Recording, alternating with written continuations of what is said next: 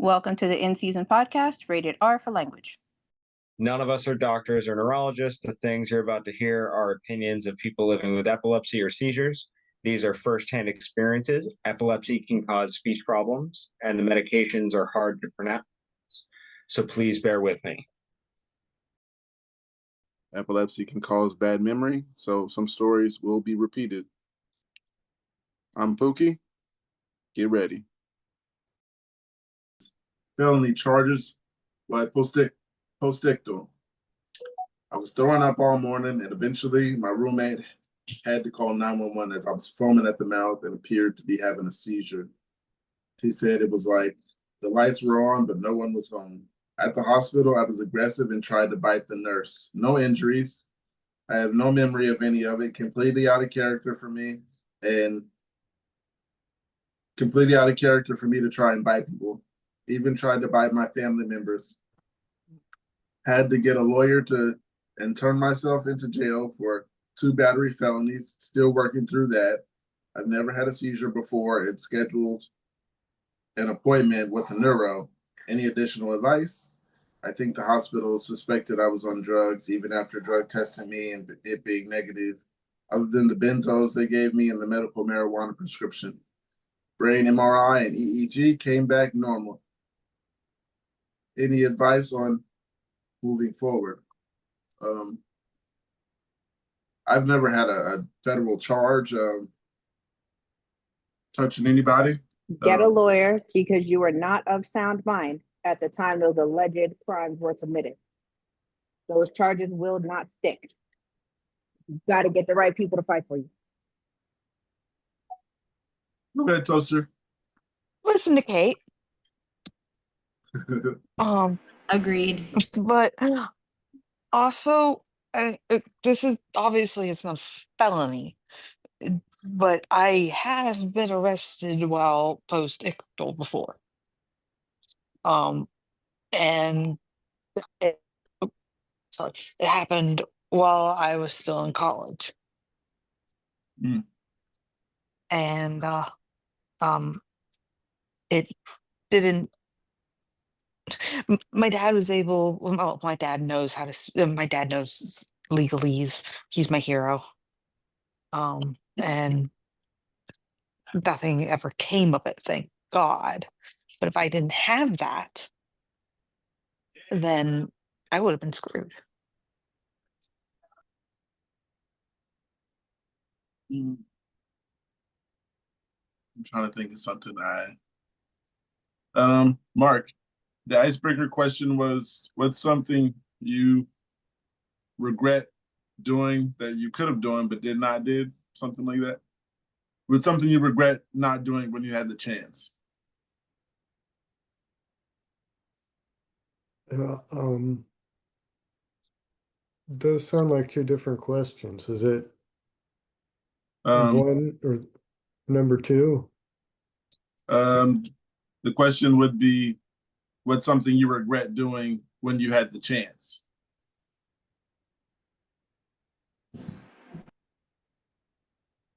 Something you regret not doing, like there you go. like Something skydiving or not doing. or scuba An diving. opportunity I missed. Yeah, like that. kind of Yeah, thing. yeah.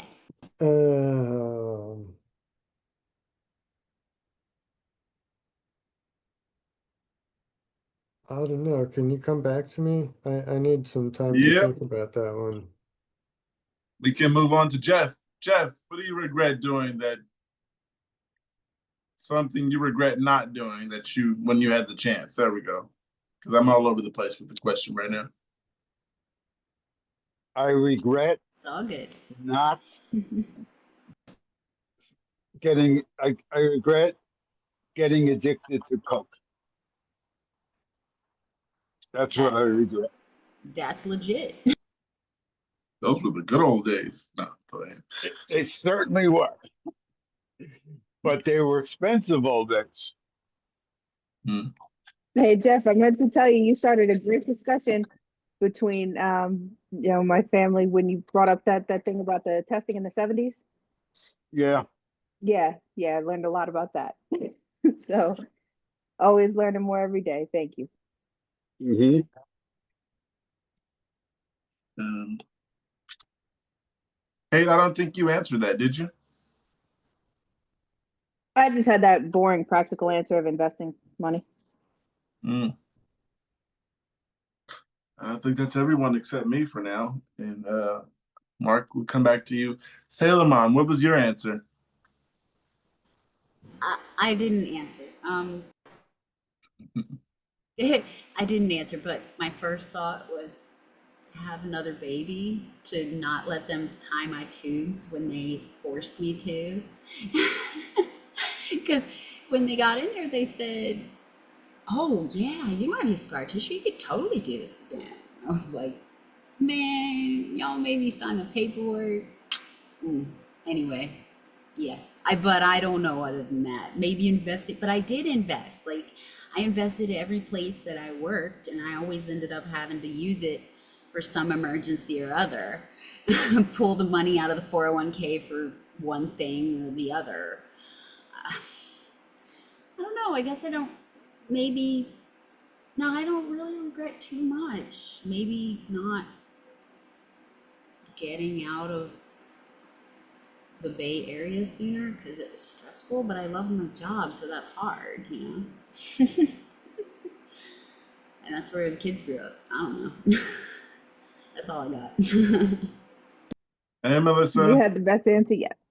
Oh, I don't think we heard from. Yeah, no, Nick answered that one. Look, no. Hey, Melissa, you there? Hi, can you hear me? I can hear you now. All right. The icebreaker today was, what's something you regret not doing when you had the chance? Um, hmm. I don't know. We can come back to you. I might Yes. forget. Yeah, okay. Okay, got something else here, you guys. It says, epilepsy is destroying my life. Please help. Hey, I'm new to Reddit and I came here after being recommended by a friend. I have a condition called temporal lobe epilepsy, and the seizures happen mostly when I'm sleeping. After a seizure, I find myself weak and bedridden for a week and a half minimum. They happen randomly almost every 2 months. My parents can barely afford the medication and drip I'm put on to speed up the recovery process. My girlfriend hates being left alone for weeks, and my classmates don't know my condition, but they are very supportive during recovery. How can I make it stop or keep it occupied for as long as possible?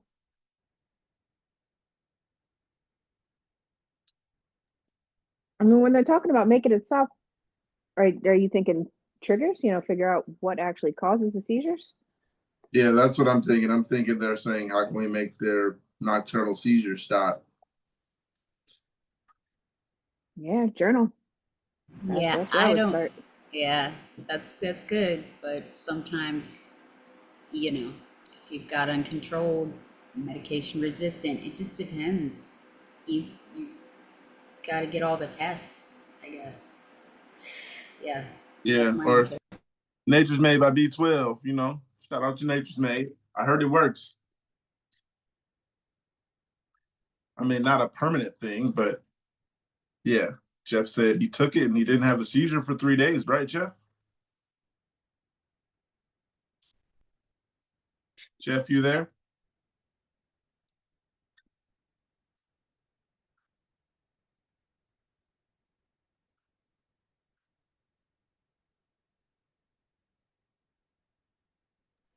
Okay, here I am. Wait, I turned myself off. Ah, hello. I took it and didn't have a seizure for, well, I haven't had a focal for 3 weeks. Nice. 2 weeks, little over 2 weeks. Uh, I had a nocturnal last night, but I haven't had a focal since I started taking it. Progress is progress. Yeah, it works great. Yeah, every little bit counts. You got a celebration plan for if you make it to a month?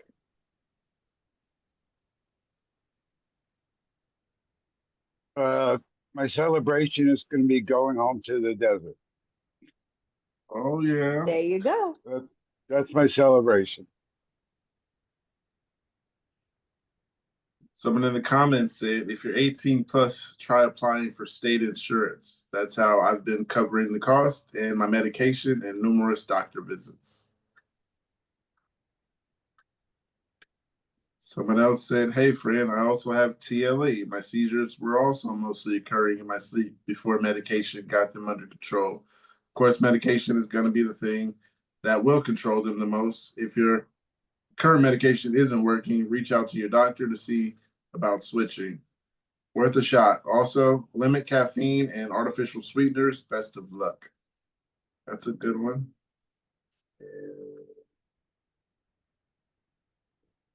Next one said, this shit is starting to get exhausting. I was seizure free for a year and a half until I had a seizure in one of my college classes. My neurologist and I agreed to up the meds very slightly, and since then I've had 3 seizures. It's been 5 months. I don't know what to do. I miss my life. I miss driving. I've never had this amount of seizures in this span of time, and it's slowing my thinking.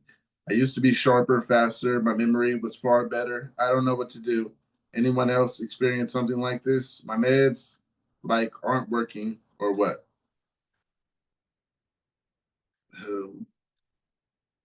Sounds like the beginning. I haven't had a break like that, but I could assume that would be kind of depressing. You go a year and a half and then it just out of nowhere.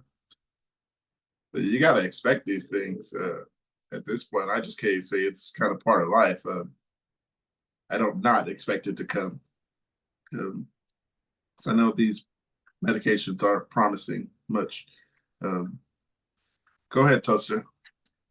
That is something that's actually not presented much.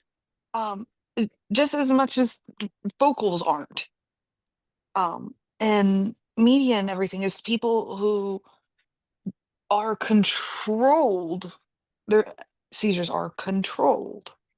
They are still experiencing the side effects of their medications because that's how their medications are controlling. And back to your shout out, our medications will suck vitamins out of us. And I think Kate went on a whole rant on it once, or maybe that was in my head. Anyway, but I forgot where I was going. But it's a thing. They're still having the effects that everyone else. No one has more epilepsy than the other. We're still dealing with life. And this is what our group is doing, is that we're bringing life into it. You went to a concert. Yeah, it was lit. Yeah. Jeff is almost at 1 month. We're going to have a party. We'll have a party Oh, in 2 nice. weeks. I should have had a party at my 3-month mark. Yes. But So there's another answer for something you wish you had taken advantage of. Now I don't know how to start lower over. my hand. I'm sorry. This is why I don't use the emotion. I don't know It's how all to right. stop it. In the comments, there's one that says, I was so fucking close to being a year seizure free back in November. I want to say at least a week or 2 away. I'm hoping to whatever force is out there that this is the year I finally go 1 out of 5 to 6, go 1 year free. But yeah, I get it. Epilepsy sets you back and fucks you over so many ways. I had to mess around with a bunch of meds to get it right. And even then, it's a debatable if my current combo is even working IDFK anymore. My memory is processing. My memory and processing used to be good too. I got diagnosed 3 years ago, so it's still a pain in the ass when it comes to med side effects. But nope, not anymore. You should definitely meet with your neuro. Either something needs to be added or a new med.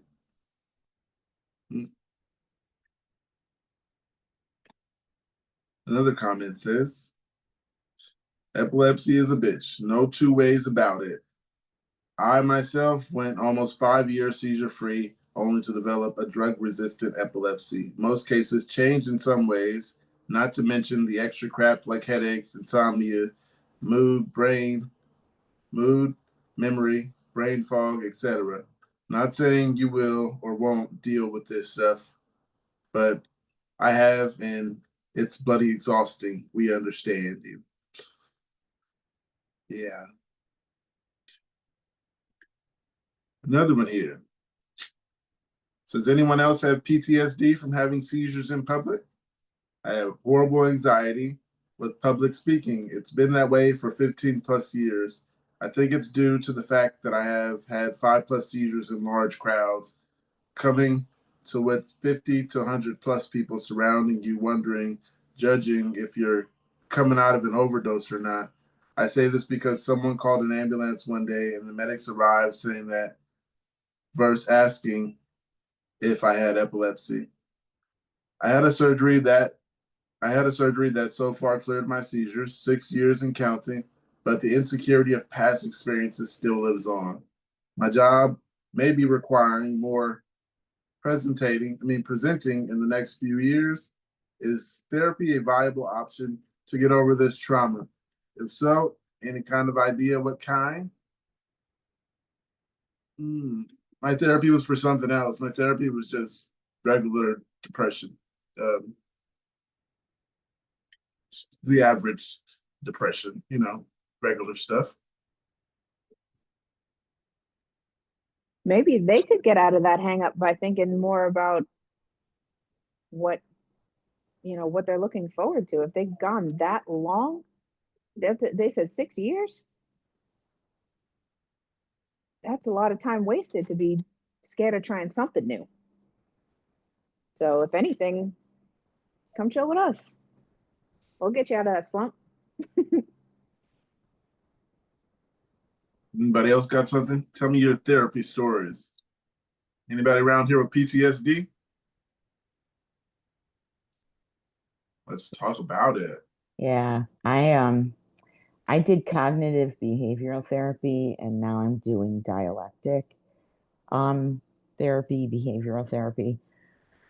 You got to be ready to do the work. It's going to hurt.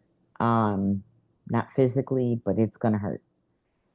And for me, PTSD I had childhood PTSD as well. So, there's something different for everybody. It doesn't always work for everyone, but you got to do something. And at least cognitive behavioral therapy, I could kind of create a pause in my thinking and say, wait a minute, I'm thinking the wrong things and it's making me feel like this. And I'm just going to get mad and, do a trauma vomit. But, I had to learn not to do that and retrain my brain. But it doesn't get rid of PTSD. Nothing does. It's always going to be there, and it isn't until I accepted those events and all of that stuff that happened as that wasn't me. That wasn't my fault. That was stuff that somebody else did to me. And every now and then I get the opportunity to say to somebody that's, been abusive, not the serious abusers, because they're not allowed in my life. But like to prevent more abuse, you have to learn. I had to learn to speak up for myself and say, excuse me, what did you mean by that? And this is how it made me feel. And are you okay with making me feel that way? And usually, for people who like to say stupid shit, that usually slows that down. But for me personally, it was like, it gave me a little more control over my thoughts. And, it's easier if you ever look at cognitive behavioral therapy, it's just a different process on how you allow your thoughts to affect your emotions and your actions. Yeah, we know all of our emotions. You don't have to do all that part. It's just your feelings, your thoughts, and your actions, and how your thoughts can affect your actions. And that was huge for me because most of the thoughts when we have PTSD aren't really fully true. And once I figured that out, it's like, okay, that's a huge garbage bag I can leave behind, but PTSD from seizures, that's it takes the same kind of like the cognitive PTSD, but knowing that they can happen again can be really hard because that makes it a complex PTSD. So just like anybody who has disability, yeah, this could happen again, or you have this vulnerability you have to deal with, and it was helpful for that as well. But as far as trauma, I can look at myself and say, wow, I survived that, and I'm not going to let it happen again because I do have that control.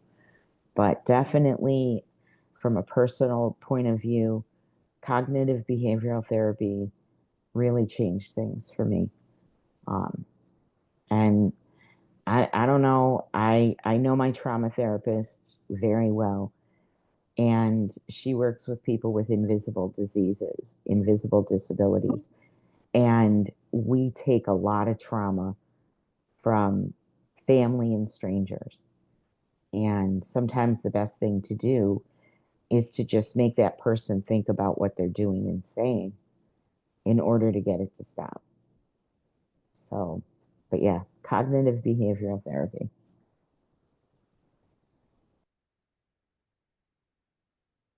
Toaster, did you have something?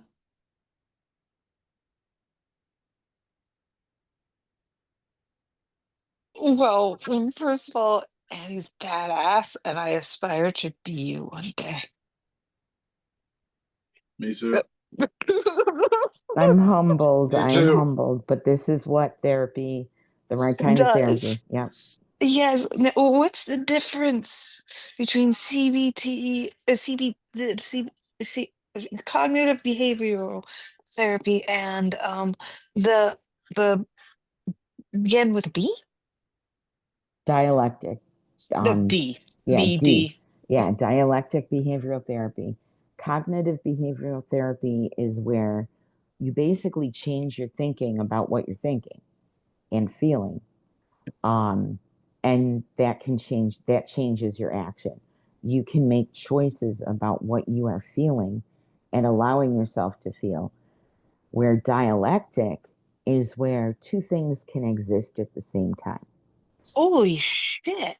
such as I love my sister because she's my sister. I absolutely love her. However, she should be in prison. And I can feel both of those things and not feel guilty. It's like You the know love what I of a mean? So, child. I'm sorry, I'm simplifying it. It's the love of a child. yeah, You love them so much, but sometimes you're like, what the hell is your idiot ass doing? yeah. And the thing That's with the thing I'm dialectics, always just like, yeah, the thing with dialectics is many times um, I learned that it was their trauma that was making them hurt me. And that's the other advantage of dialectics and cognitive behavioral therapy, where it's like, okay, maybe you did do something wrong and you did deserve somebody's negative behavior, but you don't have to allow it to control you. I mean, when it's over, it's over. That was then, this is now. And dialectics is really helpful with people who um, have, I'm not going to, yeah, the best way to say this for me is who have narcissistic behavioral characteristics. Not everybody has a narcissistic personality disorder. I can tell you the difference by what I've experienced, okay? I know what NPD looks like. I know how they behave. It's like clockwork. They literally are all the same. But with dialectics, it's like, okay, maybe I did do something to offend them, and I can apologize for that, but I don't have to accept their reaction. But they had the right to react. You can get books on it. You can get the CBT workbook is online, but it's always better to do it with a therapist. I can't tell you how many times I would be like, okay, 2 days after my session, and something would hit me almost like an epiphany, and I would be hitting the floor and saying, I cannot function. I cannot believe this happened to me. And then I would start blaming myself. And that's where no, you don't blame yourself. You take that negative experience and you use it to grow. But I am not perfect. I am far from perfect. I still have my moments, and I do know that when I started doing the therapy, it was kind of funny because it's stuff that we've known since we were kids. It's like you don't want, treat others the way you would have them treat you. If you do something wrong, apologize. And if you can't fix that relationship, move on. Okay, so Sally doesn't want to be my friend anymore. Oh, my life is over in third grade. No, there's more Sallys. Beautifully said. What's up, Mark?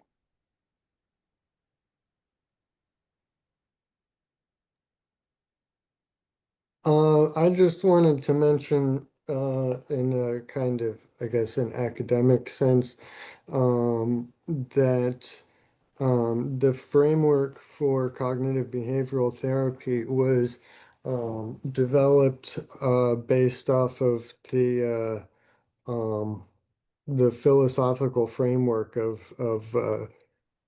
Stoicism.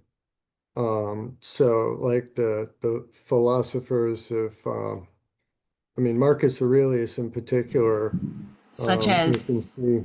the ancient philosopher Zeno. Do you know him? I'm not familiar with him. I know that like Plato and Marcus Aurelius are like the two big ones. Marcus Aurelius, I think, was a student of Plato or Socrates. I'm getting them all mixed up now. It's okay. I'm But sorry. I just wondered if you had I, ever heard of him because I had sometimes you hear that he's the grandfather of Stoicism, so maybe he was before Marcus he may have Aurelius and been, some of the other ones. yeah, yeah. Yeah, I just heard that. I'm sorry. The the philosophical movement of Stoicism was already well established by the time that Marcus Aurelius came about, and he considered himself a student of the school of Stoicism. So yeah, so I would assume that he's quite a bit earlier than Marcus Aurelius, at least a generation. But I've been reading meditations, Marcus Aurelius, and that, and but this translation in particular is nice because it breaks it off into like individual lines rather than coming just as like a gigantic Rather wall than of just text. paragraphs of text over, Yeah, yeah, because more, the yeah, translations before this are kind of just gigantic wall of text type right. thing. But Gotcha. yeah, Well, that's cool. it's been really cool. There's, I think multiple different books in it. Stoicism is really interesting. Yeah, yeah, it's pretty cool. It's really helpful too. I mean, you can kind of just sit and think about how practical it is while you're reading it, So yeah, I just wanted to throw that out there. Thank you All for right, that. sounds useful. Something to try after I'm done with reading these beyond seizure books. So welcome, Angel. There's a really good icebreaker today, Oh, yeah. but I can't remember it. Go ahead, Pookie. Bring it on. Huh? What's the icebreaker? It is. What is something you regret not doing when you had the chance? Oh, that is. Oh. Um.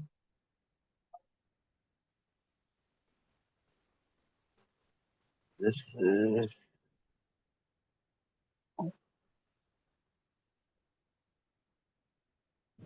This I. is why my answer was so goofy. Yeah. It's hard. Should have This stayed is in one of them. college. I was already having seizures, so I mean, couldn't get no worse than that. Yeah. You know, I'm torn on this because I went to college, but I couldn't finish it.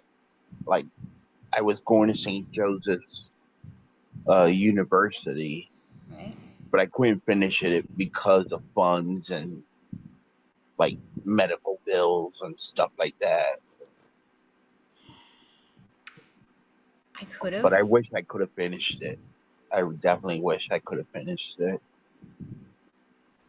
I could have gone away, but my dad asked me not to, and for some reason I said okay, and I didn't. But at the time I didn't know that he was going to die like 3 years later, 4 years later. So I'm glad actually that I didn't, because I would have been, halfway across the state. So instead I got to spend almost as much time with him as I wanted. So that's cool.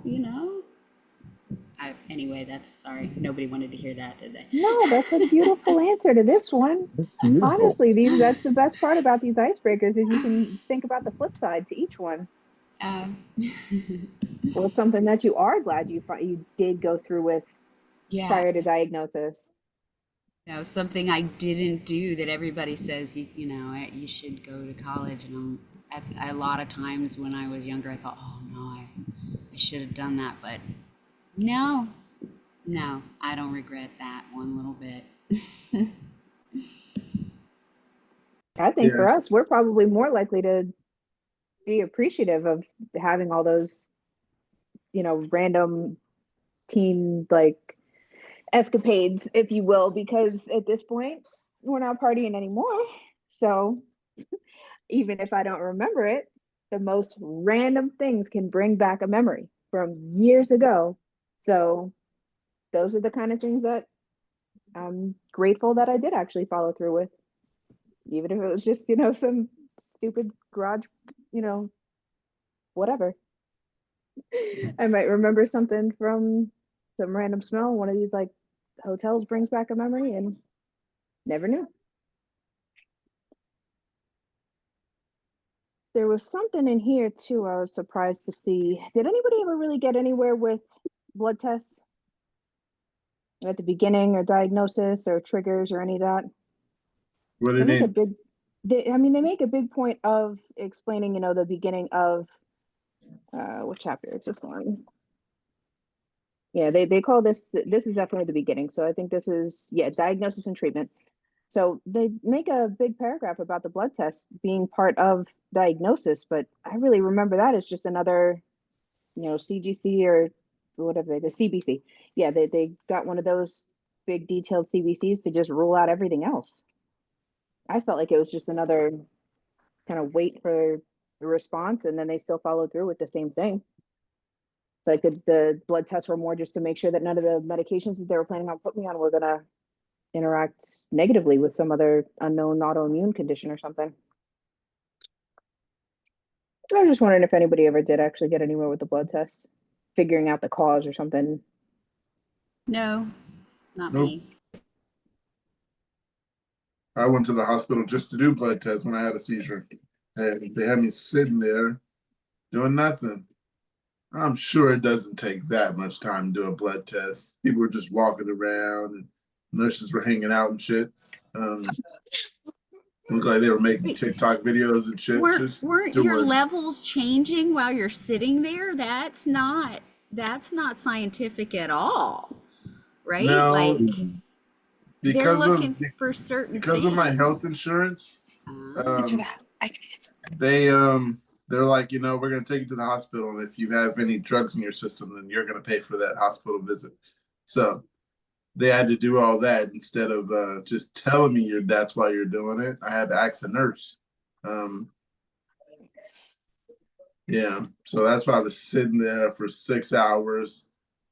Toaster, go ahead. I have nothing besides I was irritated sitting there for hours, and it wasn't like I was asleep. I didn't have a headache. I didn't hit my head. Didn't bite my tongue that I knew of that night.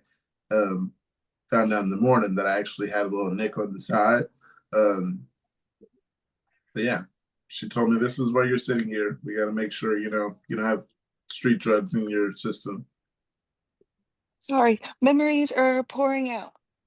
Um, so I didn't finish college either, but my dad put me through a phlebotomy tech course. So I am not a phlebotomist. I am a was a phlebotomy tech, the person that you usually get coming to stick your blood. Mm. You were waiting around for the phlebotomist to say, okay, go ahead and get some because some of those tests have to be done within a certain amount of time. So they have to go straight into the centrifuge. Mm. That's one of the reasons why you're waiting so long. Another is you're actually being monitored for when you relax. Got me good. Well, yeah, if you're fidgeting and uh, most times they're going to wait until you're a little bit calmer because they don't want you passing out. About that, I was pretty good. Like I said, I didn't bite my tongue, I didn't hit my head. I was sitting on the couch, so I just kind of flopped back. And I knew the Pass out president. anyway, sir. The time that I did remember the president, they took me.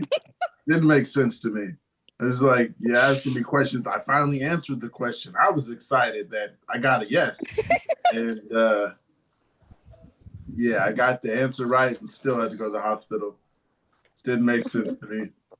For Mark, this probably will not help in the long run, at least with the fainting, but it will prevent injury. Always ask for a butterfly needle if you are prone to fainting. What Nah. what Or is that? basically a baby needle. Like just really, really tiny or The little tiny thing. They have little tabs on them. They use them for children. Or if you Um, have tiny veins. or if you have tiny veins, those two. Or if you're I don't dehydrated, have any because that issues that with the makes your veins veins. tiny. Yes. I've No, you been want to be very complimented. hydrated. If they Yeah, ask you, do I've you been want water? Go ahead, complimented on take my it. veins. They've told me that I have the best veins they've ever seen. Like one nurse said, literally no joke, these are the best veins I've ever had to work on. I love my Which dad. is He was my guinea pig. Yes, he was. He would come to classes, and my mother, who was terrified of needles, Mm. consented to be the final test because she has baby veins that like to roll. I got rolling veins, I heard. Yes. Yeah. The butterfly needles provide The um one with the little pinchy things. yes. Yeah, I know Yes, the. the reason why the other ones are preferred is because they are bigger and will fill the vial faster. But once the needle is in, most people freeze anyway or they faint. I was So, having so many seizures early in that I just got used to the ambulance putting in an IV. You know, yeah, it's 20 years now. It's been more than 20 times. So, I take after my mom. Um, for my surgery, they had to put my IV through my foot. ooh. Yeah. I had one in the back of my hand. Oh no, they couldn't find one in the back of my hand. And my oh no, they had to go through my foot. That's a last resort area. Yeah. Oh yeah, I've had that's that happen once or twice. Yeah. Yeah, It yeah. is really like it. They're like, oh my God, let me try your foot. What do you have? Yes. Or those times it takes you so long to come back. By the time you even remember, that's all already done. oh And yeah. then Oh you my just God. realize like for the next for like the 3 or 4 days after, every time you try I've to had like people scrunch your say, toes I and wish I would faint so they don't have to. I had, yeah, you wanna faint when I had my neck surgery because they have to literally um they have to numb every nerve in your body. Ooh. And I had needles in both ankles, behind my knees, two places in my arms, and the ones that got me were under my arms.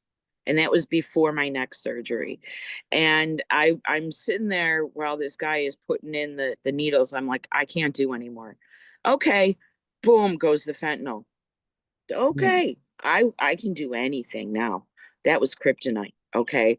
But those needles, no. When I saw him putting it into my ankle, I'm like, no, stop, stop, no, no. And it's like, give her a little drip.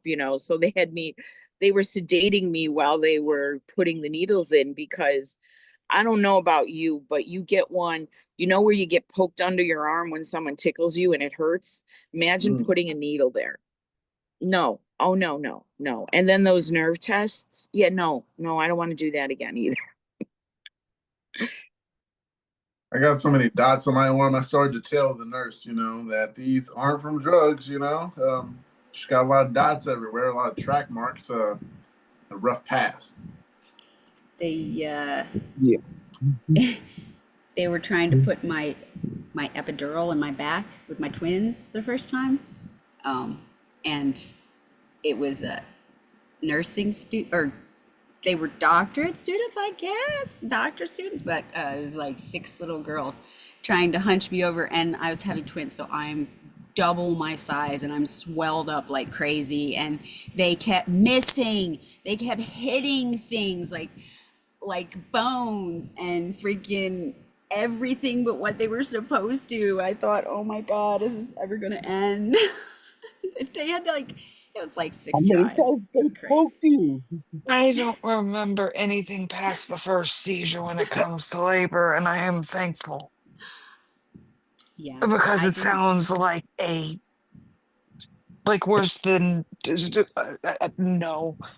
Yeah, I don't. I only had like major labor pains with my last one because I had C sections with all of them, but I did not enjoy it.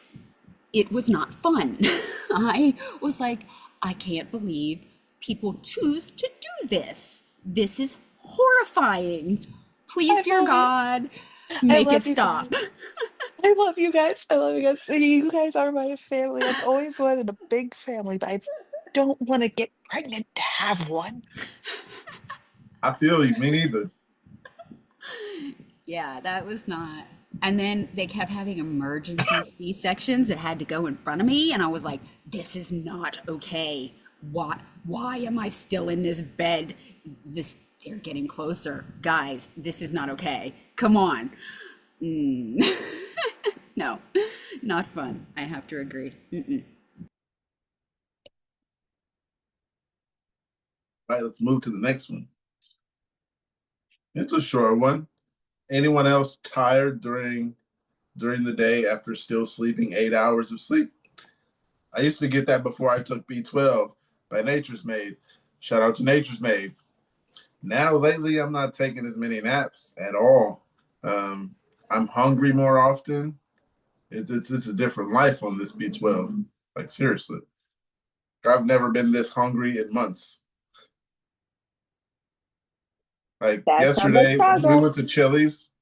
We went to Chili's yesterday, and I got like a fajita, like hot plate for like 3 or 4 people, like 5 tortillas and a bunch of different meats, steak, chicken, and shrimp. And I ate it all to myself. My sister was like, that was for 4 people. I was just like, I paid $30 for this and I'm gonna finish it. So, and then she left hers there and it was just like a burger and fries. So I took that home and I ate that last night for dinner. I was just like, leave your burger and fries. She was like, but I'm full. Hey, I like leftovers. I'm not too good for leftovers. Some people are. Hey, to each his own. I got leftovers in the refrigerator right now. When you have a big family to feed, unfortunately, it makes no sense, but you're going to have leftovers. You're just going to have it. When you have 4 kids and a husband and yourself, you're going to have leftovers because you have to cook big, or you're not going to cook enough. It's weird. 2 boxes of mac and cheese, not enough. Yeah, that sounds like a lot already, doesn't it? Yeah. 3 boxes, way too much. It's a It's the fact pain. of life. Yep. But my grandfather, yes, you're going to get a story of Captain Oliver. Captain Oliver would spend every Sunday um making what's it soup. He'd be taking any type of leftover he could find that think would go well together and making it into soup, like this big giant gumbo. And it was delicious every time. And that's my story.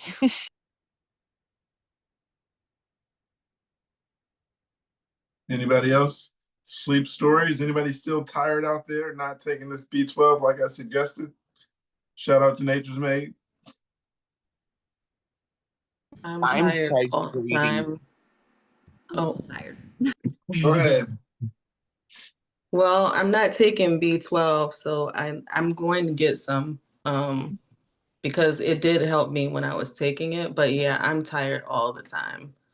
My neurologist, my epileptologist wanted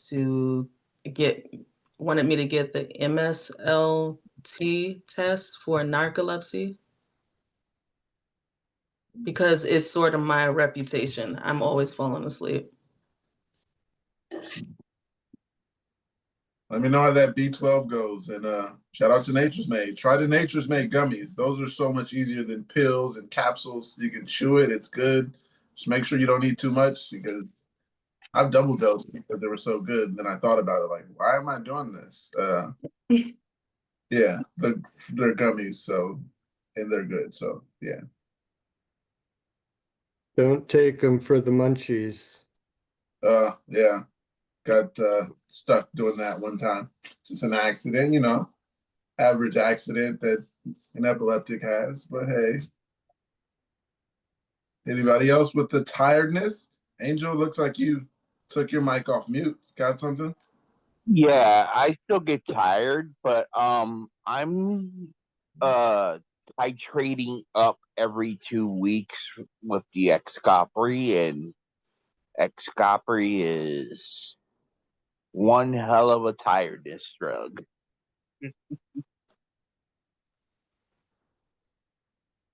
Yeah, I could only imagine. I could say Glad the all benzo after that clobazam, I definitely have more energy. The Pam No more and yeah, no more clobazam. I do Excopri is not sleep more knockout. than 7 hours anymore.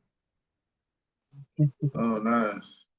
I got so much energy. Like I've told you guys one time, I woke up at 7 o'clock just to go to the bathroom, couldn't go back to sleep. And I was just like, I do not need these extra hours during the day. But I found something to do with it. Clean up, draw. I got some arts and crafts here. Sit right here at my new desk in this chair that's helped my back after this seizure. I had a game chair and it has a vibrating feature. It's working really good right now. Yeah. One up top, one up bottom. Yeah. So we'll move forward. What are things that are known to lower your seizure threshold? And have you ignored them and why? I'm just curious, but what are the things that are known to trigger seizures? I know like sleep deprivation, but what else? What about stuff like caffeine or not eating or drinking water? One of the comments says stress and lack of sleep are my biggest. If I'm really hot and not dehydrated, that can also be a trigger. Anybody else know their triggers? I had one and I did not know a trigger and I thought I was feeling good. I was a little tired. I was like, hey, this happens, regular epileptic stuff. And that wasn't the case. I've knowingly ignored the hormonal changes. That time of the month is coming. The Apple gives me the warning, and I haven't put off plans and went ahead and ruined them. Regretted that. Hey, Melissa. Hi, Melissa. I thought we had someone new to answer this question. Oh, Raven. Raven, what's going on? Hi, I'm faceless today, but I'm here. That's all that matters is you're here. The icebreaker question was what, you guys? Come on. It's coming to me. It's not coming to me. What would you have done before you got epilepsy if you could have? Am I right? Something like that? Like, It's, what do you what's regret not something- doing? What do you regret not doing before? Or what do you regret not doing, I guess, Not in general? doing that you had the chance to do. Right. Yeah. There you go. I can't. I mean, I haven't had it for that long, and so I don't know if I have a really good answer to that yet. What about in life in general? But if I was saying before I got like any chronic illness at all, it would probably be things like go dancing more often or go traveling. Just like really live. Yeah, if I didn't get it in high school, I might have really lived. Drove after high school, parked in the student parking lot, all that good stuff. Didn't happen. Yeah. I got to do that because I was misdiagnosed. Oh boy. I was gonna say lucky you, but that kind of doesn't go together. Well, it's a strange thing. Part of me, I'm like, well, I'm happy with the way my life has ended up. I mean, okay. Yes, I'm happy where I am. That's what I'm meaning to say. Me too. And that was along the way, and I'm going to remember the good parts. Yeah. Yeah. The question we haven't answered also is, what are things that are known to lower your seizure threshold? I don't think we got any answers to that, did we? Not drinking. Yeah, I was gonna say that for the longest time, I knew drinking was my trigger and I didn't care. And I was just gonna keep drinking because I was diagnosed. Oh, I meant water.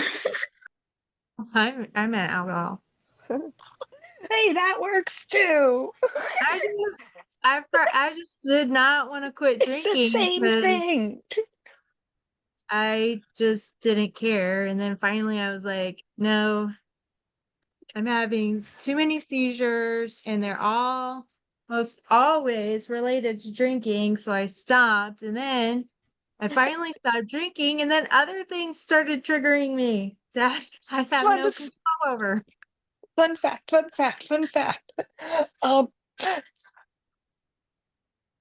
Beer was once considered safer than most water, I guess particularly in places like Ireland.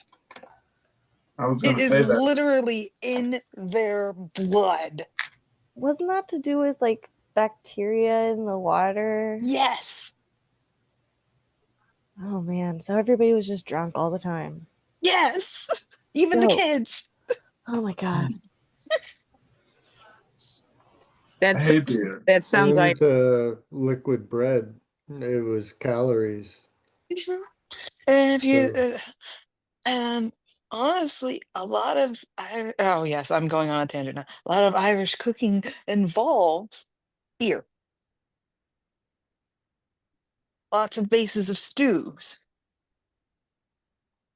And yeah.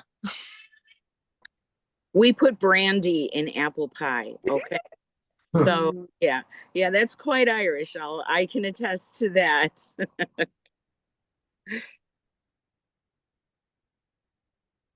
The Irish were the first ones to start putting vodka in spaghetti sauce. Why? Because they could. Why not? Hey, yeah, why not? I'm seeing Um, something else here. They're bringing attention to adapting medications for women. Has anybody ever actually had a neurologist suggest that they change their medication regimen around, different parts of their cycle? Yeah, my epileptologist did, and I was on Keppra at the time, and he suggested that I take one more pill than usual.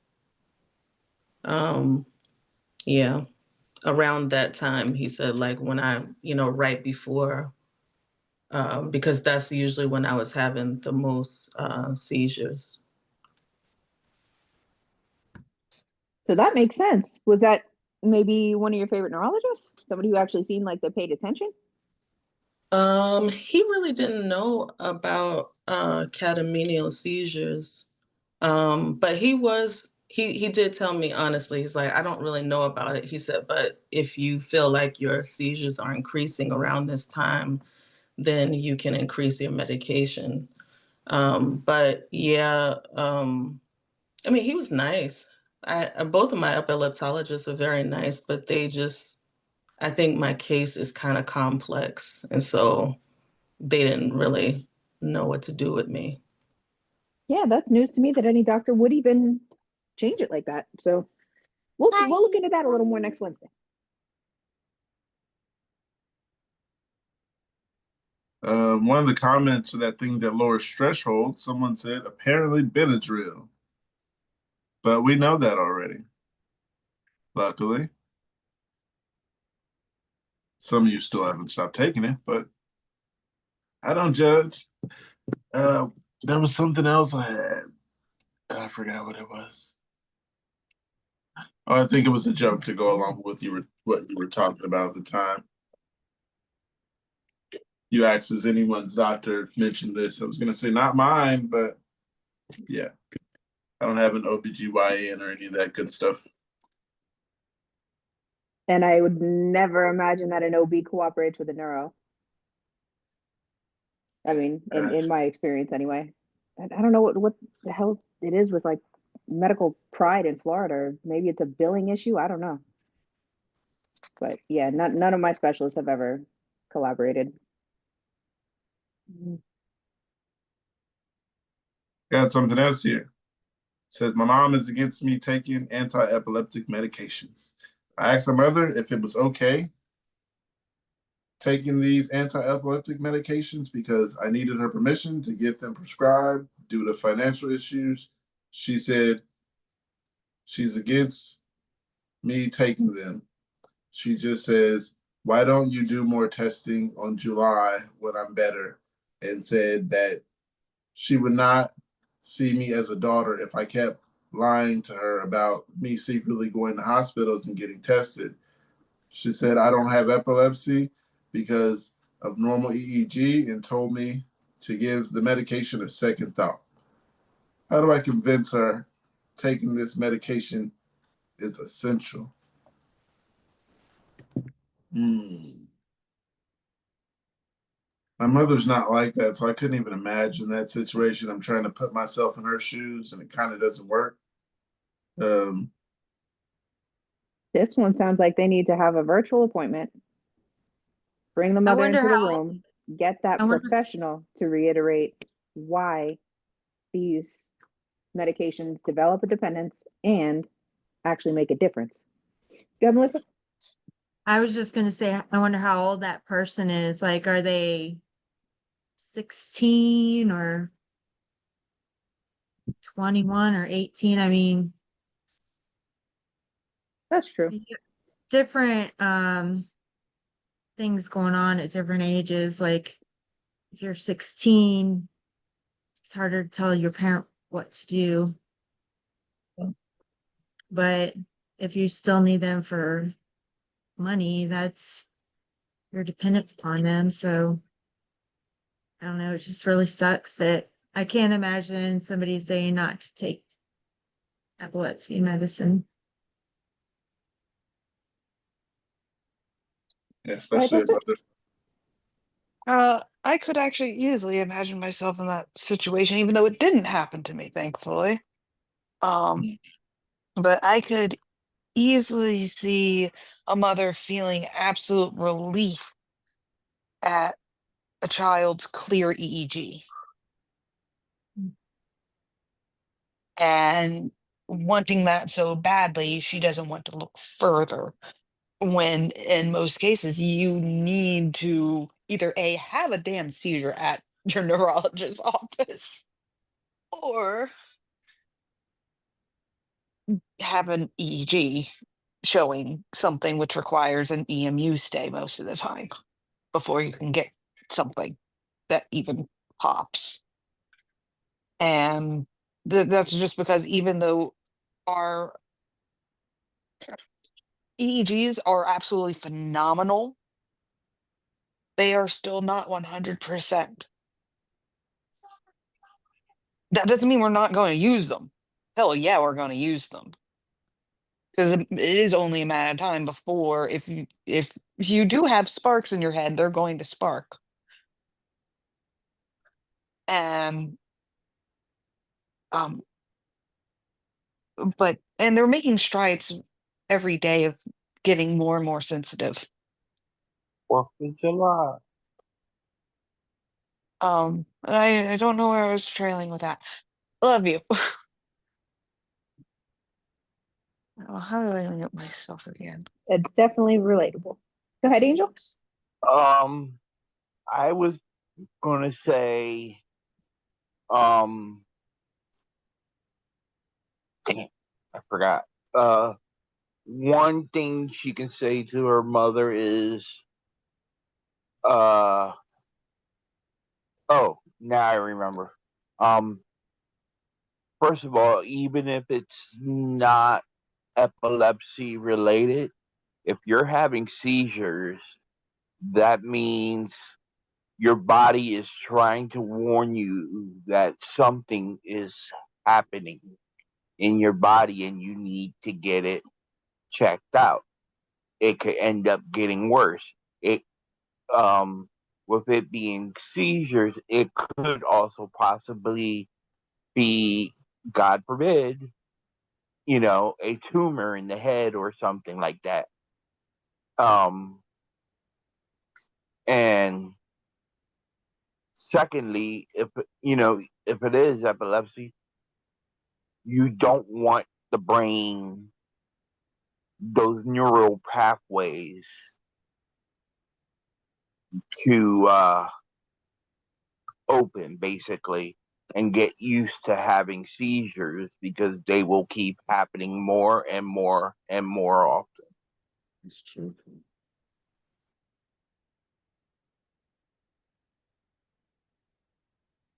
I'm curious to hear from somebody who's ever had resection suggested. How did they really get that, clear for that? Because they would have to narrow it down to one specific area in the brain and then go on to say, we can take it out.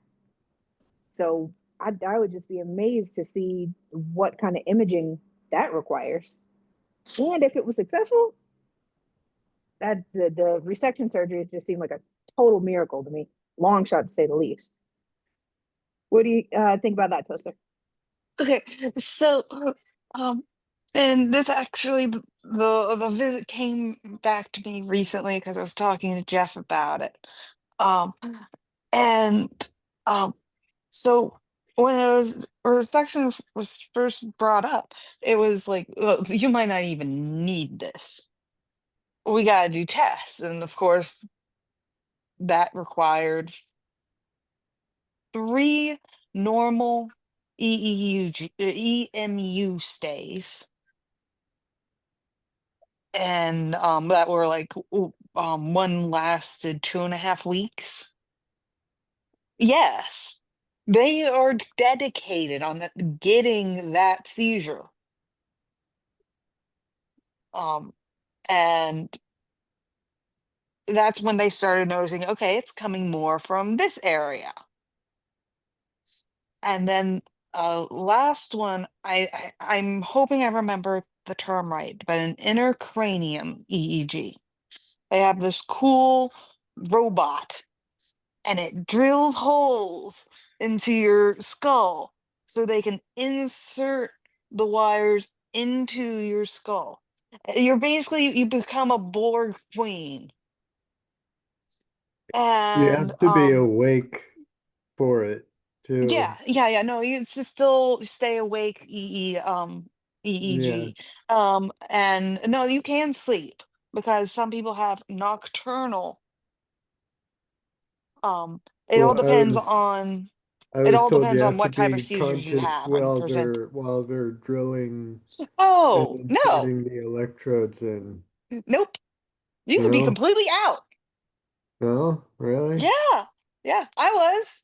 I think the term Wow. that she's using, intracranial, is just an indication that the recordings are taken directly from the brain, not Yes. necessarily at any specific stage of awareness or consciousness, but just from the location. If the Yeah. recordings are taken directly from the brain, that's where the intracranial term comes from. Whereas the subdural, that's what came to mind when you first said intracranial. And that's the one where also the electrodes are placed right on the surface of the brain. But I get the impression that a subdural EEG, they're more specific about the level of awareness on the patient Yes. to validate Yes, those I think results. you got a Queen for the win. And that was able to tell them exactly where my focals start because I think someone mentioned that in the chat. Yes, I do have focals. And give me one. Oh, my dragon's home. But yeah, they were able to find exactly where it is. Give me one moment. Oh, yay, a thermometer. Thank you. Bye.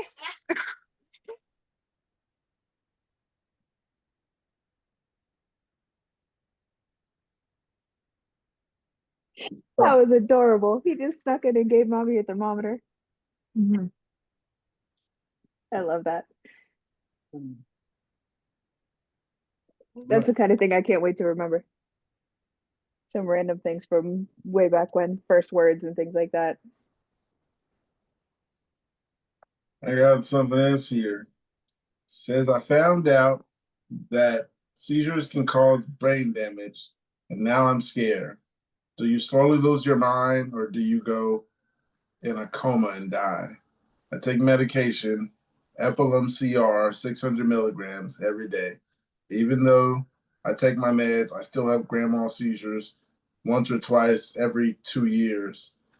If I don't take my meds, I'll have a seizure within 3 days, of which it will end up so bad I end up with my shoulder dislocated. Do you know anyone that got their brain damaged from an episode? I know a few people, quite a few. Let me see how many are here. Yeah. To this person, I'm hanging out with a few right now. We're doing pretty good. Anyone got something for that person? I know I got brain damage. It's called encephalomalacia. It's soft brain tissue on the right side, and it's pretty much just going to be there. They can't take it out or none of that good stuff. Uh, so yeah, I just got epilepsy. I mean, every seizure is robbing our brain from oxygen, so we're all pretty much getting brain damage little by little. So And then if you get concussions too, that's an yeah, added bonus. Yeah. And if you have long seizures, like 45-minute ones that they can't get you out of, that's super, takes a or six big chunk. hours. Yeah, or 6 hours, or if you have clusters like 14 in 3 days, it's probably causing some amount of brain damage. It certainly affects your memory. Yeah, So shaking for an hour, is it like consecutively or is it just clusters? it's like consecutively. So like you need an IV to bring you out because no amount of Yeah, like meds that they have at home can do it. they had to put the Klonopin in me. Mm-hmm.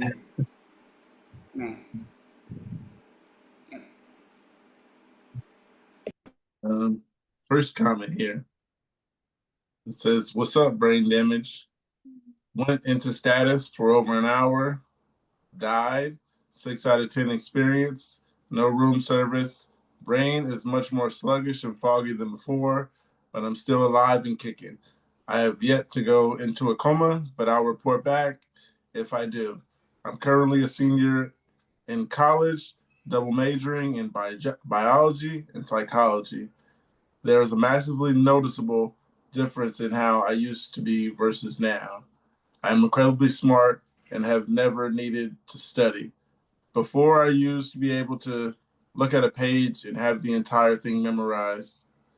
Homework was a breeze. Synthesizing from prior information was not an issue, and I was just a fun and easy thing to do. Now I struggle with remembering my schedule, sometimes even remembering I'm in school. Does it suck? Yeah. Would I rather have neurological issues than to be dead? Yeah. That's a good one. He pretty much summed it all up in a good way, made him feel good about it. And they're still able to go to school. That's amazing. Even though they have Is to study harder. Hey, good for getting you. Keep up something the out good of work. that psychology degree with his attitude, at least. Or her, did they say what gender they were? I don't want to Um, assert. no, they didn't, but it looks like a guy. I Maybe a guess girl. I don't know. Yeah, this looks like it could be a girl. But yeah. Person, Oh human, no. It says I'm a human professional individual. cool guy and Oh, amateur cool guy. Okay, epileptic. okay, yeah. Um, Professional epileptic. I Been in this mean, league for a long time. has he finished his degree in epilepsy before getting that double, psych bio major? I don't think so. I think he just started another major. Oh, um, yeah, I can relate to a lot of what he was saying. Um, I got a mechanical engineering degree and never really needed to study. I just kind of listened and then just did the tests, I mean, I don't know any other way to say that without sounding arrogant. So, but yeah, I guess my advice would be don't don't continue to tie your self-identity so much to your cognitive abilities because they can easily keep going. And that doesn't make you less smart. It doesn't rob you of that, you know, it just takes a little bit more time to do these things, you know. So um yeah, it's something um I mean, I like to think about when you consider the IQ bell curve, if you used to be way up all the way outside of the top end, 99.9999995%, you know, whatever, and you know, somebody with a 130 IQ is still pretty dang capable, and you know, they may not have seemed quite so smart to you back before, but um they're, you know, if you're down to their level, that doesn't mean that you're down and impaired necessarily. Um, so yeah, neurological issues are not um yeah, not something to fear. Um, but not something to take lightly at the same time. Like, it sounds like you don't have that many events, so don't stress yourself into having more, worrying about it. Just take your meds, do what you need to do, and if you're having more breakthroughs or whatever, talk to your doctors. And yeah, like I they did an IQ test on me in elementary school, and yeah, it was very high. And now I feel like I'm kind of dumb when I used to be able to manage, 20 employees and, run stores and lots of other things. I can't imagine that I could do any of that now. So, but doesn't mean I'm not, that I can't function or I'm not myself. I'm still probably okay. I don't know. Guess I'd have to ask you guys. You guys talk to me more than anybody else, I think. Super mom. Anybody got anything to go with that? Can I move on? I just want to say, I think I'm still paying attention. Did they say something about, you know, the brain damage? Do I just go into a coma and die? Um, the only way I can put this, and this might sound arrogant, and you gotta love yourself enough to stop hating yourself and wishing the negative. And when you're studying anything like medicine or psychology, and you find out about all these horrible things, and if you have a potential to have those horrible things, you start to feel it more than you should.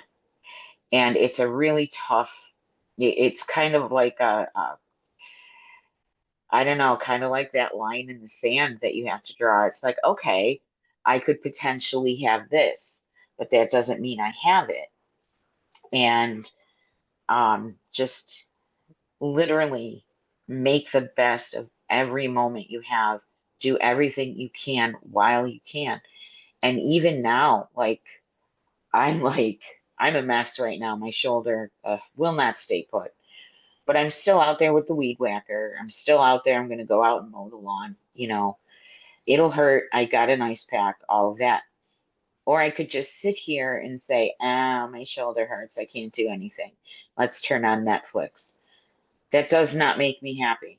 I mean, yeah, it does. I'm not going to lie, but it isn't satisfying.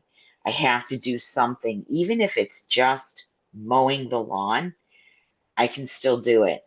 And that's one of my mantras. It's like I will do what I can while I can, and if I can't do it, I'll do it later. And things changed. I remember, opening up my anatomy books. I still have my anatomy book, and I could just skim the page and pull out the information I needed. Now I have to read everything, highlight things, take notes. I'm not kidding. I could get through a chapter in a textbook while I was making dinner and take the test the next day and be all right. I can't do that anymore. So we have to change and adapt.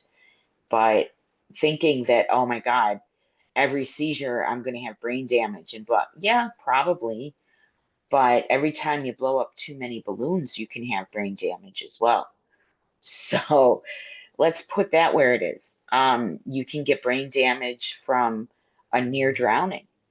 You don't have to have epilepsy. So saying, oh, I have epilepsy, I'm guaranteed to have these problems. You're guaranteed to have seizures, but they're not always going to kill you. And even when they kill you, I mean, didn't this person say that they had one, they died, things were okay, and now they're scared? I get that. We get that. If any of when having to be intubated and being told that you were in a coma for several days is probably the most frightening thing. And I'm thinking that might be where their mindset is right now. It's like, this just happened. It's going to happen again. And the more you worry, it's going to happen again. And you're But not that's going to why get mowing the lawn will mean something. Being able to exactly. accomplish any task will really feel worth it after those level of what could go wrong kind of days. Right, right. It's like I can still do these things. And I blew my daughter's mind the other day when I said, I need to get a lift because I have to change these blades in a couple of months. And she's looking at me and she's like, what are, so I'm on Amazon. I'm like, here, this is what I need. And I'm going to need struts and blocks. And I'm going off and off and on, and she's like, well, my dad was an um, he was a mechanic and a pilot in the Air Force. So I grew up with that. And then everything that I do, I try to glean some knowledge. And I think that's what keeps me going is I'm always looking for something new that I can use in my head, not, oh my gosh, I'm going to have another seizure and it's going to be over. Well, yeah, that could happen, but it's not right now. There we go. And that sums up the most complete answer to that question we could have asked for. Welcome, Rick. How's it going today? Hey there. Doing good. How you all doing? Glad to see you, of course. Had a killer icebreaker. And it's something to the effect of what is something that you wish you had taken advantage of or something you wish you had done pre-diagnosis? I don't know. Anybody else jump in, see if I got that wrong. Think Go of ahead, what Sam. I'm unmute. something you Okay, there you go. regret that Oh, epilepsy okay. That's what it was. Anything you regret not doing. Just in life, because in of general. epilepsy. Doesn't even have to be epilepsy centered. Okay. So anything, I guess, not getting myself into so much debt is non-epileptic related. And And that's what I said. I went with an investment answer, so feel free. yeah. Oh yeah. No, whether investing properly or just not overspending, on silly things. Okay, so I thought I deserved a new car at one point, so I got myself a new car. And I said, oh yeah, it'll stretch the budget, but I could afford it. And then furnace went, water heater went, and then roof needed repair and doctor bills. And next thing you know, I was really far in debt. So I had the car repossessed and really, really far in debt. So that would be something that, hey, don't do that next time. As far as diagnosis, so after the fun events of 2023 with the brain surgeries, I had spoken to my doctor about stopping any anti-seizure medicine because I know what caused it. And he said, oh yeah, we could try that. And then not realizing all the auras I had into 2024 was actually seizure related. And so I had the big one this March, which then set me back quite a bit. So my regret would have been maybe doing some more research and figuring out, hey, all those things going on are focal awares.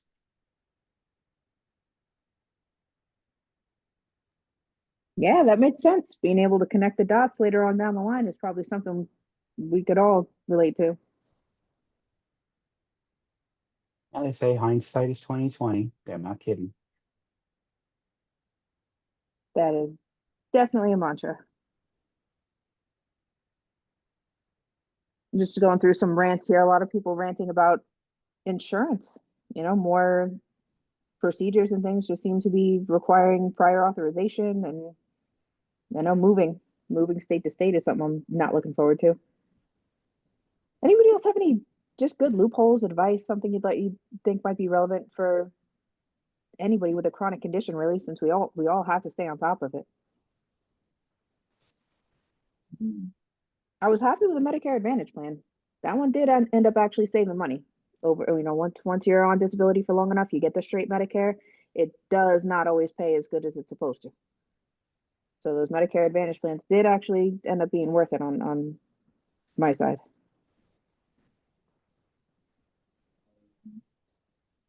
My advice would be come to California. But hit the lottery before you try to look for a place to live. It's Come to California if you can afford it. Yeah, if you can afford it. If you can, I suggest it. Hospitals are easy to get into, get your MRI without waiting more than a month or two. Yeah, sometimes you can get an MRI same day. For medical stuff, well, there's hospitals everywhere else. We got Stanford and SFSU. But I got something here. Oh, about the shoulder thing. Ed was talking about the shoulder earlier. Was that you talking about your shoulder? Yeah, I got that this time. My shoulder really hurts. Like, I don't know what happened. This is different. This isn't the regular shoulder. But this chair with this massage, it's amazing. Yeah. How have you lost any movement in your shoulder, or is it just hurts? It hurts to move. I can Okay. still twiddle my fingers and stretch my arm, basic stuff. Yeah, you can reach the back of your head and like reach back and tuck your pants in kind of thing. Yeah, I got long arms. The reaching part is Okay. the problem. No, I'm looking at the movement of your shoulder. But yeah, you may have tightened. Okay, No, that I got looks, regular movement. It just hurts. Like, this is different. yeah, it I was in the probably hospital thinking, did I take it out of socket? Because I hear a lot of people say that, and I hope I didn't. I hope Feel it- not. Or I felt too sometimes the hot. muscles just, yeah, they just squeeze the joint together and everything inside the joint is gonna hurt. Um, if you have any magnesium, because I know we shouldn't be taking ibuprofen. Even if it's just Epsom salts, put your feet in a bucket of water with Epsom salts. That might help get rid of the pain faster. Ice heat. But yeah, ouch. Magnesium gel. Yeah, the magnesium gel. I love that stuff. Love it. I want to buy a roller, a refillable roller, like a roll-on applicator, just to put that stuff in there. It's making it so I can mow the lawn later. I couldn't even move my hand earlier. But yeah, it sounds like you definitely tightened. I'm sorry, Pookie. I wish I was there. I would just put the magic on. No, the chair helps. pretty Yeah. all right now. I don't feel it unless I move because this Yep. vibrating feature on this new Oh, chair. Annie's I right. just put the chair together and had a seizure. oh Oh, shit. oh Ah, no. I Oh, didn't even Annie's get to right. try it till I Alternate got back. the heat and the cold packs. Hot pack, cold pack, hot pack, cold pack. Right? Am I right? I mean, that's what they always you can told my husband. alternate, or I would start with ice, 20 minutes on, Right. let it rest, see if you can move it, then put some heat on. Right. After some heat, that's when you want to move it. Right. And Okay. yeah, shoulder It's exercises are easy to find. I'll find my favorite guy. there's one where you can put your arm against the wall flat, and then you turn your hand back towards your back like that. Yeah, That way. that's And it you feel it too. If you hold that for a while, holy cannolis, you can feel that one in your okay. shoulder. So You want I to don't know if you cringe? can do that, but oh, Yeah, you want to okay. cringe, Sailor? That's Sure. how my physical therapist checks to see the stability of the joint, because my humerus will pop right out when we do that. And we have to do that. So Friday, I'm going to see the surgeon because she let him know we can't get it back in.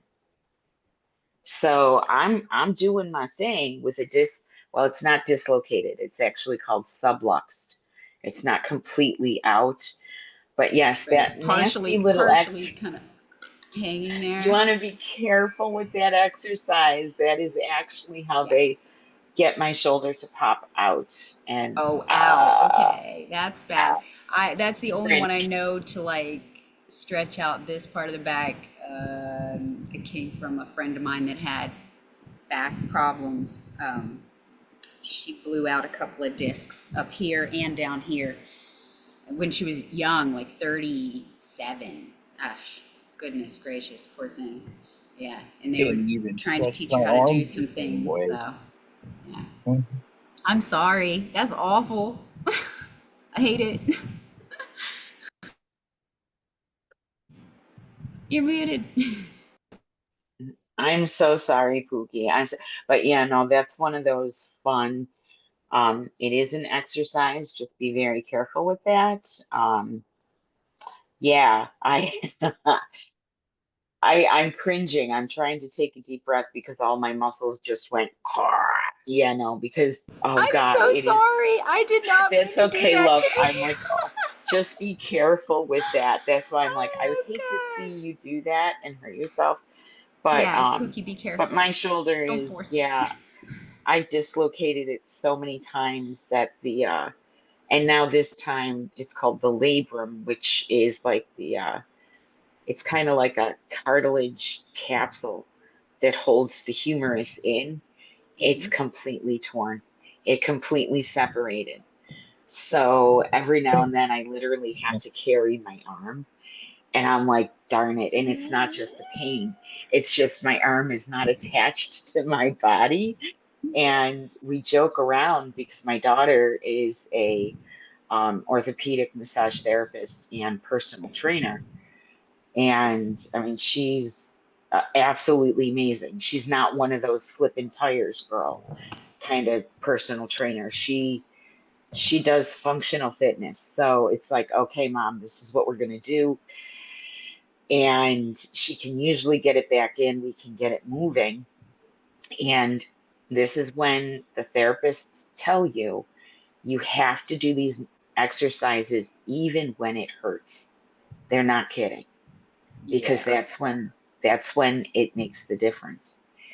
And it was like I had a group of muscles too tight that were pulling on my back, and my daughter had, she poked around and then had me doing the pulleys, and it got the right muscles working to get my shoulder to come back. And then she's like, I got a joke for you, mom. I'm going to twist your arm. And she grabbed my arm and twisted it and pushed it in. And I'm like, okay, I can mow the lawn now. Ow. Oof. And I'm like, yes, yes. Talk about You somebody think, you're grateful to have in the family. oh, I'm grateful that I live with her. We know now. It's like we could have never fixed this separately because I had to be with her when I showed up. I don't know how else to say it. It was not a coincidence. And she's amazing. You think I'm badass? You got to meet my daughter. They both are. Both of my girls. They are badass Mama Strip off the Dukes old block, 2.0. huh? Yeah, they are. There you But go. even they're more gracious. They And I'm learn glad from the they best. have that. That's what I'm looking forward to recognizing is how my children are just better than me, for sure. So, Brandon, welcome back. Icebreaker today is What's something you regret not doing that you had the chance to do? we'll get it one of these times. I guess getting my license actually, because despite like me getting diagnosed later on, I never got my license. So I guess, yeah, that would have been nice. At least I could have said I had it at one point. But I try and just like, no, no, I'm just anti-car.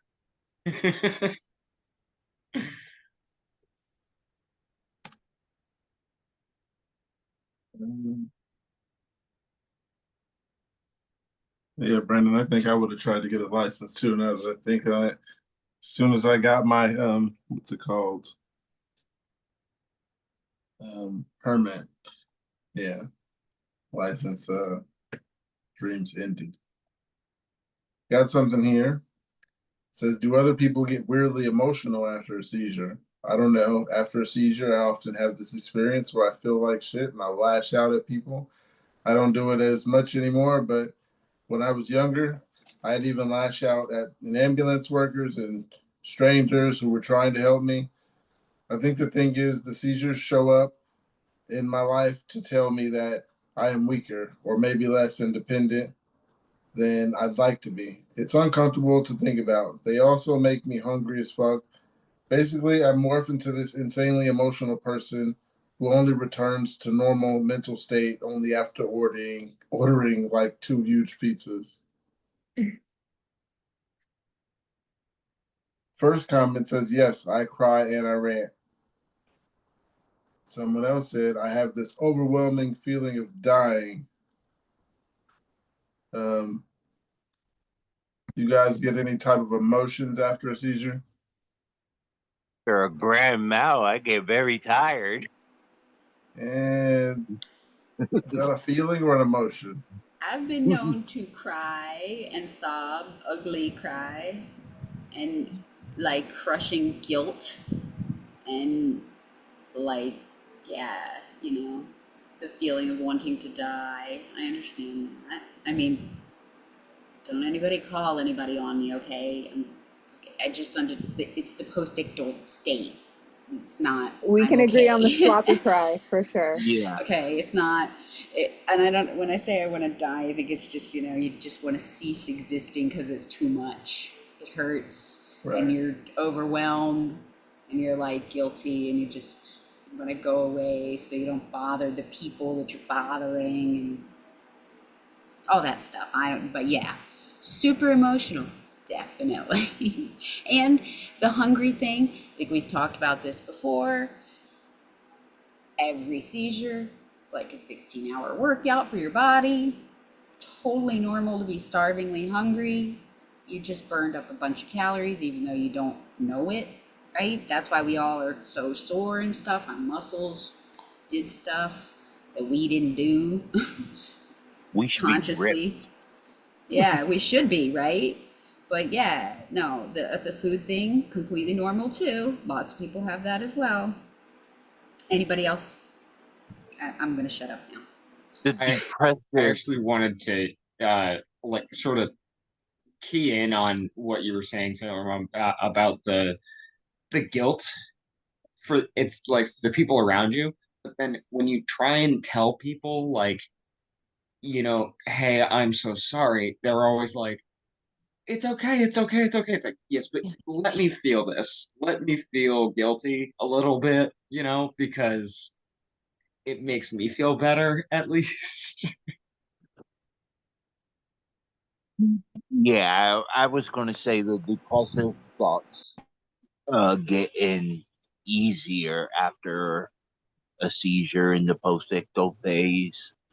Um, Not so much the deep, like suicidal ones, but yeah, the guilt and other thoughts of like why me and stuff like that. I Yeah, don't mean I want to die. I just mean I want to, hide, I guess. yeah. Those thoughts creep in, and yeah, scared and angry sometimes. Well, that's a good part about what that post said. It sounds like whoever put that up already started exploring those feelings, the motivation behind those feelings. So, maybe when seizures tend to happen on just a really bad couple of days, those are the ones that I'm more likely to come back not in a good mood either. So sometimes acknowledging when feelings are kind of building up and you just don't express, you don't actually forget them. Sometimes they just definitely come out at the worst time, and that would be after a really long seizure because you I know have you're going to also be sore in those places. I've also lashed out at EMT and hospital workers after seizure. Yeah. It's not, I don't think it's unusual. And I'm a really calm, like introverted person. And I'm over here cussing out my husband and my paramedics, telling them, you MFer, I'm gonna fucking kick your ass, blah, blah, blah. And I'm like, just really calm. Normally I cry, but occasionally I get angry and start cussing people out. But I couldn't yeah. imagine any of you. Like, I don't know. Maybe it's like the height thing. You guys are so little. I couldn't imagine that coming out of you. Oh no, Pookie. I almost got arrested when I Mm, was coming out of a seizure. And I remember when I did get arrested after a seizure. And then they're like, wait, this is shit. Okay, we get it now. But when the security guard came up to see if I was okay, and I saw how much he wasn't, I'm like, dude, what the hell? He said, I just got to tell you, I am so shocked, and this is the story of my life, that I am telling everybody I got beat up by this little old lady in the emergency room, and four other guys were holding you down. And I'm like, and he said, girl, you got a wicked left. okay, that is good to know about that wicked left. Don't mess with Annie. That's now we know. Right. I We know would she got a wicked never, left. I wouldn't even slap my kids. Okay. So that's what I'm talking about. Do we get emotional? Yo, I said the wrong things and found out about it later, that kind of stuff. Yeah. And don't you love when somebody will hold on to that information too? Like let it go ahead and settle into like a rift in your relationship, and then they blow up like months later and say, "Yeah, you remember that time you told me that you wish I was dead?" Yep. Like, no, I wasn't there. They will When use did that it happen? years later. You My know? ex-husband, my Oh, fucking that doesn't count. ex-husband. Nothing Yeah, they no, say okay. fucking counts. But he did that all the time. And then my kids figured it out. And it's like, but dad, you said mom never had seizures. Oh, blah, blah, blah. But yeah, he would use that all the time. And I've had it happen accidentally, but it's like, I don't remember that, but I'm gonna apologize for it now because y'all remember I do have this brain thing going on, but yeah, I hate that. I hate that. Hey, Kevin. Icebreaker time. Are you ready? Yeah, how you doing? How's everyone doing?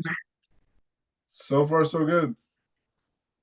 Everyone Great. looks pretty good today. I think I'm the only one who had a seizure on Sunday.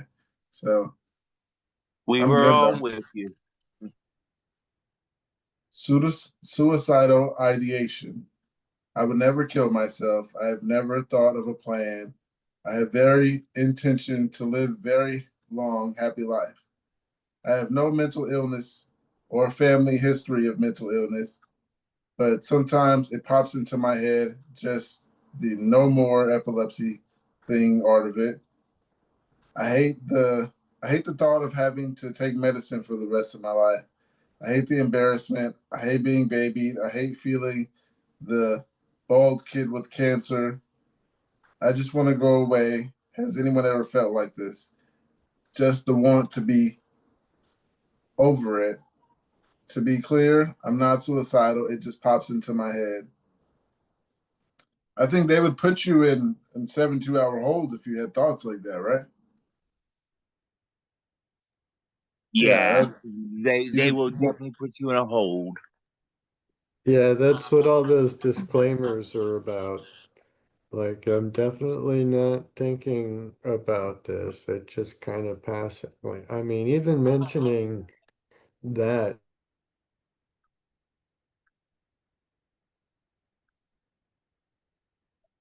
Yeah, that's pretty much something you should see a doctor about.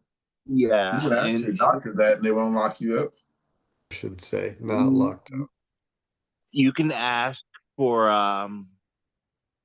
ask your doctor in a way, like say you're feeling depressed about things if you know it's not you being suicidal and it is the meds.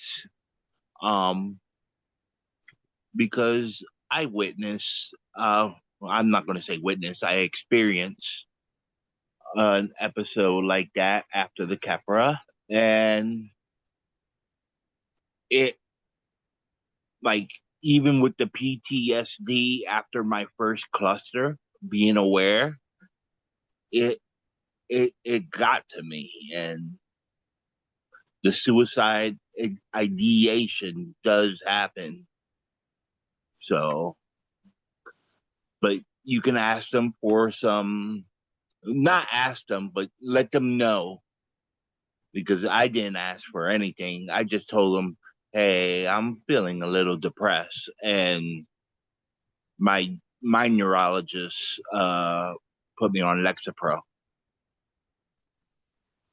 Yeah, that's how I got off Keppra. I told my doctor I feel like I just wanted to walk into the middle of the intersection.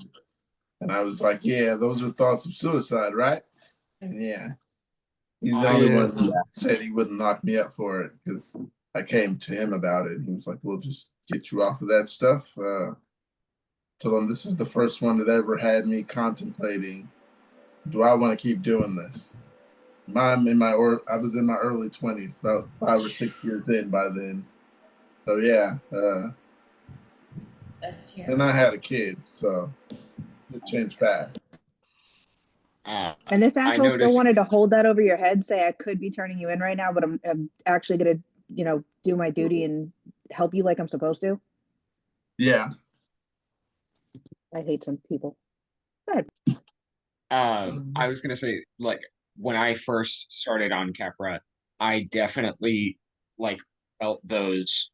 It it's not like a suicidal thought. It's just like a I don't want to deal with anything anymore. It's like you don't want to like hurt yourself. You just don't want to have to deal with it anymore. Like you just want to just can I just be gone? I didn't ask to be born Silver anyway. Mom said it best: cease to exist.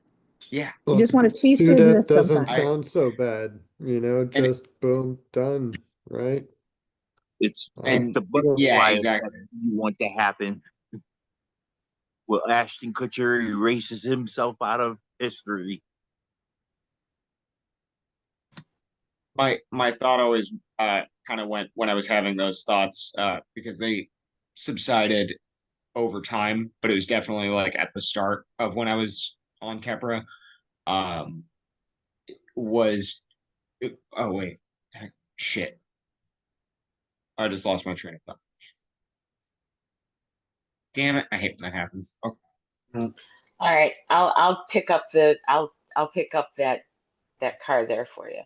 We'll come back, but I'm just gonna But don't throw it you in love how that. he covered for it? He was just like, oh shit, like he actually dropped something Yeah, physically out of his hand. I know. I love it. I love it, Brendan. I really absolutely I'm not adore you. Italian, but I speak like I'm Italian. But that Yeah, was but perfect segue into any new subjects. So go yes, ahead and pick it up with anything. yes. The that whole thing with the suicidal ideation, I would end up arguing with providers and saying I have no plan, but I'm having these thoughts and I know their side effects, but I would end up in psych every time, every single time. And I finally said, you know what? And like Angel said, and I wish I could be that graceful, but just letting them know, there's something making me really depressed. But what I've experienced in healthcare lately, oh, well, then you need behavioral therapy. No, I think I need a medication change. And here we are 5 years later, yay, attempting a medication change. But yeah, those thoughts being side effects. Why do we have to argue with even EMTs? Because non-epileptic medications are known for this. And if they know you have epilepsy and you're saying, during the beginning of a seizure or coming out of one, I don't want to come back. I don't want to be here. I would rather be dead. And then, oh my God, she's suicidal. I don't remember saying that, but that's what my brain is saying, that whole. But why aren't they looking at that whole thing as more of a side effect than a mental health disorder? And I don't know if you guys seem to have, you had it easy telling your doctor this stuff is bothering me. But how many of us women end up in a different corner when we mention that side effect? And once you get that flag on your chart, it's like that drug resistant diagnosis being the first thing they see. Some of them the only thing. Mm-hmm. It definitely does take a lot more attention than it needs in a lot of situations, cases. Yeah. It's I don't know what to say about it, but I'm just Yeah, looking for I'm anything more sorry. positive. A lot of people have had a rough week. Yeah. my week was pretty good. I mean, except ending up at the hospital. I could have had a seizure and still had a good week if I didn't go to the hospital. Like that, I feel like it messed me up. Like I woke up and had to sit there wide awake when I could have been at home just getting some rest. But yeah, You're on your neighbor's couch. I want your guys' opinion on this one. The subject line is THC induced seizure with a question mark. Hello, people. The other night I had a big long session of smoking weed out of the bong. I had an empty stomach and was smoking for 6 or 7 hours at this stage. Late at night, I had 2 or 3 bongs in a row and bowls. All right, whatever. And a minute later, I instantly got a nausea, dizzy eyes, blackened, and I woke up on the floor next to my computer desk. I collapsed from my chair and hit my head on the floor. The moment I opened my eyes, my legs were twitching. Right hand was under the steel frame leg of the desk, pushing upwards like I was trying to lift it. My weed may have been laced with synthetic THC. I'm not sure, but it was a really scary experience. I'm also on an antidepressant called Cymbalta. I have a feeling it may have been due to low blood pressure or low blood glucose levels. Has anyone ever had an experience like mine or know why this may have happened? This is my first ever experience of a seizure. Thank you. I'm going with dehydration on this one. 6 or 7 hours. Probably only Dehydration, focused on that. Yeah. blood sugar, Yeah. glucose, everything. They They listed it. I had that Dehydration, exact low blood same thing sugar. happen to me after I was doing it was like a 7 hour straight run of data input on my laptop. There you go. I hadn't eaten like anything all day, went to go stand up, and I collapsed on my kitchen floor. Yeah, it was all of the above for what was suggested as, you know, I don't think weed was. I don't think it was the THC. No, No, I it's don't got think narrowed down everything except for. I mean, if there was something synthetic in it, okay, but I think you would have noticed before 6 or 7 hours. Like, if it was synthetic, you'd have probably passed out way before that, I think. And why pack 3 more bowls? Like, well, I don't know. Anybody else got an opinion?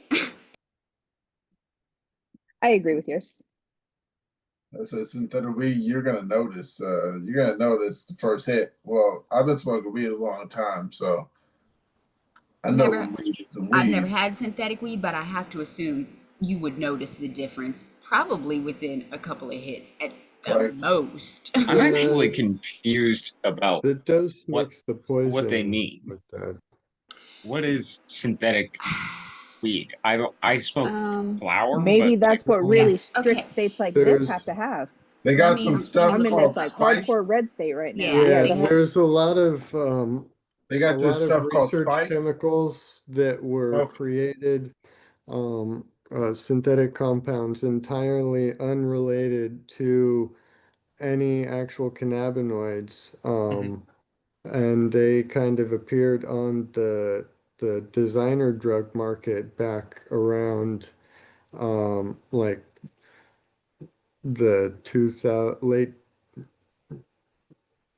20 aughts, I guess. Yeah. And so that was like the original spice was JWH 018. K2 or spice. Yeah. Yeah. And so there's from that one like molecular structure, they go and like, you know, Tinker Toys go and just add on, replace one molecule with another and stuff. So there's a whole kind of line of derivatives of these synthetic cannabinoids from that one back then. But since then, there's been other new molecular Versions. scaffolds that have been found to also interact with the cannabinoid receptors in the body. And the difference between these is while the THC molecule latches onto the CB1 receptor, which is the one responsible for the psychoactive effects of cannabis, and it partially activates that neurotransmitter. So you get kind of a natural ceiling to that effect. And CBD primarily attaches to the CB2 receptors, but also sometimes fills a CB1 receptor and it doesn't activate it. So CBD can kind of have a counteracting effect to the THC. If you've Keeps you from like getting too high. taken too much and are freaking out, CBD can bring you down, like lower the ceiling on that and help you calm down. But the scary thing about these synthetic cannabinoids is the JWH molecules fully activate the THC or the CB1 receptors. So they are like orders of really- magnitude more potent. They're 200 to Not 800 just times more potent than flour alone. Yeah, it's pretty nuts.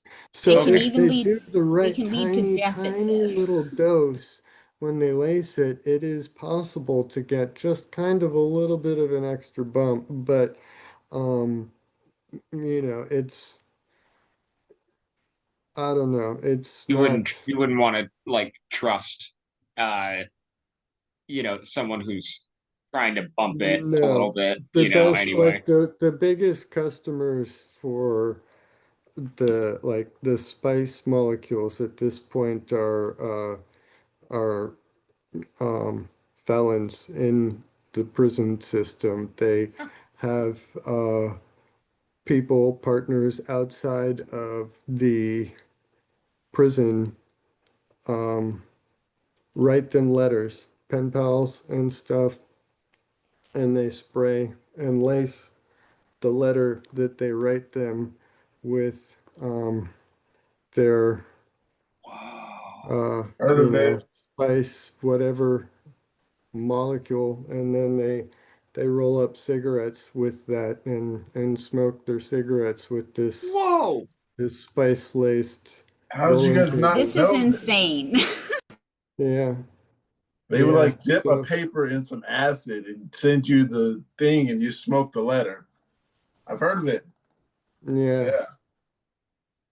Are they Yeah, so like? you Are they gotta hope using that it in the they. ink as well? So when they write the letter, at least the ink isn't going to waste. I don't think they care I don't know if it matters that much, because you can't measure that. Like, It how would be a they- lot Look, more that's why I'm effort to saying put it there's no into way the this ink, I person think. smoked for 6 to 7 hours and didn't recognize it within the first Yeah. 30 minutes, I'm saying. Because they're Now- saying like If it was hallucinations, makes a lot more psychosis, This like a makes whole lot- bunch of I crazy mean, stuff. that couldn't So have any effect on their brain whatsoever. 7 what, hours of smoking that long? Sure, it psychoactive? could. It could have, I mean, but more than likely it's because they didn't drink any water or eat anything during that entire period of time. Well, they Or said just- they didn't Yeah. eat. Yeah. But they could have got Yeah, up as too you fast say, they were too, asking for right? trouble. Head rush. I'm aware of dehydration, but it Well, had no, I know. no effect on, neurotransmitters or anything for an epileptic. No But they were saying it was what, their What, first smoking seizure? that much THC or malicious smoking effects. No, I'm sorry, what? for that long. You can't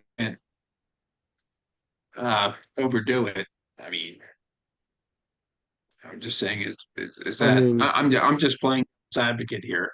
I'm if saying, is it you've got possible? like clean, unlaced stuff, it's definitely possible to smoke for like 6, 7 hours straight. And I Well, that's mean, that cool in worst counter case effect that you were saying with the scenario, CBD. just fall When it's asleep at the natural, end or kind you've of, got the yeah. CBD.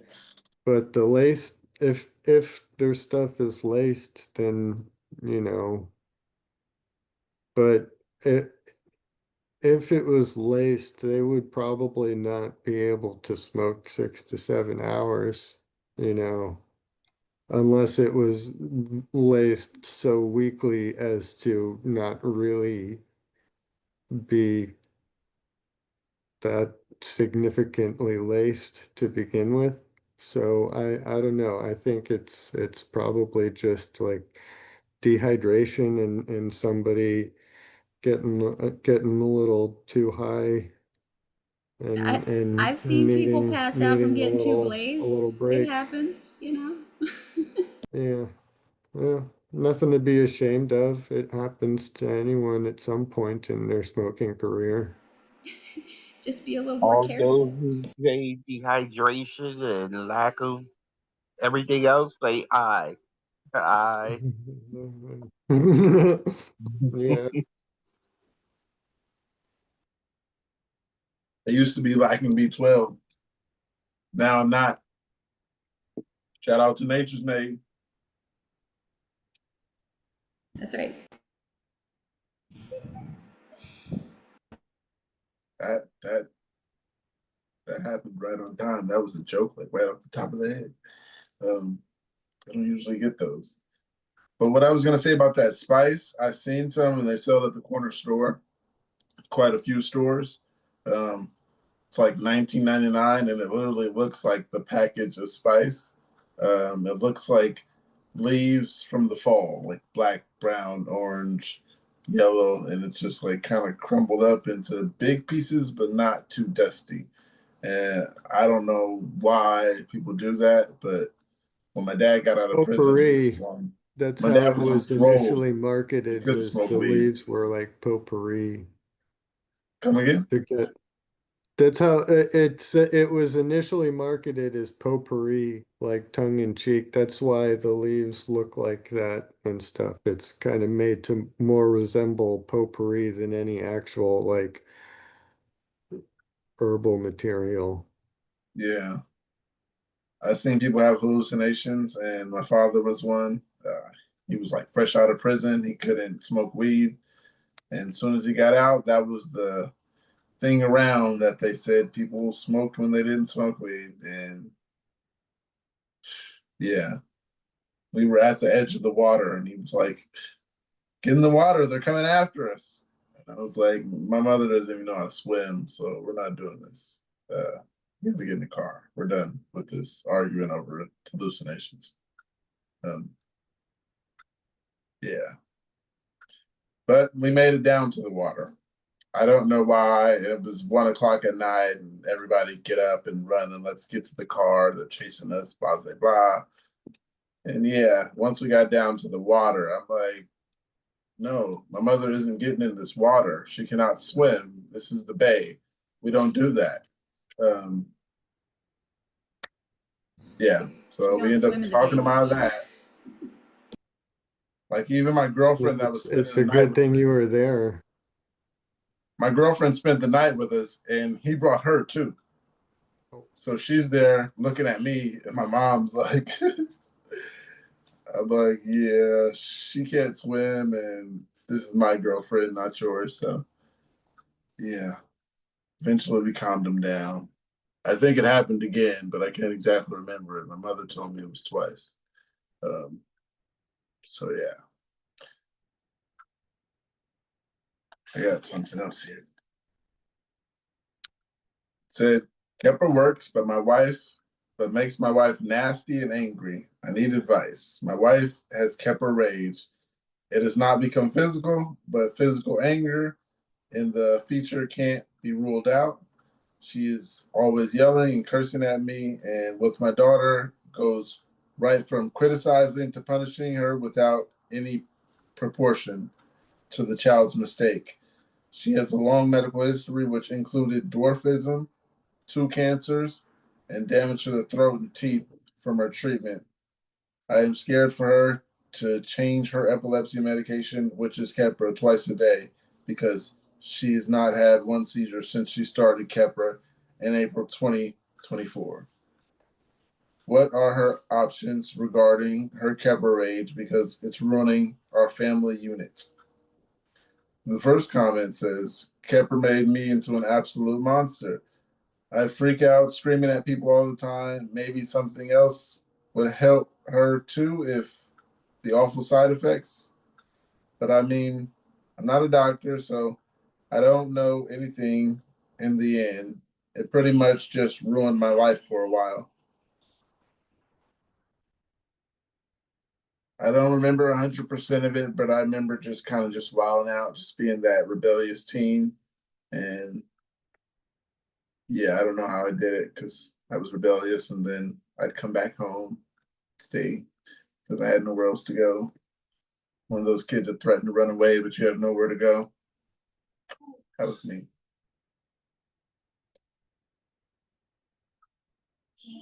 Thoughts on that? Opinions? I would assume the only way to get out, stop the Keppra rage is to wean off.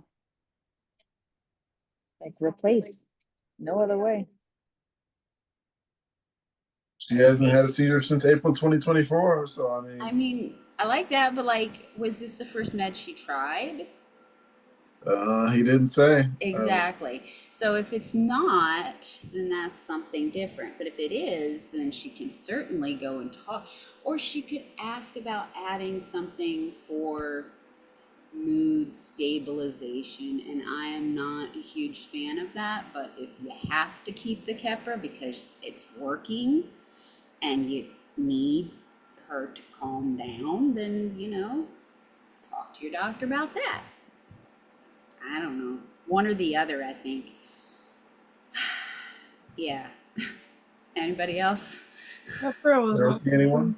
for me, so I made my own decision to get off of it because I knew if it kept going, it was gonna get worse before I got any better. If it got better, so I did Breviac, and the Keppra stopped my myoclonics and my tonic-clonics completely. And since starting the Breviac, it's been a lot harder. But I'm at a low dose right now, so she might just have to think about changing medications and do what's best for her family, because that's what I tried to do at least.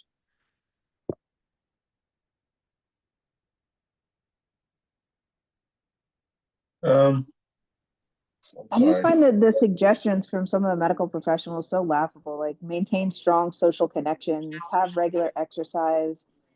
You can tell the people that come up with this shit have never been through it. Exercise shit is such a load of bullshit. Like, all of that stuff is such a load of shit. I could do everything under the sun and still feel like I want to kill myself. Like, it's just because I'm swimming doesn't mean I'm happy, and my family thinks like, you're swimming, you're doing so well. I'm just fucking swimming. I feel awful. I'm not great at all. The only reason I'm going into the water is because it makes all y'all happy, and if I were to sit in my room, there would be no difference than if I were in the water. Except now I have a little bit of gains. Yay. Yeah, I think we understand. Yeah, I do. Sure, it's not the other way around. If we had more freedom and could, sorry, I just kind of jumped in here, but I don't know what the question is, but if I could just not be stuck in this city, walk around all day, and I don't know. I spent a lot of my youth in the you know, uh real far out what are they, the woods and stuff. So if I could do that, I think I'd be a lot happier than stuck in the city, you know.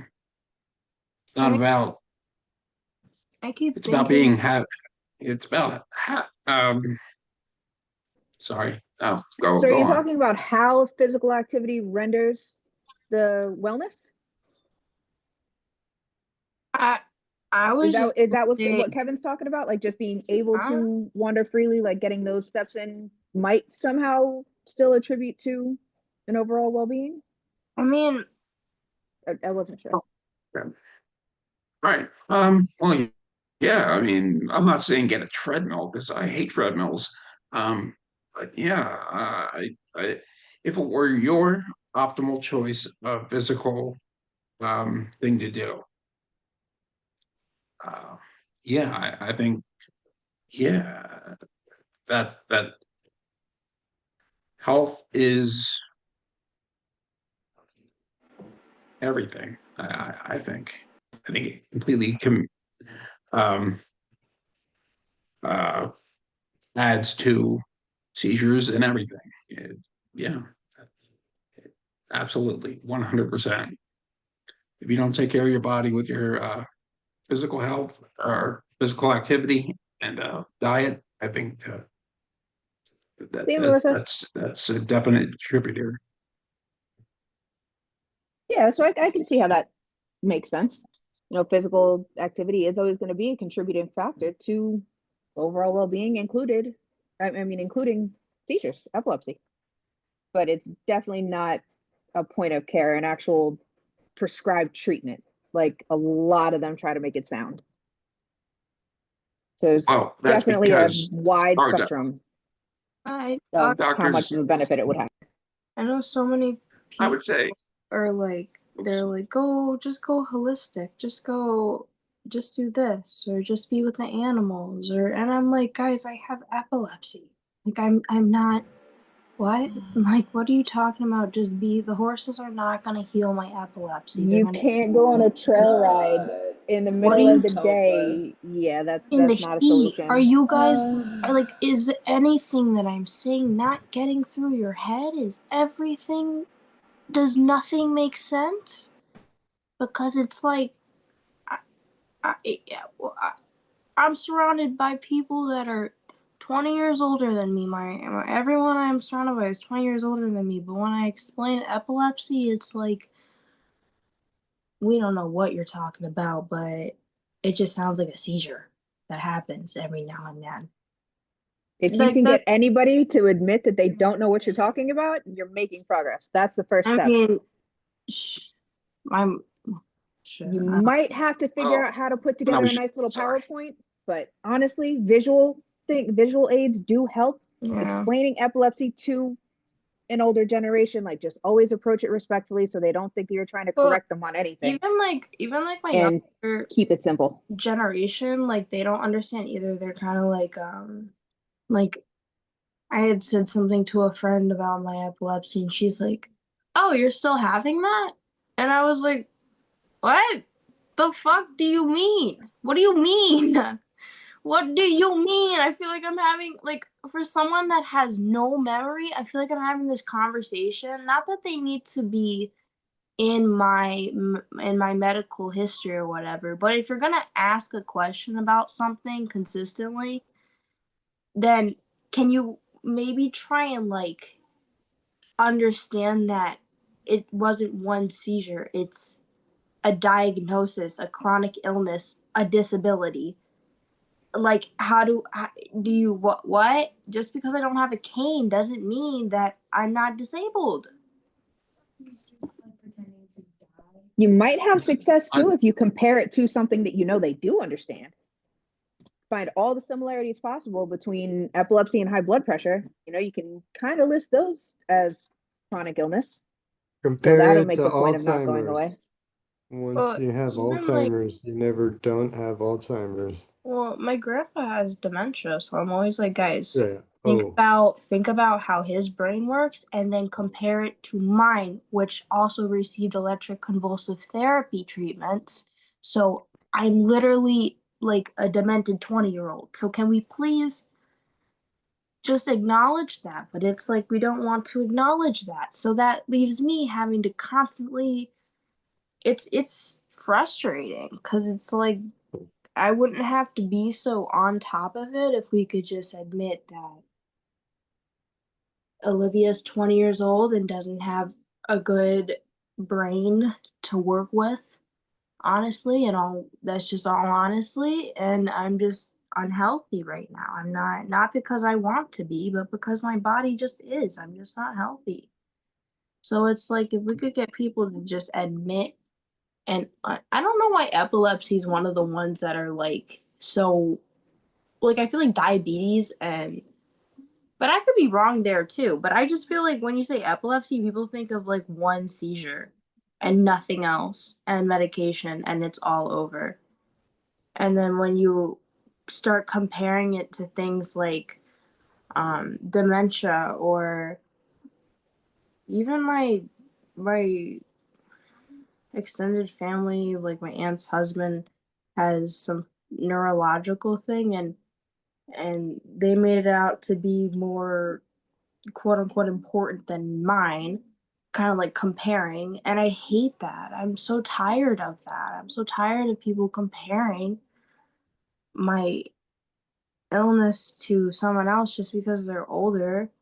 Like, okay, Welcome to adulthood. oh You my can't god. always shoot straight, and some people will not fucking listen unless you paint the picture how they want to see it. Some people won't So listen for unless you them, stop you might talking. have to start with Sometimes positive. you have to like stop talking and then they want to listen. Once you shut up and you ignore them, then they want to listen. Then it's like, wait. Oh, because I stopped talking and I stopped enabling your way of disabling me. Like, okay. People Well, are narcissists crave the kind of emotional reactions of the people around them, especially relatives and stuff. I don't want to go around like diagnosing anybody, but um the um the reaction of wanting to listen, wanting your attention when you stop focusing on them is kind of the way a narcissist thinks and reacts. They want the world to revolve around them, and when you get extremely emotional and react to things that they do, that's proof that they are central in your mind.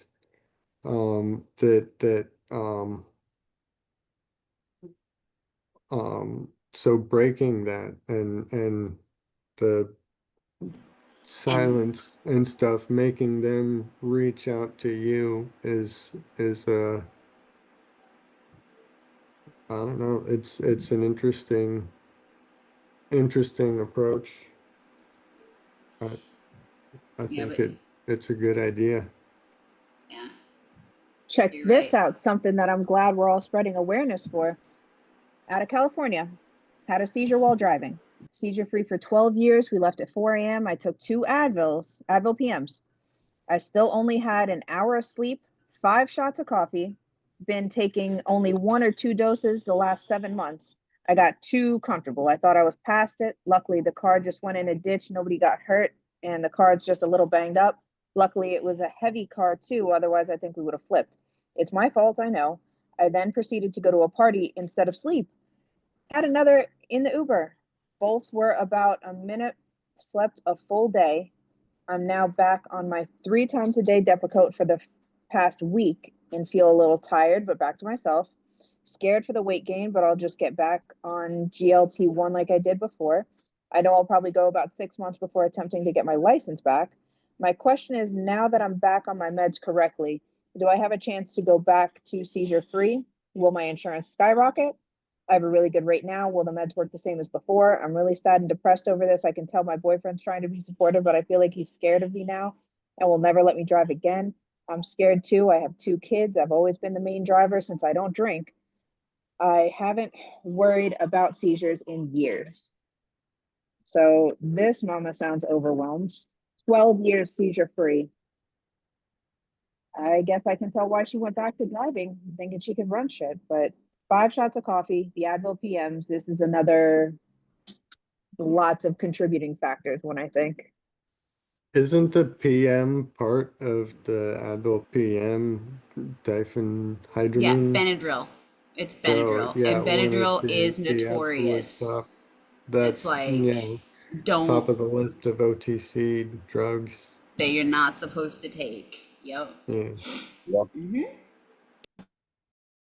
Yeah, Probably why it's I would see like the Hat Man if I took one Benadryl, because I was like, what is going on? Whenever I take Benadryl, I'd be like, what the this Like doesn't feel right. overdosing on it, the shadow people. Yeah, every time I'd take like 2 Benadryls when I was younger. I'd only when I was like 12 or 13, but I would see like figures and I was like, okay, either this is laced like those Tylenol killings or something's wrong, but I just stopped taking that, and I still take That's PM, yeah, which isn't great, but on days I am overwhelmed, I take like 4 of those. But I digress. it I sounds yeah, like digress. this person took uh, a sedative with a lot of caffeine, right? They said Yeah, they a said lot like of 5 shots after getting 1 hour of sleep. They took the PMs, that's got an hour, woke up and total opposite, stimulant, more coffee, and then yeah, you know the rest. everything I'm there. going. Everything is bad there. I mean, I'm not judging. I'm just saying, everything there is just a toxic mix I for agree with Kevin.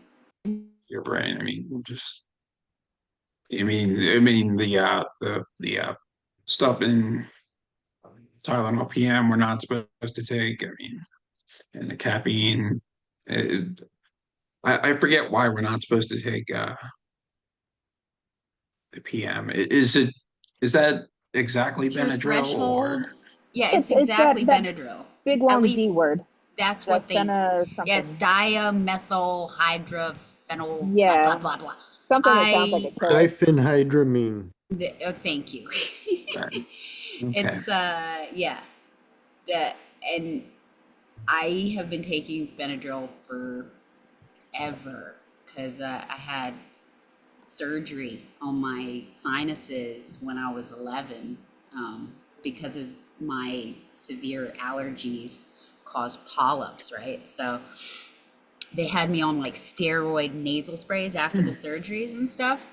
And I had to change the prescription every 3 months so I wouldn't get hooked on it, which is just bizarre when you're 11 years old to realize that they're like, you're gonna get hooked on this. I don't even like it. Anyway, so we did that for a few years until I just stopped. But then when I needed it, I just took Benadryl, for allergies. But yeah, that was the very first thing my epileptologist said is, don't you dare take Benadryl. And I was like, okay. Yeah, so I think combining that and the lack of sleep and the caffeine, just like Kevin said. Plus, I'm guessing there was some stress involved here if you're driving everybody everywhere. And if you have I kids, mean, if you're yeah. jumping up only an hour after going to bed with a Tylenol PM to take 5 shots, that's there's not you don't do that if you're No. living a chill, relaxed lifestyle. Enough said. She had 2 kids. Yes, well, yeah. I always put support out there for the parents because kids are stressful and I could not do it. So I always praise y'all with epilepsy and children because I thought I couldn't could do it not do either, it. and I did it. Hey, did you guys see that And post a for couple women hours that ago? in birth while epileptic. Hey, I'm grateful for even having the diagnosis because I went straight to C-section. I did not even have to think about labor. But did you guys see that post earlier today about somebody who got really mad about the ER? They cut through her shirt and bra in the Yeah, ER. I've I got seen really that. mad. I Oh just yeah. saw I that post know, like right? Don't you just 5 feel minutes like the ago. $50 slipping away? Bras are stupid Or a expensive. vintage t-shirt that I just got. What do you Yeah, mean? the Oh, favorite I didn't t-shirt even that isn't die. made anymore, like that's Take a irreplaceable. $500 T-shirt. Spends $500 on a T-shirt. Jeez. Stupid Sorry, I people. What mean, is $500 on the t-shirt? I'm just How much is the saying. resale value in a year? Well, they buy it. Retro item. It's a wear once. Those are the people who wear stuff once. You know what I mean? And Yes, like That's my thing is they like money has no like that's not a their thing to them. They don't I think about their that. wardrobe closet is I like an entire wing of the house. yeah, I thrift all my clothes are thrifted, like all of them. There's probably 2% that are bought and I usually end up hating them and throwing those ones away, and then it's the ones that are thrifted that I keep forever. I've had yeah. most of my clothes for like a decade at least because when I was 10 I was like, I'm gonna wear this when I'm 20. I'm gonna go clubbing in this. Oh, I'm gonna definitely wear this. Oh yes, I'm gonna be skinny by this time. And she had some good style choices back then. I'm not gonna lie. 10-year-old Olivia did her shit. She did her shit. Good job. Good job, girl. You saved me money. Yeah, this ugly shirt was $5. This was a I feel like I thrift see you shop in that shirt shirt. every time. Hmm? I feel like I see you in the It's same shirt every time. oh no, I just have No, several versions of this shirt. I have a lot of Me with my black uh, t-shirts. there was the Star Wars shirt that I mean I remember seeing a Star Wars yeah. shirt one time. The break from Mhm. the button downs. Yeah. It Yeah, reminds me of Grandpa. He only wears button downs. And then occasionally the t-shirt. yeah. You Yeah, just have to they're be all. scared to go to the emergency room wearing one of my Eagles jerseys. Oh God. I got something here. Well, that's a good reason to wear button downs. If you ever end up, the EMTs wouldn't need to cut that off of you. I'm just gonna snatch it off, snatch off all the buttons. I mean, it's easy to sew buttons back on. Yeah. Easier than replacing a $500 shirt. My favorite outfit is it's an all black suit where I got the button down quickly at Savers. The suit itself, H&M, and got it tailored. I'd be so pissed if they cut through the like any part of the suit, but the shirt I paid $10 for. I can't remember the last time I bought a shirt, to be honest. I have shirts from so long ago. New shirts? I think I have a black t-shirt I bought for a specific outfit. That was that. But I have an entire drawer dedicated to just plain black shirts. And they are all different in their own way. Okay? Some of them might be the same style, but one's a small and one's a medium and one's an extra small, depending on how I'm feeling that day. Maybe It's one's like, have you seen Archer on FX, the cartoon? Oh, I think so. I think I've The spy voiced by H. John Benjamin, seen. who does Bob's Burgers too. But anyway, he's he's this narcissistic spy, and he's got this whole wardrobe that's exclusively black turtlenecks, and he is like extremely abusive towards his butler guy. But What was his there was name? one If episode he I'm was not talking to him, him about, guys. he wants him to come, when he gets back, he wants all of his turtlenecks sorted in terms, from black to slightly darker black. And, he's holding these two up, and, like, this is clearly a black, and this is a slightly darker black. He does have hold a on one point. second, Lufa. Hold on. I don't mean to cut you off, but He does hold have a that thought. Sorry. Zyra, we have somebody new, you guys. I don't mean to put you out there, but usually, how Hello, you doing? Zyra. Hi. How are Hey, you nice today? to meet you. Hello. Twisted. Welcome to the family. We usually start with what are you taking? When was your last seizure? And when were you diagnosed? My last seizure was Sunday, unfortunately, but I read. I have aphasia from the whole. I don't know if you can see. yeah. Huh? Joining the family for. I can see. Say you have amazing hair. Like your hair is beautiful. Your hair is gorgeous. Yes, it is. It's gorgeous. That Very is Even with pretty. that, it's still so luscious full. locks. Those are Yes. beautiful. You and Pookie have like great hair. Oh, thank you.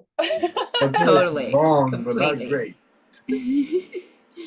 No, I y'all's used hair is to gorgeous. have it longer, but they shaved it when this happened. What are you taking? Bimpet. I actually have them on hand. Lacosamide, Bimpet, Sonisamide, and Clobazam. I take Lamictal, 200 milligrams, twice a day for the rest of my life. But the other question was, when were you diagnosed? In 2018. Okay. Not too long ago. Long ago though. When was your last seizure? It's gonna be 3 years Nice. in October.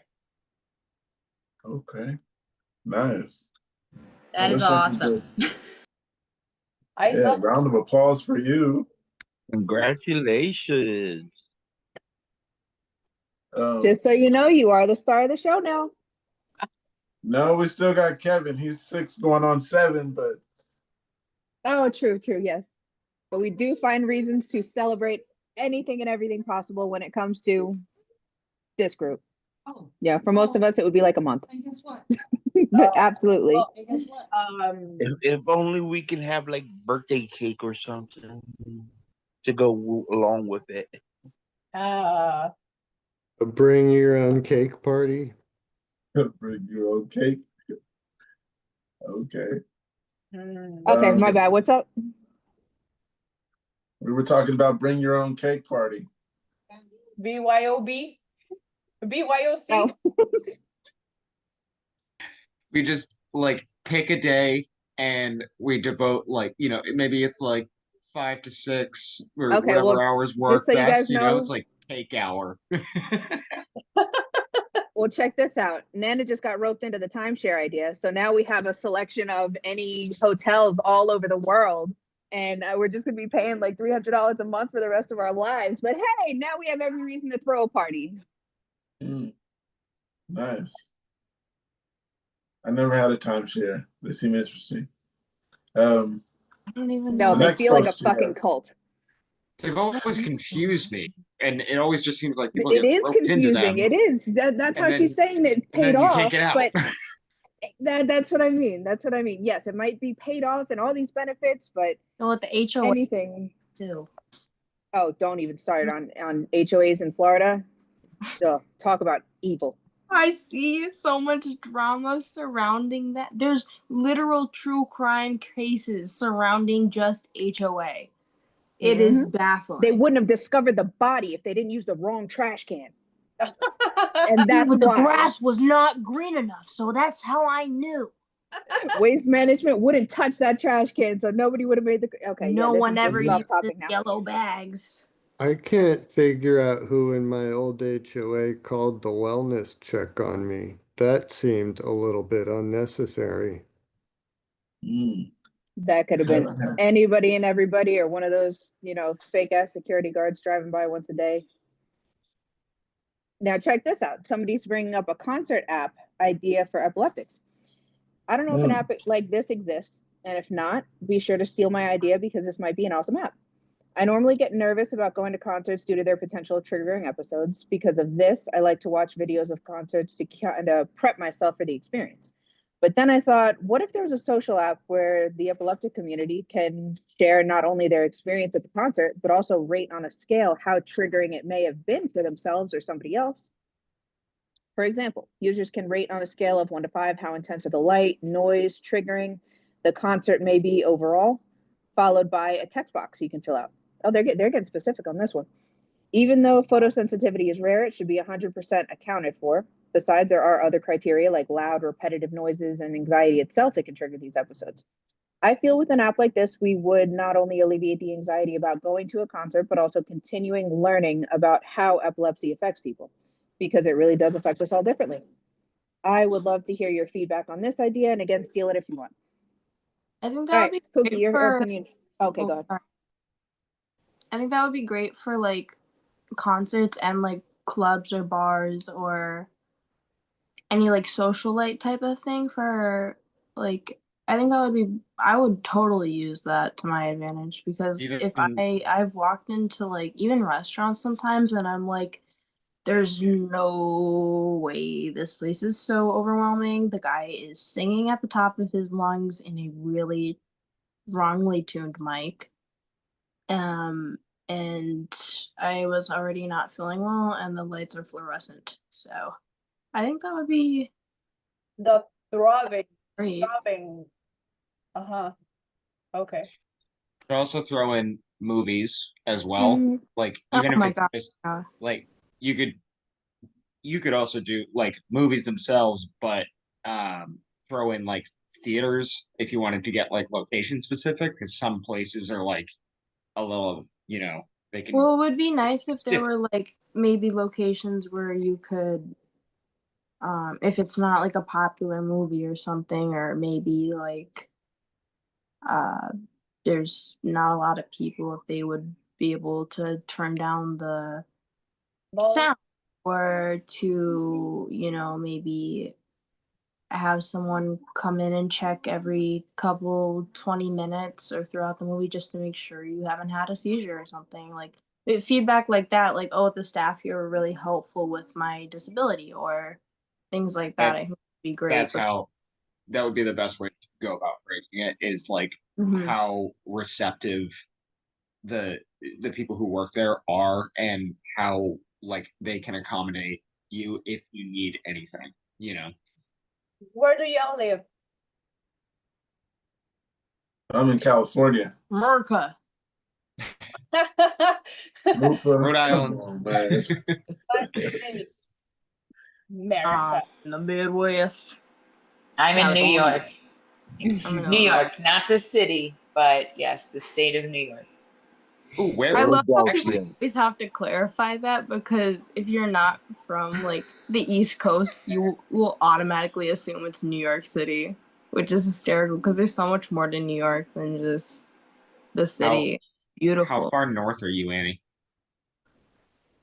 Mm, I am on the south shore of Lake Ontario, but I Oh, used okay. to So live very pretty far close up to there. Niagara Falls. Yeah, Oh, okay. I grew My up boss is closer from to Niagara Falls. Plattsburgh, so he still has his Plattsburgh phone number, and people when he calls, no one answers because they're like a 516. No, what?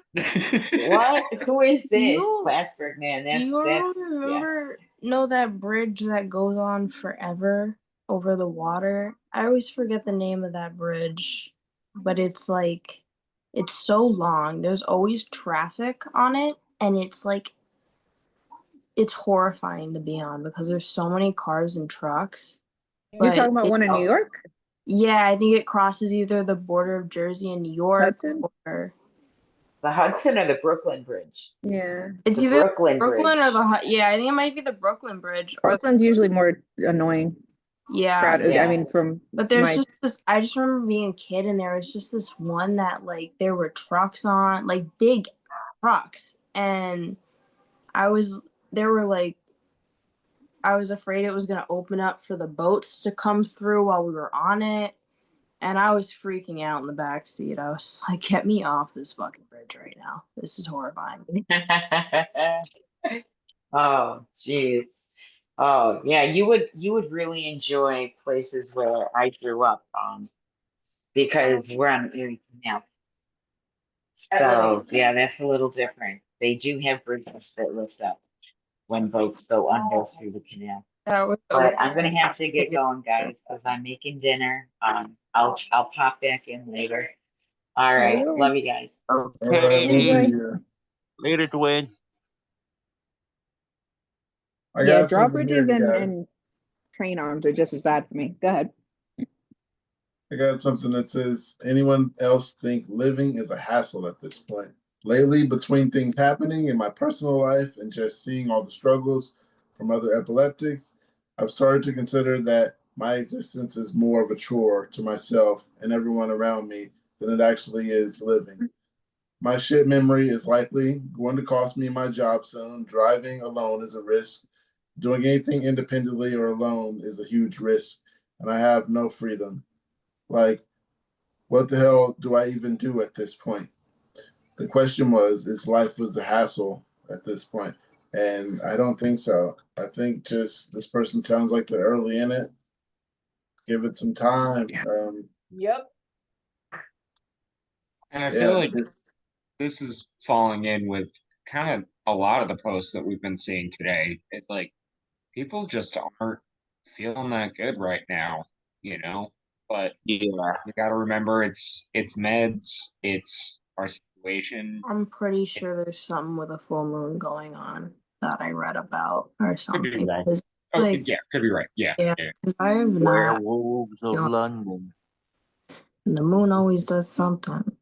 Something with the earth. The moon and the stars. But yeah.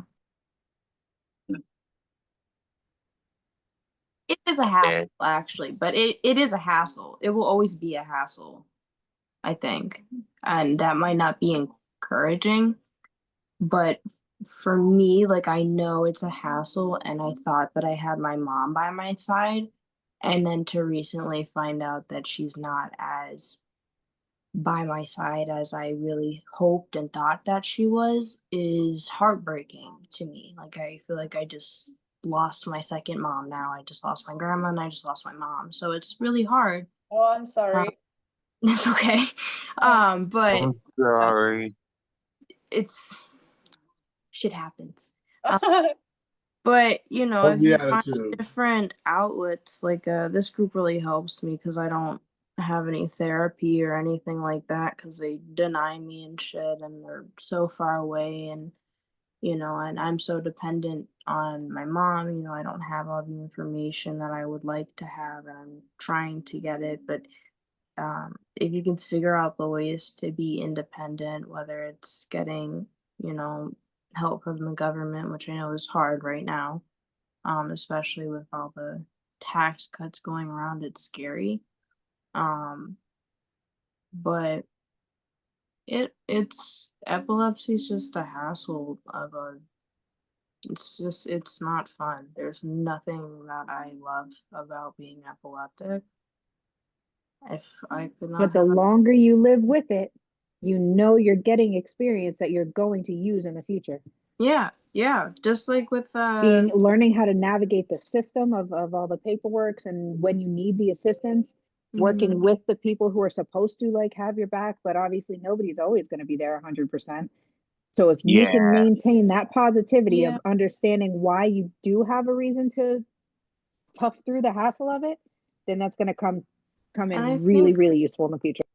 understanding too that in the long run, like you are alone. Like your soul is like you may have a soulmate, like my cat was my soulmate, or you may have someone you're married to that you love very dearly, or anything like that. But at the end of the day, it's just you in your head, and it's just you in your body, and it's just you and your illness. So it's like, um, you gotta kind of figure out how to accept being alone and being like it feels how dependent you are on everyone. It's crazy how lonely you still feel. Um, but understanding and grabbing some of that power back and understanding that it's okay to be alone and that it's okay to sit with your thoughts sometimes. Being Uh, alone is the best. what? Being alone is the best. That's what I like to be. I love being alone. Yes, I And it's love being something you have to alone. like learn. You have to kind of learn to love it. I mean, I already loved it because I'm autistic, but I, it's also like I struggled with the social part of life because it was like I wanted to be like my peers. But it's okay to be alone. It's okay to like to have time to yourself. It's okay to eat alone. It's okay. That's okay. And it's I don't know. My head's kind of scurry today. If I can add something really quick, you mentioned benefits, and this may be a very small way to help. My depending where you live, this is a really important thing. Depending where you live, um, my state congressman helped me get benefits. I went to his office. He helped me fill out the forms, manage or go through all that bureaucratic nonsense. So that may be because I know I don't want to get political, but um my many years ago, I was trying to figure that out, and my state congressman helped me figure that out. So that may be helpful for people. I'm just trying to help. I got a comment here. It says, I have days like this often. However, the logic you're using is your own brain attacking you. You're not a burden to those people around you. You want to be there. They want you to be there as much as you don't want to be there. However, you may be. It's just really hard for us to see that sometimes. I'd suggest talking to your doctor. I'm on meds and that have helped keep those feelings suppressed. We all fight every day and we're going to keep doing it because that is the only option. Tomorrow is always worth the battle. Hallelujah.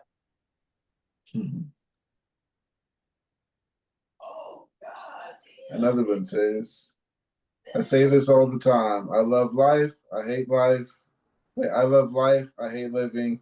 I have no desire to commit suicide. But on the other hand, as my brain slowly gets fried, I don't know what I'm going to do. Factor in genetic disposition for dementia, and my outlook does not look good. There's definitely some point in the future where I will need to put an end to this, but I do not desire to do it. I'm not sure what I'm going to do. It's an odd comment, but thoughts on That that? sounded like something that was just totally negative on top of it. That's what I was thinking. Sounds like they just telling somebody, yeah, I do this too. Have at it. Way to not help with your comment at all. Yeah, that's feeling like a thumbs down vibe for me. I mean, I hate that this person is feeling that way as well. It's just sort of time and place, time and place. Pretty much. I guess I'll be back in a little bit. Mark, you had something? What? I thought you had something earlier. What, what was the point, or the question that there was? The person was just asking anyone else think life is a hassle, and we were going through posts, and I was asking what you think of that last comment. Yeah, that last comment. And didn't they end with, I don't know what I'm gonna do? I mean, didn't it sound like they do kind of know that they're eventually gonna, you know, When alive. I don't, yeah, it seems, No, it's just not the refrigerator. not Oh, shit, only I'm sorry. not helpful to the original person's question, but it seems kind of not even really honest with themselves. I don't know. It's an awkward subject to try to talk around. I think when it comes to like the epilepsy and mental health, it really intertwines a lot, and it leaves like a lot of us suicidal and depressed and angry. And I think the important thing to note is that it's not uncommon, and that if there are other people that have gotten through it and have found ways to overcome that, then we could potentially too. So, I think it just really matters on how you're gonna perceive the ongoing future with it, because it's not going to be easy at all. It's just, but it gets more manageable, I think is a good word to use. It gets manageable, and sometimes things don't work out ideally, which sucks a lot, especially when you planned for it. But, maybe it's another path to find something that you really like Pookie starting this group. Never would have happened if you didn't take that expensive photo shoot. Who knows? It It's sounds there. like, oh, sorry, did I interrupt? No, I was just Looks showing the good. body armor superior hydration. Yeah, stay hydrated always. It seems like so many of these people feel like burdens, but I mean, uh, just because you feel like a burden, I mean, it doesn't mean you are one. It just means you're carrying this guilt alone. I mean, and that's one of the biggest problems with this whole the, the, the the guilt and shame, carrying this alone, and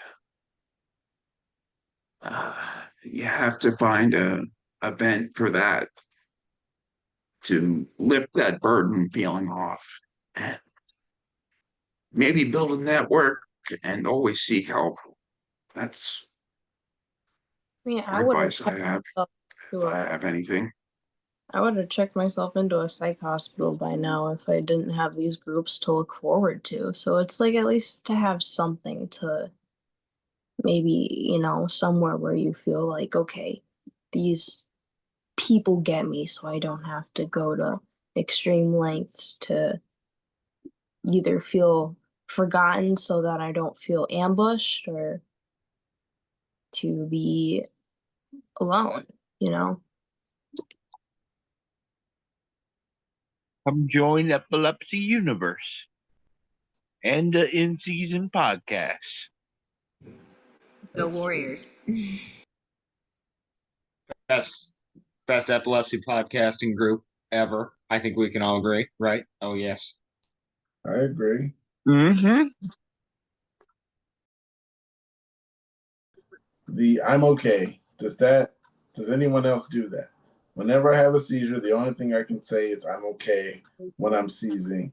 I have absent seizures, so I can still speak and somewhat aware of my surroundings, but can't use enough of my brain to answer questions or move.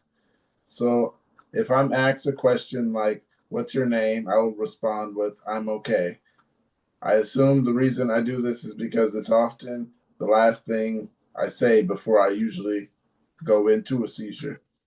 The last thing my brain remembers, so it keeps repeating it, or that it's the most simple thing that my brain can think of to reassure everyone that I am, in fact, okay. I want to know if this happens to anyone else. Is this some kind of aura warning sign of your seizures, like it is for mine? Yep. You think so? Yep. Oh, yeah, Well, if you keep thinking. I I mean, wouldn't always call it an aura.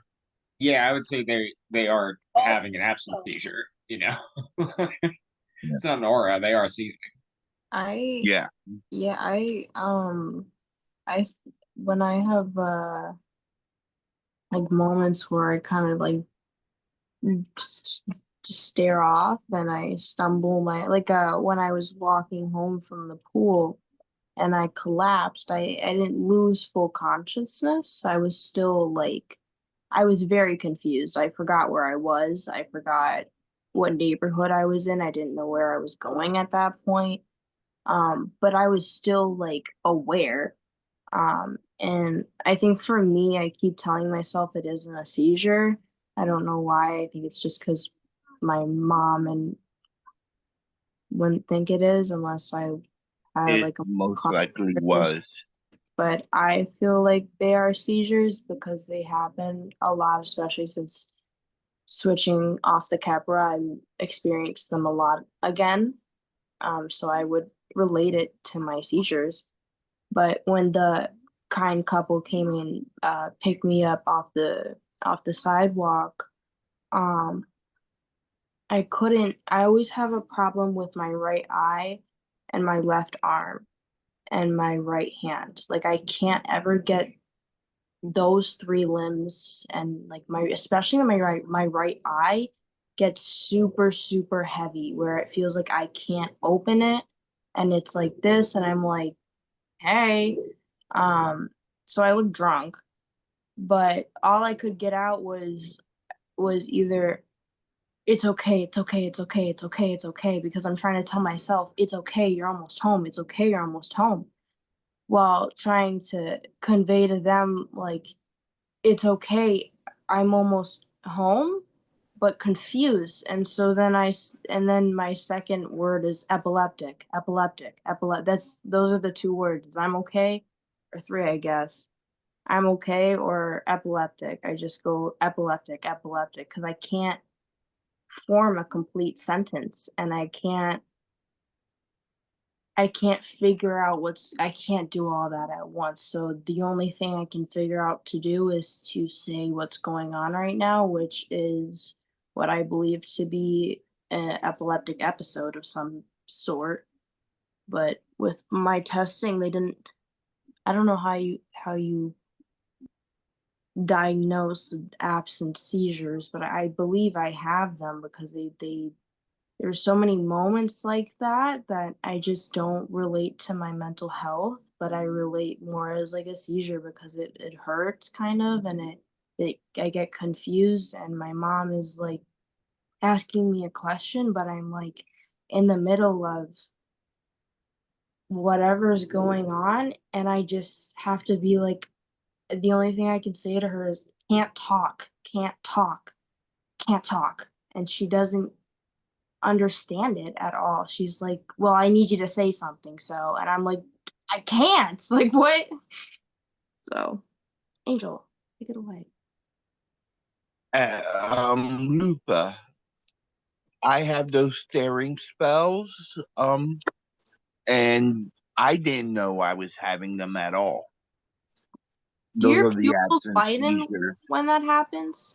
Yes, you do Mine do feel too. funny, and I didn't know I was having them at all.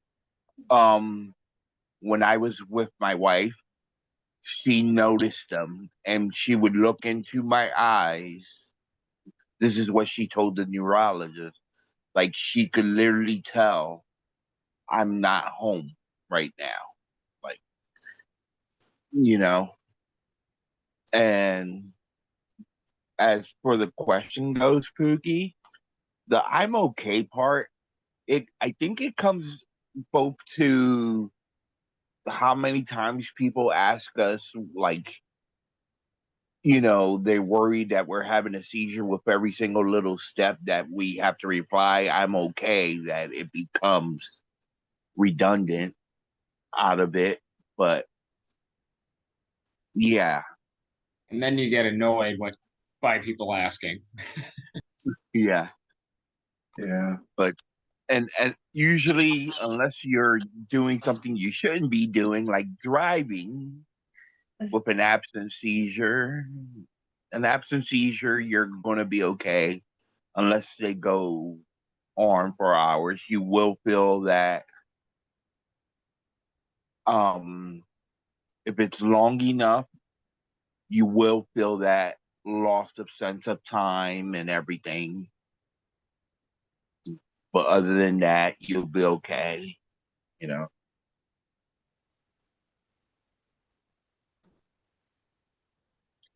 Someone in the comments said, I just say, I'll always try to tell someone what's going on, but is the most my brain can put together. I'm basically narrating the loading screen. That's a good one. Have definitely been on both ends of that where I can say I'm okay, and that's it. And also been at just um um um luckily the people that I work with know that when I'm doing that I just need to sit and wait for it to pass.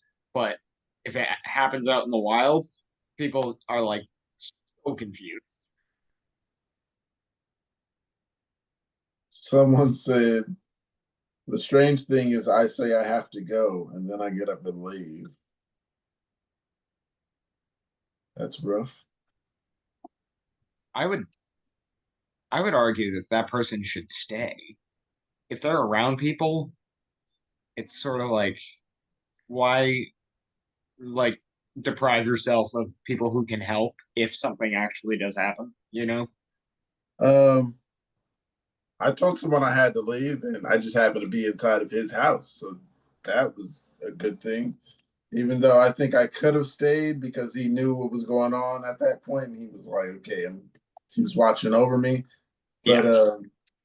yeah, you can't say that you want to stay somewhere after people start talking to you. It was just like, oh, it was just like, I don't know why you're talking to me. And And well, no, it depends on the type of seizure, though. If you know it's just going to be like, um, sort of a overstimulated, like, I need my space right now because my brain is going to be a little like wonky for the next like 5-10 minutes, then yeah, take a step away. That's going to help. But if you know it's going to be like a big one, don't leave. Don't leave. Like, don't have a tonic when you're alone. You know what I mean? been there. I was going to Yeah. say I that think most happened of to my Tuna. tonics I've had alone.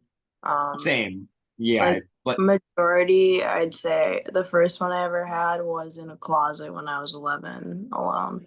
So, yeah, I'd say most of mine have been by myself and I've survived. Yay. I just actually, tonic-clonic seizures. Have you ever seen the I Survived books? I always use that reference. so Pookie, I don't know if this has ever gotten brought up, but have we ever done an icebreaker? Because I haven't been on all the streams. For what was the situation for your first seed? Oh, I'll go first. Go ahead. So I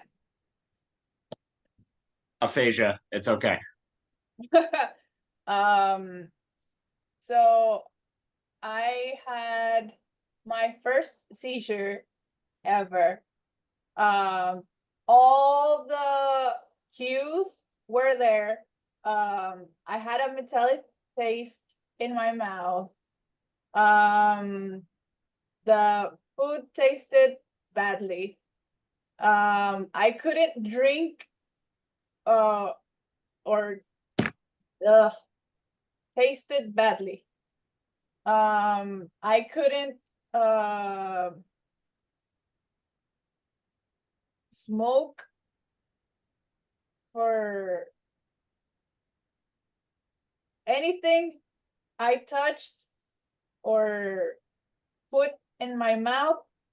Ugh, tasted ugh, and I was sleepy. Yeah, that's a good sign too. Yeah. When I was asked for something, there goes the patient again. I couldn't remember when I think fast enough. When I could recall, think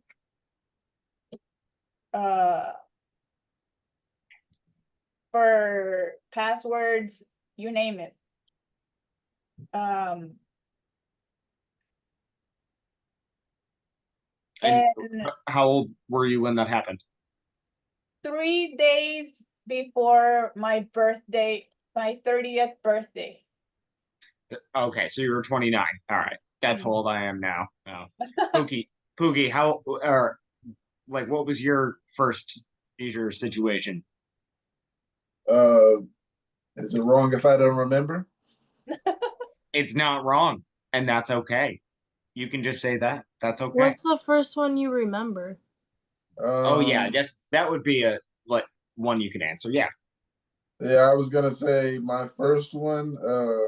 I was run over by a car when I was little. This is the reason I have it now. So, um, Yeah, I was in a coma for 33 days and I had a seizure back then, I was told. And then the first one I would say I experienced was at school. My first one 11 years later when I was 16. Um, and I wouldn't even say that one because that one was confusing. I actually did not know what happened. So, yeah, they were just like, you had a seizure. And I was at the emergency room and then I went home. Next few days later, I had another one. Then they were like, you have epilepsy. So, the second one I remember because they told me I had a seizure. And then the second time it happened, I peed on myself in class and I was like, oh my goodness. And they were like, you had a seizure. And yeah, and those peas didn't stop for the next 5. And then I had one without, and I was like, all right, I got one and I didn't pee on myself. Um, I guess. Next up, we'll try and keep the gender swap going as best we can. Sailor Mom, what do you got? Okay, so I was 44. I worked at an ice cream shop, But and you were 44. How old are you? What? I'm 49. Does And anybody else believe that? Because no, I don't. Anyway, okay. Back I back just on learned I to track. have believe I have it. so many more wrinkles now than I had before I got epilepsy. It's ridiculous. Anyway, I was very happy. Yeah, nobody believed I was my age when I was there at the ice cream shop either because I worked with teenagers and like people who were like 21.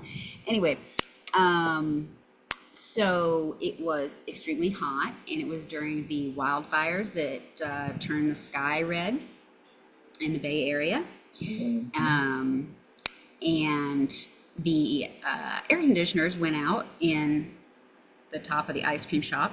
And because freezers produce heat on the back side when you're working behind them, we were clocking at like 130 degrees behind the freezers for like a week and a half maybe, and we were propping the front door and the back door open so the air was going through. And so of course we're breathing all of those carcinogens from the fires too.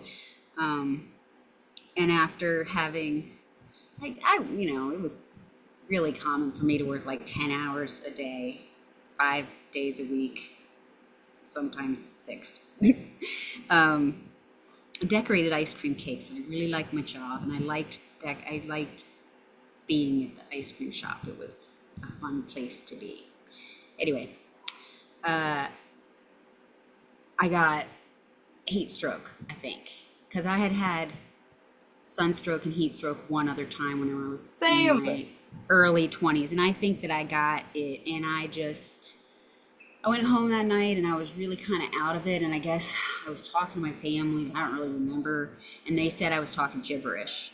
And they told me just to go to I'm bed. sorry to pry. I have a question about the sun sick and the heat sickness. Has anyone ever like questioned you or like laughed at you like you were joking when you said that? Because people have like acted like I was just saying that for shits and giggles, and I'm like, No, no. I have pictures of myself with sun poisoning. Yeah. where I was in Florida. You were like, you in can't my get early poisoned 20s. from the sun. Oh no. Oh Well, yes you and it's can. What, and it's what do not you even think cancer Red sun cancer hives. is from? I and was it's not even peeling. just the sun UV. No. or the It's Yeah. sorry. It's not even just like the radiation. It's also like the dehydration. People don't realize how much water like comes Yep. out when we sweat and it's hot. Like Right. And if I you got have home from work hyperhidrosis today. or anything else like that, it does not help. What was that? Yeah. So anyway, Hyperhidrosis. that was the first time that I got sun poisoning and heat stroke. Anyway, the second, so then I was at the shop and I think I got in. So I came home and I was talking nonsense, and I guess they told me to go to bed. I went to bed, and sometime in the middle of the night I stopped breathing. I had SUDEP, and my husband happened to wake up just in time as I was foaming and slowly slowly stopping breathing. And yeah, he managed to turn me on my side because I didn't have an epilepsy diagnosis or anything like that. And luckily he did that. And I started breathing easier. They called 911. Paramedics came. And when they got there, they said, "What did you take?" And I said, "Nothing." And they said, "Okay, you gotta come with us." And my husband said, "Come on, honey, you gotta go." And I said, "No, I have to work tomorrow. I'm going back to bed." And I tried to go back to bed in my post-ictal state. And they were like, "No, no, no, you really have to come." So that was my first, yeah. And I don't know, I think probably I had another one somewhere between the ambulance and the hospital, because after that, I don't remember very much. And then they told me like I would never have another one. This happens sometimes, and you'll never have another one. Don't worry about it. And 1 month and 3 days later, I had my license back, and I was at work. And I guess I started acting, talking weird to one of my coworkers, who was one of my friends. And she was like, "I don't think you should drive." And she was like, "Give me your keys and let me call your husband." And Hang on. So I'm gonna let you absolutely you should finish this, but remember we were just talking about first. I know. So totally finish this one. Okay. Yeah. Because they told me I would never have, this is like your only one ever. It would never happen. This was the start of not that at all. But he picked me up. We only lived 5 minutes from the shop. He picked me up. I started sobbing as soon as I got in the vehicle and apologizing. The guilt, horrifying guilt. We got to the house. He told me to eat something. I told him the egg roll tasted like sawdust. I put it down on the table, and I immediately did a tree fall onto the couch in front of all 5 of my kids and my husband. So that was my first. Though. Oh, sure. Yeah. I mean, at least I missed the floor. Definitely. Yeah. Wouldn't have been pretty, but. But yeah, so that was my real, like, okay, this is not just yeah. So anyway, okay, I'm done. Bye. Oh, sorry. No, I wasn't trying to rush you. I just know Pookie likes to keep the schedule going. Mark, what do you got? Oh, no, I don't mind. Mark, when was your first seizure? Yeah, like what was the situation that happened in your first seizure? Like, where were you? What happened? Sort of thing, Well, that depends on. All of these have been, well, it depends. Don't worry. So I'll say, wait, what was it? How old was I, or how long ago was it? Are you? What was your first seizure? What was it like? Your first seizure. Yeah. Like normally the question for newcomers is like, when was your last seizure? But my question to everybody is now, when was your first seizure? Well, the first time I had an EEG and an MRI investigating for seizures was when I was 15. But you hadn't had one prior to that? It was an incident where I was learning to drive, my learner's permit, 15. So my mom was in the seat next to me, and I just kind of didn't slow down when there was a car making a left-hand turn in front of us. And she kind of freaked out about that. So we did all these tests, the sleep deprived EEG, and the MRA came back clear. And they assured me I did not have epilepsy and cleared me to drive. So that was, yeah, 15. So yeah, that was your first seizure, basically, when you were learning to drive. Like even if it was a small one, like while you were driving, you probably just had an absent seizure, Yeah, maybe. I don't know. I don't know if I necessarily want to give them that one, but the first time I definitely had a seizure was sometime In retrospect, what was a a focal as I experienced them, um, I recall started happening around 2014. Yeah. So, and the MRIs and everything that was back in 20, or not 20, it was in 1999. So, Yeah. 99, 1999? I was born in 96. What is happening? wait, I might have the years wrong. I just turned 39. I'm Like 29. the Friday. Yeah. So if you Yeah, are so like, how old were you when it happened? I've got a copy of like of the picture of the MRI, All like right, right you grab when that. We're gonna have Lufa do her first seizure story. If they feel it, like, do you feel comfortable sharing that? Up to you. My mom and her ex were arguing, and I went into a closet because I just wanted to get away from it. Right. You said you And were 11 when that happened. yeah, I was 11, and I thought that it was just a few minutes that I was in the closet because when I came back to, it was silent, and all I heard was my name being yelled and that the police were going to be called. And I opened the closet door and I looked out, and I was really confused and I had a headache, and I was like, what's the problem? Why are we mad at me now? What did I do? And my mom was like, oh my God, I was so worried about you. And my mom's ex was like, you worried us. You just ruined my day. Now I have to go drink a glass of wine. Girl, you were already gonna drink a glass of wine. What are you talking about? You had wine this morning That for your that's a bad response. That is a bad response. I don't well, like that. and they didn't I don't think they knew I had a seizure. I didn't even know I had a seizure Oh until yeah, you don't when it older. first happens. You don't. Yeah, when I, older through this group too, I realized that that was probably my first ever seizure because it marks all of the territories of my current seizures. And so it would make sense as to I why I agree. Yeah. woke up 2 hours, 3 hours later and I was confused and thought it had only been 5 minutes and my mouth was like kind of wet and bit. And I was like, Yeah, maybe it it's was the just biting. We're anxious. biters. We're all Maybe it was just biters. a panic attack.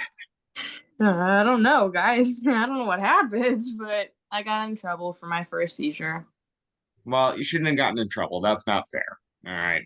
Don't, like, know that everyone here, respects But you and understands. Mark, you got your. Oh yeah. Let's see. you see the resemblance. Yes, this was me, 15 years old, uh, 2003.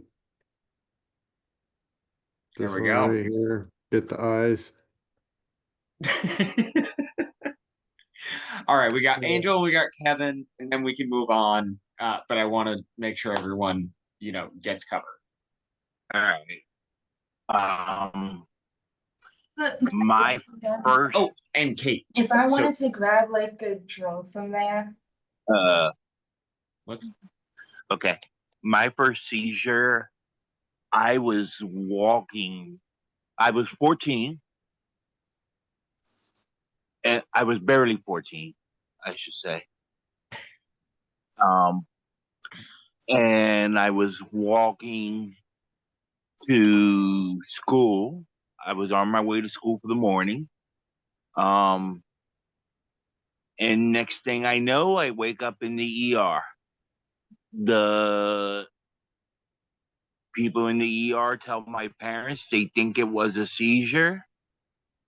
Nothing, nothing comes out of it, no diagnosis or nothing. Few months later, I have a grand mal right in front of my parents, and that was my second seizure, pretty much. And I get Dilatin given to me, and another couple weeks, another grand mal, and then A few weeks later, I saw my first neurologist, and I was officially diagnosed epileptic, with epilepsy, I should say.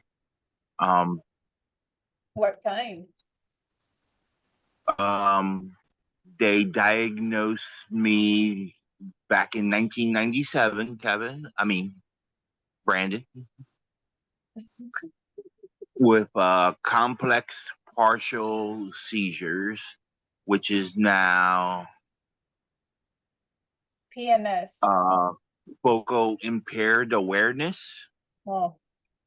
And my seizures start from the left and go to the right, which is what Anne helped me to understand because she has similar ones, which is focal to bilateral. And my first seizure aware actually happened in 2022. 2022, yeah, 22. And that's when I started getting clusters and stuff. And when I saw my neurologist too, we were talking about the absence seizures, and he thinks the absence seizures go far beyond, like he can't properly properly diagnoses, but he thinks the absence seizures started way before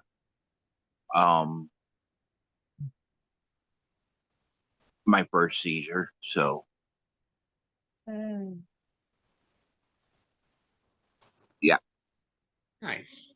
Thank you so much, Angel. And You're Kevin, welcome. I guess besides me, I'll wrap it up, I guess. But Kevin, you are up next. Oh wait, and Kate. Sorry, Kate joined. We haven't heard about Kate's first. So, Kevin, you first, and then when Kate gets back, she'll be after you. Okay. Sure. Got some interesting ages here. We got 76, two people from 1986, and you're 96, right? Okay, then. Yeah, my I'm 89. I was born in the Right. 2000s. Yeah. Still a baby. I know. Yeah. Sorry. Like you were, Lufa. You were definitely the baby of the group. As the only person born after 2000. Okay, well that's why I have the least amount of wrinkles, guys. Well, God, exactly. Like your skin looks the gosh. best. Where's my cradle? Don't worry. You're like we love and appreciate you anyway. All across the age spectrum. It's good to have. Okay. My first seizure was like right over there, like 5 feet across from me. It was right after Christmas, and you know how Christmas is. It's just, terrible food, sugary food, and so I pretty much just cookies for breakfast. Cookies and hot chocolate for breakfast. So yeah, that's a cocktail for, you know, set your brain off. And just playing video games. And yeah, that was my first grand mal seizure back then. It's a tonic-clonic seizure now. So I don't remember what happened. That was 27 years ago. So yeah, I think I just woke up in the hospital or the ambulance ride, and since then, uh, I don't remember when my next seizure. It could have been 6 months after, could have been a year after, but it was good riding for many years. My first neurologist was he wacko, but he referenced to me by my PCP, who all my records, all my medical records from then are gone. I don't know where they are. So but because they're with my PCP who died, and so. But when I went to University of Pennsylvania, they keep really good records. That's an excellent hospital. Uh, yeah, so yeah, they started doing really good work. Got me on good medicines. Get my myoclonics under control, and yeah, they're excellent. And then I got my VNS about what is it? I don't know. Sorry to pry. 7 or 8. Hmm? Oh, sorry. Sorry to What was pry. that? Does the VNS actually work? Yes. Oh, Yeah. And I got that about 7 or 8 years ago. I should look that up, the exact date. But I got That's that. why I think I that's why got. Kevin's are like big celebrity where he's had the longest run. But you got to do everything else too. You got to We maintain the all want to be meds like and Kevin. everything, the lifestyle, the yeah. Sorry, there's a fly there. I wasn't waving at you. I was waving at the fly. Yeah. Yeah, I mean, you got to keep up with the medicines and everything still. It's not just the VNS. So, um, yeah, and I've had ups, I've had downs, but I'm glad to be here. And next person. Yeah, so Kate, I posed the question because Poopy always asks about, when new people arrive, what their last seizure was. So I was curious to know about everyone's first. If you don't mind sharing the story, absolutely go for it. Okay, so this is somebody else's take from it was a call home. It happened at school. That was the one that actually negated some medical attention. Obviously, 2020 hindsight, chances that was actually my first seizure is like 0. But that was the first one that, like I said, warranted any attention. The first one I could get a record of, and it was pretty standard ER. They assumed from what I heard that I was on something. Family arrived in time to stop the Narcan and got my referrals, pretty bill, and sent back to class. Oh. But they took my license. Oh. Kate had like the fastest one out of everyone. Jesus. Wow. And as you can tell, my seizures are the kind where I don't remember. Lots of my foci are deep in that pretty little hippocampus. There we go. Such is life. All these fun brain things. Yeah, and just a heads up, if anybody comes to like the boonies, the Smoky Mountains in Tennessee, there's Amish people everywhere. So heads up, it is like freaky looking outside. If you head on up to Babies where with no shoes. If you head I on up want to to where stay in Annie Amish is, paradise. Weird Al Angel. fan. They're still in upstate New York, you're saying? Oh, so Annie was saying that she's up in upstate New York. Yeah, and the closer you get to like southern Ontario, the more Mennonites there are. Mennonites are Amish people who actually will use electricity in cars. It's so weird. Yes, I'm a maybe not Mennonite, cars. darling. Both of my Oh. grandfathers were Mennonite ministers. Oh, that's so funny. my Okay. my husband and I were married No one ever by knows my about Mennonites. Mennonite grandfather minister on their Keeping property. the lifestyle alive. Yeah, we're not. Yep. Well, When I bring up Mennonites, no one nobody ever knows. it. No one knows about it. Yeah. You know what the funniest thing about Mennonites is? They actually broke away from the Amish like 100 years ago, 200 years ago, because they felt the Amish were too liberal. that the funniest thing ever? When I learned that, I was like, "Oh, come on, you're using cars." But there's different levels of Mennonite. There is Old Order Mennonite, which is where you're almost like an Amish, almost. You have a horse and buggy. You wear coverings, the things on.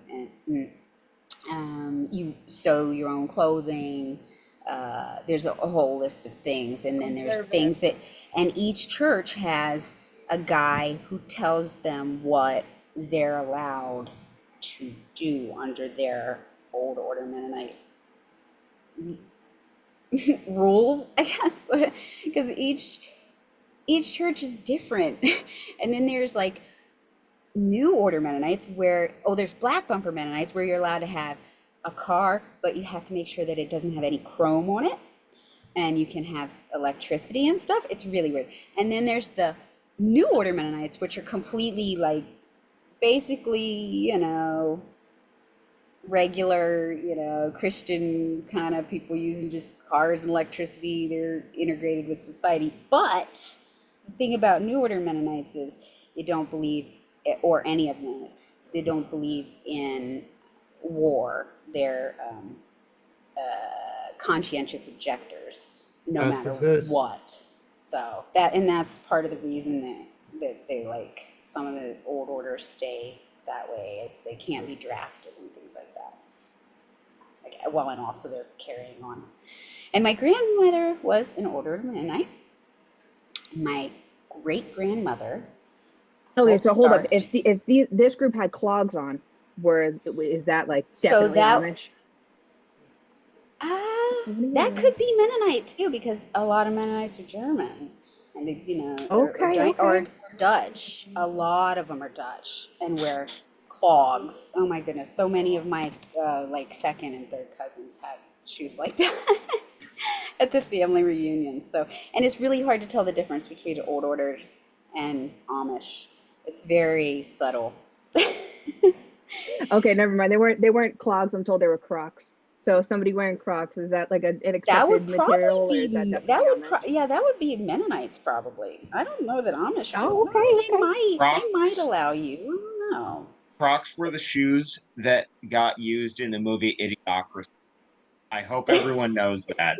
They are literally the shoe that was shown to be everyone is stupid, society is failing, let's put them all in these shoes. Guess what?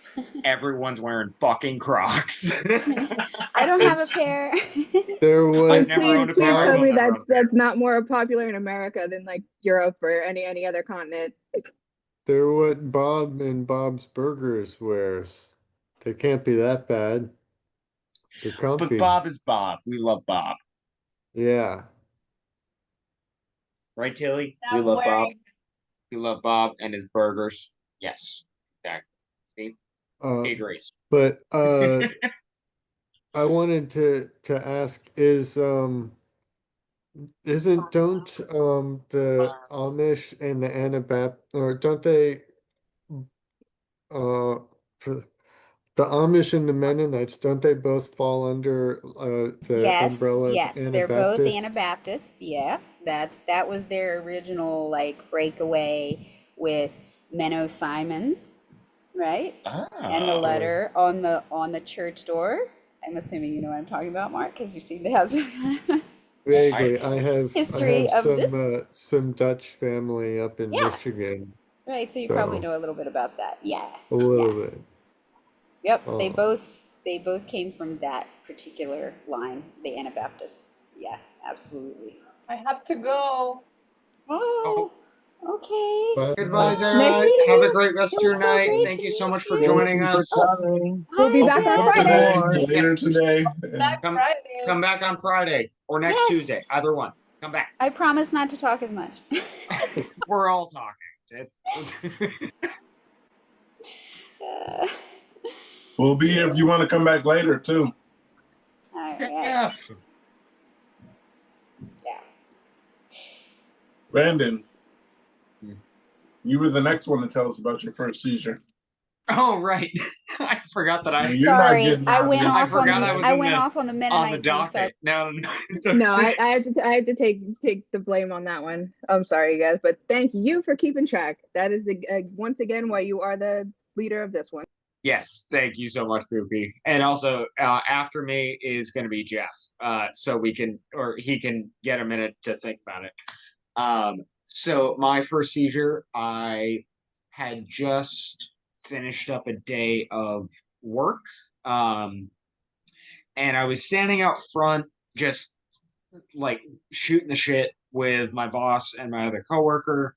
We were talking about like the prices of, I think there was like some bike parts that we all wanted to order. I'm pretty sure it was bike parts. And then all of a sudden, I wake up to the EMTs over me, my boss standing there saying, "Oh, thank God, I thought you died because your lips were blue." And yeah, um, got taken to the hospital. But when I first had the seizure, I fell backwards and I was already wearing my bike helmet. So that, and I fell straight into pavement. So the helmet literally saved my fucking life. I do not know if I would be here talking to you today if I hadn't been wearing that helmet, because it could have caused so much more damage without it if my head had smashed into the pavement. I have no idea, but I thank God for that helmet every fucking day.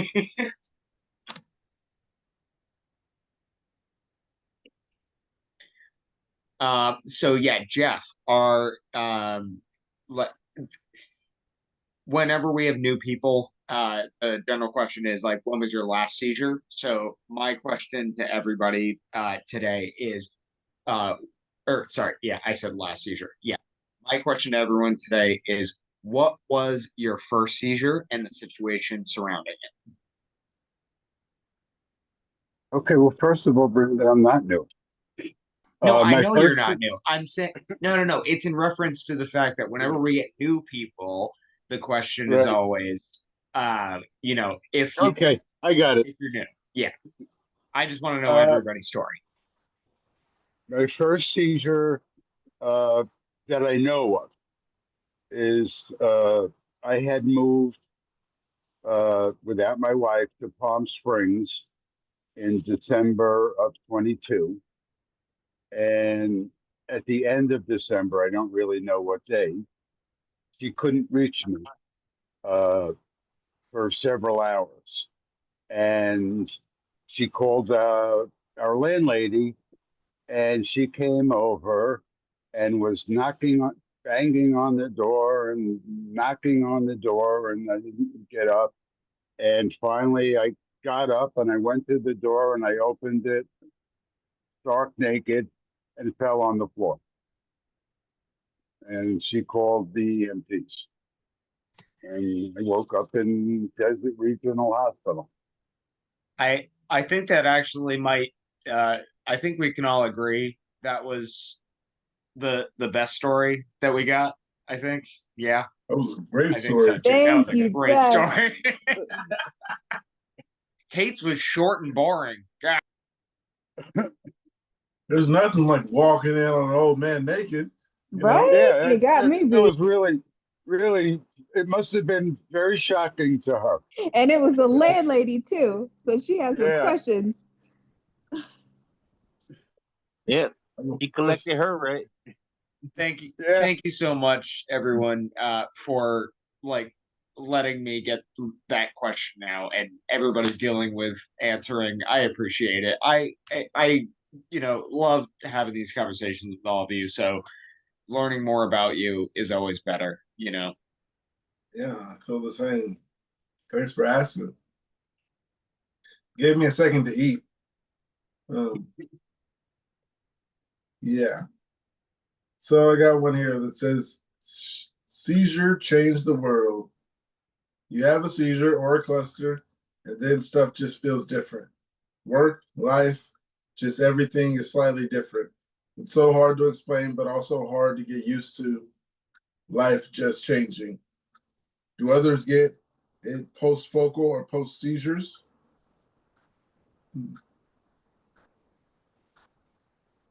So I read that full thing out loud. I didn't quite understand it. Yeah, I don't understand that either. Like, I'm a little confused. Anybody have any insight? I was just gonna say I'm a little confused, but what I took away from it was that they get kind of foggy and depressed for a few weeks or a period of ambiguous time after a seizure. Is that what you caught? Yeah. That's the gist of what I could, Yeah, understand out of that. Yeah, but it's like sort the of So post-ictal phase. okay, yeah, your postical state lasts a little bit. yeah. Okay, I mean, it's I've been out of it for a few days after a tonic clonic.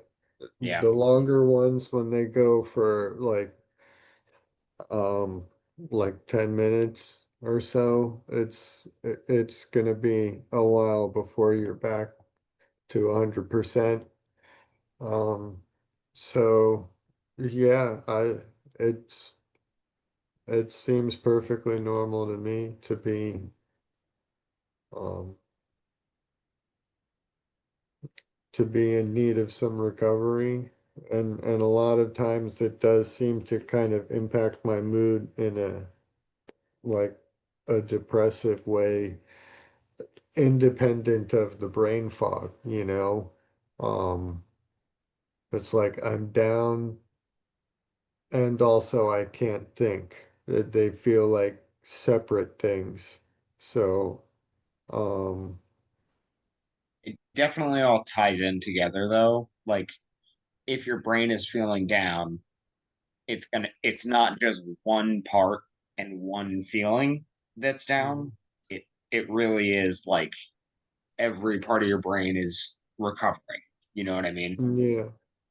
Maybe a better way to have put it would be that there's like the psychological aspect and like the depression, the disappointment and stuff, and that I think is a distinct symptom from the cognitive brain fog.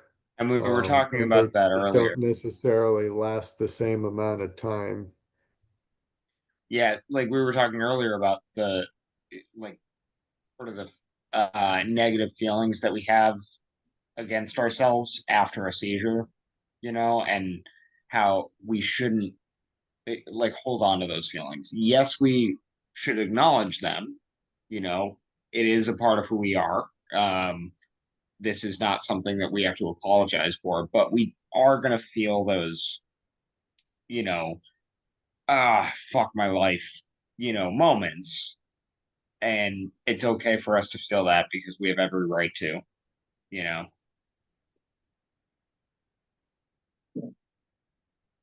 Well put. Does Yeah, anyone I feel like can't they follow just up can't after think? Brandon. Oh, you say Yeah. Angel? What was that, Angel? I said Brandon said it perfectly with Yeah, the that fuck that my life. Agreed. that was perfect. So this one's saying, does anyone feel like they just can't think? Lately, I've been feeling like I can't concentrate or like think at all. I've been doing some reading and then having to go back and reread it because I'm just not focusing. And they're typing like they're 10 years old. I'm never sure if it's medications or my actual epilepsy since my epilepsy was triggered by a TBI. I feel like I've been stuck for 6 years and it makes me feel so constricted. Does anyone have any insight or feel the same way? Yeah, absolutely, especially when it's in that uncontrolled stage where you're having more clusters and like that. My number was more than two. If I'm having more than two tonic-clonics a month, then I lose a lot of gaps of memory. What do you guys think? I Agreed. can't concentrate. I can't read. I used to read every night, and I just can't concentrate anymore. I don't remember anything. I can't focus, and You know, it's not from the weed I smoke because I smoked the same amount of weed before. So I just can't focus on anything. Yeah, me is the same. Um, like yesterday, I was trying to read something on my phone. It was like a page, and I got to scroll down and read stuff. And I was like, why is it so easy for me to read stuff here, but I can't read stuff when I'm away from here? But come to find out, it's so much easier for me to read things out loud, is what it is. Reading in my head, I might read the same line a few times and forget, but reading out loud, it helps me. I've come to find out. So there's that. Saying things out loud helps me. It's like when somebody tells me a phone number and I'm trying to remember it till I get to my phone to type it in.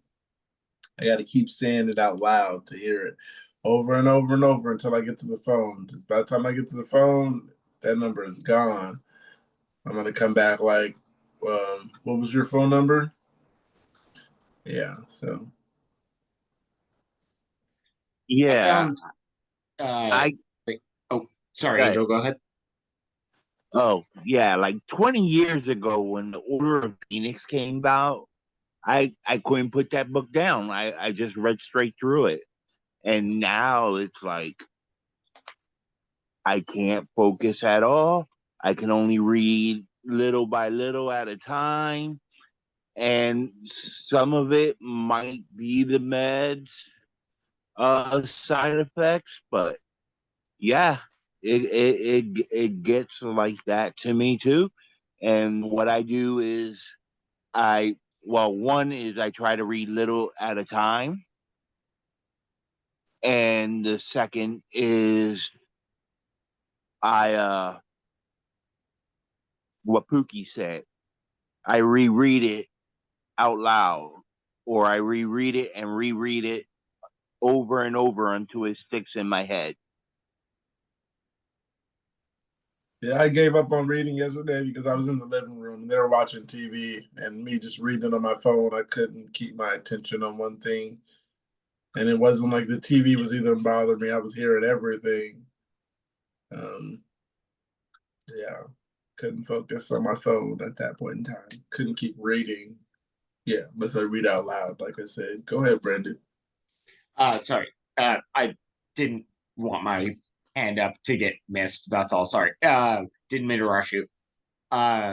So I I love that Angel brought up the like short readings because like mainly the only thing that I read nowadays is it's like so it's Korean manga manhwa and it's basically just like comics. It's Korean comics. So you get through them in a few minutes.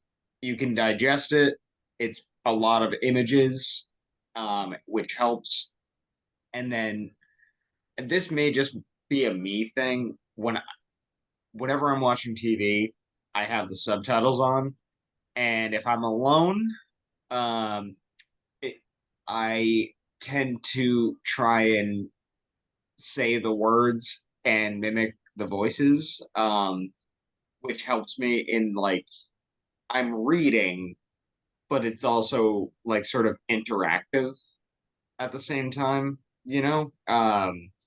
So it helps me like sort of keep my brain feeling like I'm still using it, productively instead of just like zoning out watching the TV. Like, I don't want that. You're basically somewhat reading the transcript.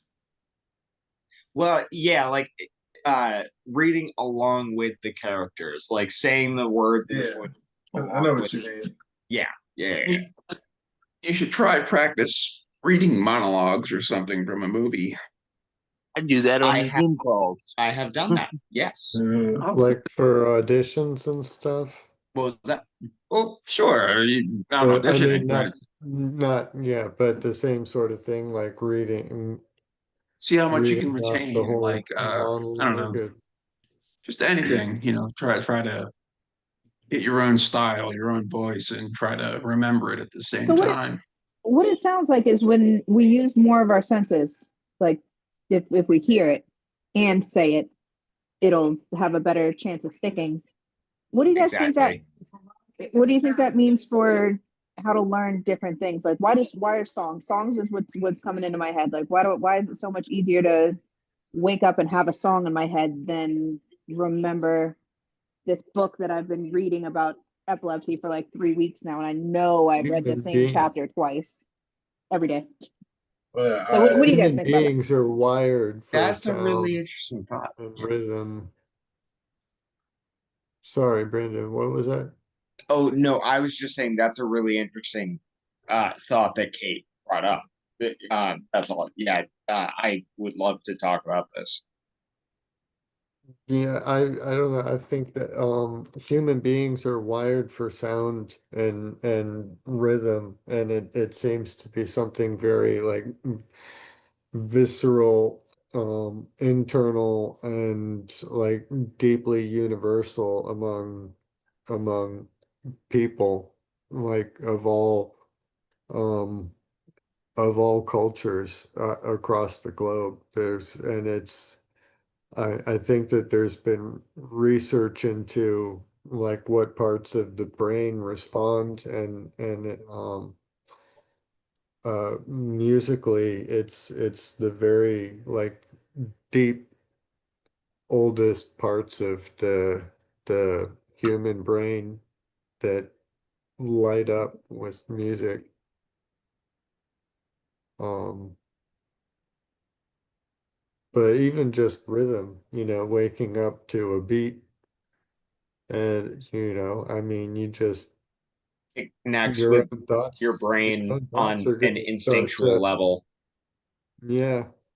Yeah, it's been found that when people are gathered together and there is a beat like a drum beat or something, that the group will all like, not only will the heart rate match the beats per minute of the drum, but it will synchronize to the drum, like Um, so that I think speaks volumes to how hardwired we are to pay attention to sounds and rhythm.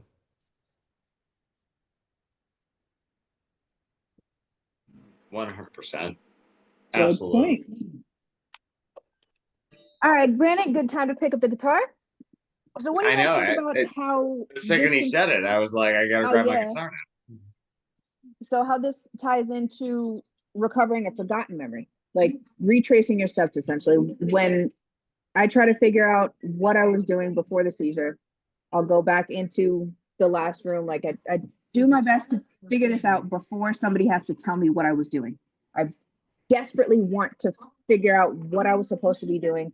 So I'll try to go back into the room, and that's where I hit the brick wall of like, okay, I do remember holding the headphones, but I didn't plug them in yet. And now they're, that's what ended up in the dishwasher. So what do you guys think? So with mine, I was able to remember a decent amount because I was told a few pieces. So now that I remember being on the couch in the living room watching TV with my little sister. Yeah, I remember that part. And yeah, I just remember waking up in the ambulance for here. Mark, I'm gonna shift down for you just so you can see. Okay. Nice. Yeah, I'm gonna note that I am completely unplugged here because I am not a good bass player. So I look way cooler here than I actually sound. So as long as I don't plug in, I'm not gonna break that illusion. All right, bro. If you want to maintain that image, don't call yourself out anymore. Well, Just let it ride. Just go ahead, I sit mean, back, do it, do your thing. Come on, Mark, plug people, in. people would eventually ask to hear something, and so I'm just They've asked putting me, I've it always out said there. no. I'm gonna own my my amateur skills. To be completely honest, I'm probably just gonna start practicing Oh, come on, scales. you're the only one that's always had like all that mood lighting and everything. He You really show up is. with a Yeah. purple room every time, man. Yes. That's actually a black light there. I just don't have any like stoner posters up yet. Throw in the lava lamp and you're set. The lava lamps are over there. Of course they are. That's just part of it. I have a collection of like a couple dozen lava lamps. Like most of them are out in the garage. These are just the best, like the rarest. This is really time travel for me. Jeff is feeling like a That's teenager what I again. wanted to hear. Well, I'm not really feeling like one, but reminded of one. Man, I haven't had a lava lamp in a minute. You got me wanting to order one. I'm trying to wonder what I would sit it. Well, No, and baby's come around, you can't have which lava lamps color anymore. combination are you gonna get? That's a really important consideration, you know. I'm partial to the purple liquid with the yellow wax because It's a good the choice. the yellow wax kind of takes on an orangey hue. So like it's orange down at the bottom and then it gets up to the top, it gets more and more yellow and then back down. And you know, the purple, it's a wonderful color combo. That was the one I started out with. That sounds like a cool vibe. This How many of you question is guys have somebody. cats?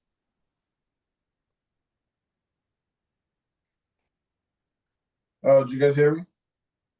I Huh? said, how many of you guys have cats? Oh, yes, I do. Okay. 2 of them. I have 2 as well. Well, 3 in the household, but Get this. Big Mike is my parents.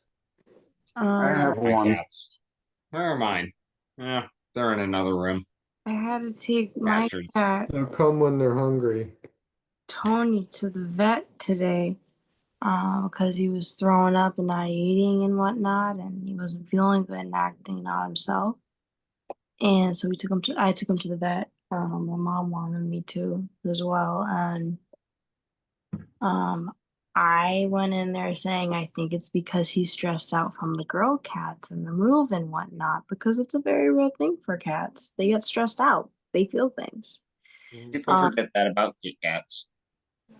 Yeah, and he's also older than all the other girls. He is calm, and the girls running around, jumping around him and whatnot makes him overwhelmed. I know that about him. It's just how he is. So I go in there, they do the test, everything's coming back good, and I was like, I told them, I was like, me and my mom aren't getting along right now because of the cats. And so when my mom came in here and was loving all up on him, like, oh, you love your grandma. I was like, yeah, it's because he's stressed out by the girl cats, and which I tried to talk to you about at the pool the other day. And she was just like, oh, the girl cats are stressing you out. Like, okay, like you didn't send me off for a walk, and now I just took him to the cat drama in this house is insane. I believe you. So a little something, little tower or tree for him to climb is not going to fix that one, huh? Because he Well, can't she get an was escape spot away from the girls. They can like, always follow. we don't have any cat trees out in the main area. There's one cat tree out there. There's 2 cat trees in the basement that we could use out there if they wanted to use them. They're happy. They love what they're doing. They're having a great time out there. I see them all day. And it's like, what? And then when I'm right, she don't want to look at me. She just smiles and turns away because she knows I'm right. Because once again, I was right. And her Tony, I love you so much, and I just want you to know that I walked home for you. For you. I stand on my business. That is my boy. He was stressed out from those girls, and I stand on my business. I'll have a seizure for him. Okay. Different turnaround for you. Now that's true love. Yeah. I mean, our pets are kind of like our children, right? You know, so It was nice to get Absolutely. that. Like if you don't have children, sorry. For those of you who have children, obviously I it's still support that statement. okay, just making sure. I didn't want to insult the actual parents in the chat. All right. Never. No insult. So the story You turns have around. long since paid your debt to society for working with some kids. So yeah, you can say whatever you want at this point with that teacher title. Yeah, you're clear. I think in the Sorry, last Pookie. I think in the last 3 years I've worked with 4,000 kids. Yeah, 4,000 kids in the last 3 years. There's so many. Anyway, I got something. It says epilepsy in cats. I had a focal seizure, then my cat came over and laid down on my legs, and apparently stayed there for the rest of the focal seizure and through the light convulsion seizure. My boyfriend witnessed and told me this. I've had her for 2 years and have seizures the whole time, but she's never really been trained for a seizure detection. It's not the first time she's acted weird like this. About a week or two ago, I was standing up and felt extremely off. She jumped from the couch and circled around my legs, rubbing them. She didn't stop until I had sat down. I didn't have a seizure then, but I did have an aura. Has anyone else's cat done this? If so, has anyone tried training their cat for their detection or response to them? I don't have a cat, so I'm out of this one, you guys. You guys me and my cats cat, ever walk up on you and give you the vibe that I'm trying to let you know something? me and my cat are here for advice, obviously, because I mean, I don't know if you can see her because she's all black, but she is right in front of me. What's your name? Her name is Tilly, short for Matilda, and her brother, well, not really brother, but my other cat Jack. Whenever I have a seizure at home, when I wake up, they are always right there next to me. They don't necessarily let me know beforehand, but they're always there to comfort me after because I think that they recognize the stress that I'm going through, and you know, they get it. They get it.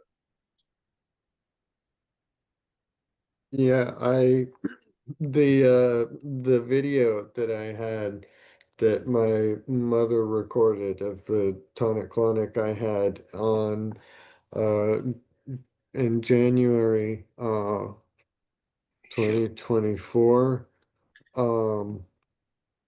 Yeah, she was, just shooting me, making sure I was still breathing, wasn't choking on anything.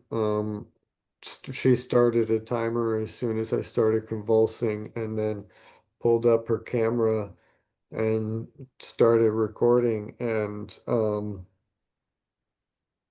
my cat Poofy, the new cat, she wasn't even fully adopted yet at that point. We were doing a foster with intention to adopt. We had only had her for like 2 weeks, and I was kind of on the fence about whether or not to keep her because there was some conflict with my kitty girl. Um, but that video she showed, it was shooting, what am I saying? Yeah, she showed my head and then kind of passed down, showed my legs to get a full view of what was happening. And as she panned down, like right there on the um, cat tree next to me was Poofy. Um, so, well, she was still Camille, yet she wasn't Miss Poofy Floof because we hadn't adopted her. But she, yeah, um, yeah. If you ever got a good look at her, you would get it. I I'm picturing it now. Yeah, Is she one yeah. of those like big Persian fluffball looking ones? She's um we think if not a Maine Coon, she's got a lot of Maine Coon in her. She is Oh, a big frame cat to begin with, and she likes to eat. So she is a large cat. And on top of that, she's got the long fur. So she just looks huge. At her last vet visit, she was 18 pounds. So that's a lot of cat. Yeah, but yeah, let me see. I might be able to drop a picture over in the chat over here on the side. Um, but yeah, Kelly. she's um tortoise shell Maine Coon is kind of the best. You know, she's got the boxy muscle face and the kind of not crust. Anybody ever woke up with a cat next to him? Cat on me, Over me on top, with his laying with his on. claws in my eyes and my lips. Not in like a vicious way, just in like a feed me, wake up, My wake my up. other cat did the same thing to me one time. Mhm. Not her, Jack. He like clawed my lip one morning to wake me up to It feed. hurts. It hurts like a motherfucker. It's ridiculous. Oh, I'm like, and this hurt worse than getting my nose didn't even hurt to get pierced, but for some reason whenever your little daggers, something about cat daggers. and oh wait, yeah. So Mark, wait, or who was it who's talking about? Oh no, no, no. Himalayan Persian. It long haired. Yeah. Yes, Yeah. So yeah. Tilly here is a Turkish Angora, which is a very fancy sounding name. I know. Oh, wow. Poofaloof looks like what are those outdoor cats? I say bobcat. Yeah, that's what I was thinking. Poofaloof looks like a bobcat. Yeah, she's got those little like Hmm? tufts at the tips of See her if I can ears. find She's just yawning there. She's not, but I love that picture. Caught it at the perfect time. Those are always fun. Sorry, we got so distracted by cat talk. Everyone. I like Keep it these little going. Love it. Well, rabbit no, I guess trails. it. No, no, no. It's not really distracted by because it No, was because the really question was just It about is still yeah. The relevant. cats, question exactly. Yeah, Yeah, right? the question was about but cats. So yes. but oh Um, yeah, so I never finished that story though. But so Poofy Floof was on the tree next to me in that video um and she was howling at me. She was like dead set on me, staring and looking up at my parents and howling like I'm not going to embarrass myself by trying to imitate that, but she was howling like a cat at me to stop, like she was concerned, a concerned cat. So, yeah, and the look in her eyes when she was looking at me and looking at my parents, like make it stop. Um, that was what made me decide to finalize the adoption and go from foster to fully my cat. and we've just had to work through those problems. But, you know, she was a rescue. She originally um was found as a stray over at Walt Disney World Resort, which Ooh. apparently is kind of a common theme. Um, there's They probably get the best leftovers there. Well, yeah, that's what we were thinking. But apparently, the Disney employees say that it's a mix between some families coming to visit and the cat getting out accidentally and they have to leave and they just can't, you know, they never But you have find their no idea husband how again. long she was surviving against the Or raccoons too. You Right, know you got a yeah. warrior Or there. some families intentionally release their pets at Walt Disney World.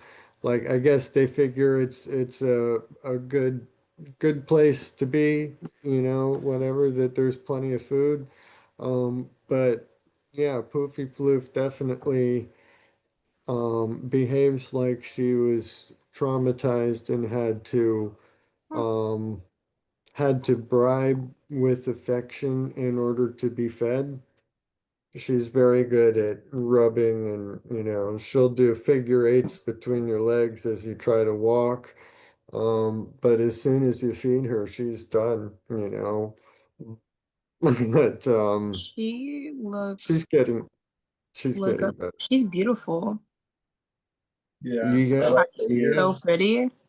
yeah, she's a really, really She looks striking like a cat dog. when she allows us to fully brush her out. She's really fluffy, you I know. love I feel so like you much. might have picked up an actual bobcat that it might just be a little tinier, but hey, she's poofaloofing. Yeah, and the tail, I mean, it's a big, Like I'm the kind of curious. fantails Yeah, where they're I wanna, I mean, it's not like one of the biggest, you know, but I'm kind of curious now. I want to measure the diameter, because she walks around with it like it's her flag, you know, just That's straight my up in Tilly, the right? air, Yep. announcing her, you know, here I am. Hmm. You know, Those big-tailed girls, they gotta and I show it. love them. Yeah, well, That she's that's got a my lot to Tilly. be shown. She does the same Yeah, thing. So yeah.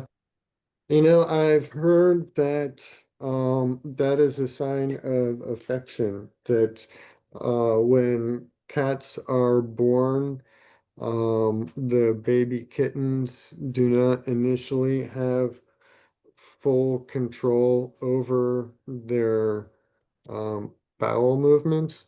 So when they need to release, they walk up to their mother and stick up their ass at their tail up. Their mother licks, and the that tail up. stimulation with the tail up, yeah. Yeah, And to so sort of then keep it up. Yeah. yeah, the mother licks their business, and that stimulates the release that they need.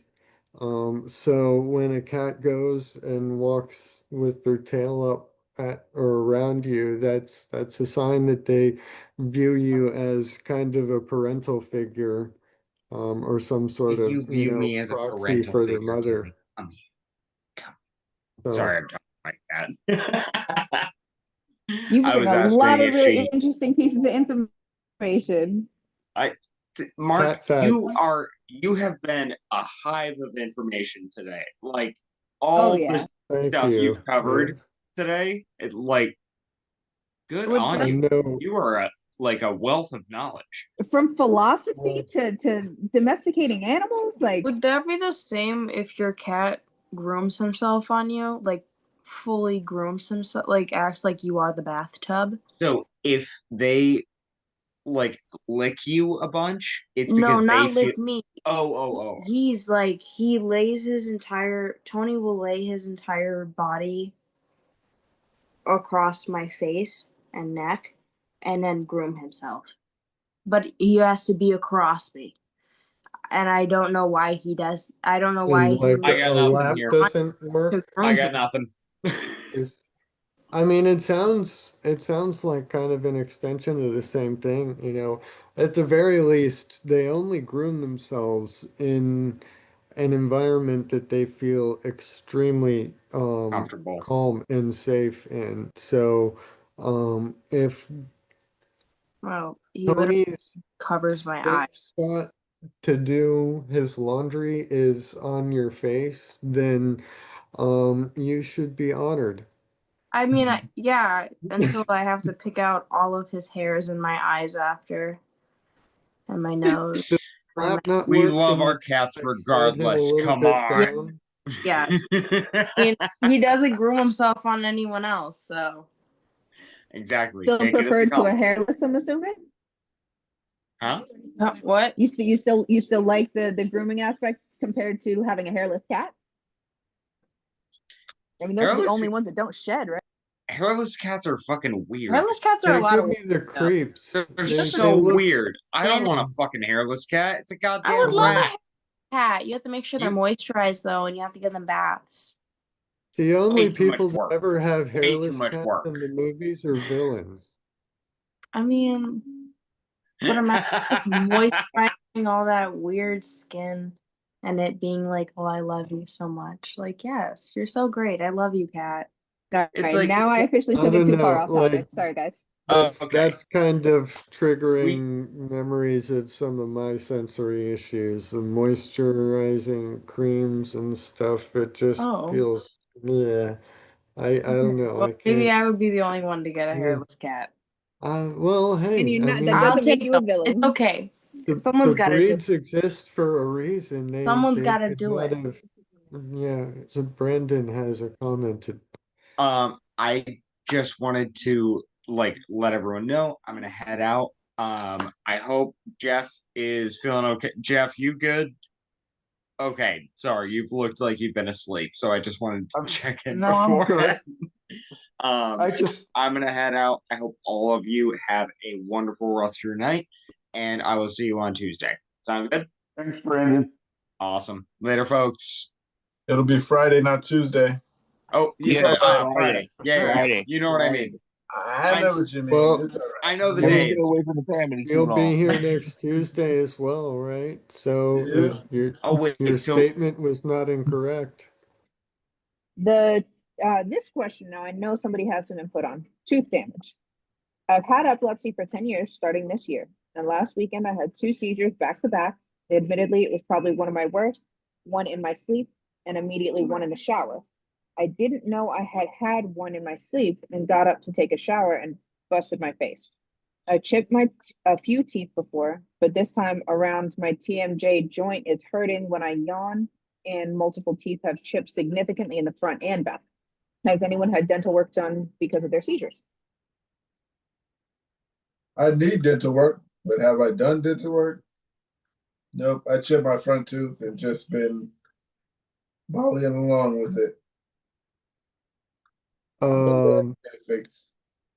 But I'm just they want to remember. broken aisle, and then they Oh, want to do a full clean, and then braces and all that before they finally cap a tooth. So yeah, I used to think braces were cool in school, but then I was like, hey, I want braces, and not for the same reason that everyone else had them, so it didn't work out. My teeth were good until the seizure that did this one. I had to have a bunch of teeth pulled out, but not because of the seizure. So I No. Go ahead. I've broken some teeth.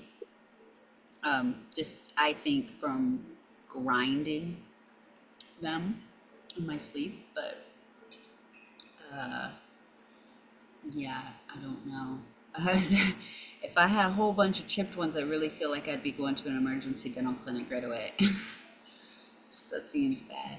Even though I had this one broke and fell out in the front. Yeah. I had It's that one. annoying how they always come up with a whole treatment plan, and when it seems like it's just one tooth messed up, but then they say you need this and this before we'll do this. Always. Yeah. One of the replies here is saying, I'm from a dental background, parent of a child under investigation for epilepsy. The TMJ stuff is very common for everyone, regardless of the epilepsy. They're saying usually anti-inflammatories, just make sure there's no medication interactions. Soft foods for a week or two, avoid wide yawning while it settles down, and a heat pack. And they're saying physio can help too. With the chipped teeth, definitely see a dentist. While you can't prevent it happening, they can smooth any sharp spots and fix things if needed. It sucks, but lots of non-epileptics do things like this too. You'd be amazed how many people accidentally bite a fork and chip their teeth like that. Yeah, but having it shaved down is not exactly fixing it. So You're always at risk for exposing the nerve in that case. That's the chipping the teeth makes me think, oh no, you could expose a nerve. Ow. So that's why I said, yeah, maybe you should definitely go at least get those looked at. The TMJ, and I think we've all dealt with that, but anyway. I'll be quiet now. Angel, did you thank have you for that something? useful information. Mark had his hand up first. Oh.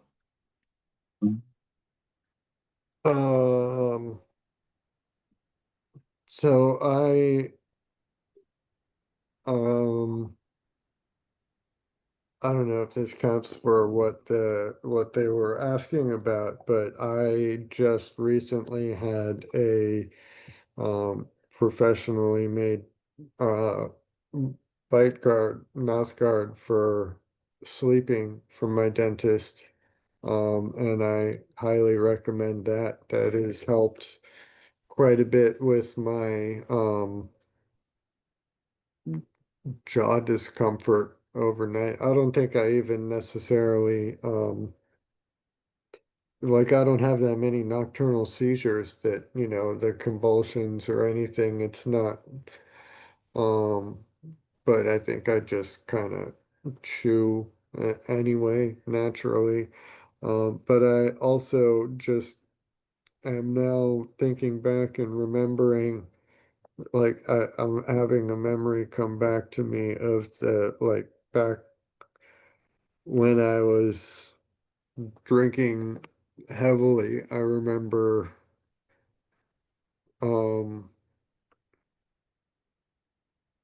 waking up with like a completely locked up jaw and you know knowing that I had been, clenching, biting, and everything. Like I'm remembering now that I knew that I had been having seizures before I have most recently been, or I knew I had been having tonic-clonic seizures before I have been saying in this, in like in the getting to know you video thing and stuff, that like the first time that I had been told by somebody was back in 2013 by a roommate. But this would be like at least 5 years before that, that I now remember I actually already knew that I had been having tonic-clonics and was intentionally ignoring it. And I didn't remember that until just now. Glad So something I'm came gonna back for you. gotta think about And that. now than ever. Yeah, it's bittersweet, I guess. That's a good way to I've put it. got some Yeah. integrate of the shadow self to do there, as Young would put it. Go ahead, Angel. Sorry. Yeah, sorry, Angel. Yeah, you're good. So at my mom's house, I just stepped out the front door. There's 3 steps before the sidewalk pavement. I was on the top step and I decided to have it. Well, I didn't decide, but a seizure hit me and I fall straight to the cement. One tooth got stuck in there, came out, and the two next to it, the nerves died on impact. And I had to get a bridge. I had to get those pulled out. Well, I had to get a bridge made and get those teeth pulled out. So, yeah. And then there's chipping and stuff that happens. I broke the bridge. Yeah. So it happens. Understandable. So this one, somebody's given a really thorough explanation. Options, please help. Hey everyone, as some of you, maybe even more than I expect, have been in the same position I am currently, I would like your advice and support in helping me decide how to move forward in my choices for my epilepsy. I just got a 6-day EEG complete along with the MRI, the more extensive version, and I'm at a level 4 treatment center. She says her options are VNS, begin the epilepsy surgery process, responsive or RNS, DBS, or laser ablation. Most seizures stem from my left frontal lobe, but can stem, maybe she means spread to right frontal lobe too. I also have generalized epilepsy with major focal features too. Also note I have drug-resistant epilepsy. Okay, so they're giving this girl all the options except for resection. But then again, laser ablation. I don't know, have you guys ever had this many options presented to you? No. Um, You must have some really good insurance.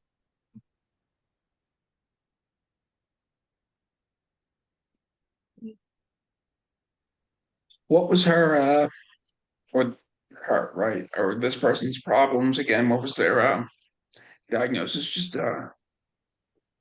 6 AEG. Okay, here we go. Seizures stem from left frontal lobe, but can okay. spread to the right frontal lobe too. Okay, so that's where the RNS comes in, because I've never heard VNS and RNS and DBS offered to the same ones, because that all has to do with the focals and how it spreads. But I That sounds guess like that's a good spot, or maybe they just So made advancements. is it like, are they multifocal then or something?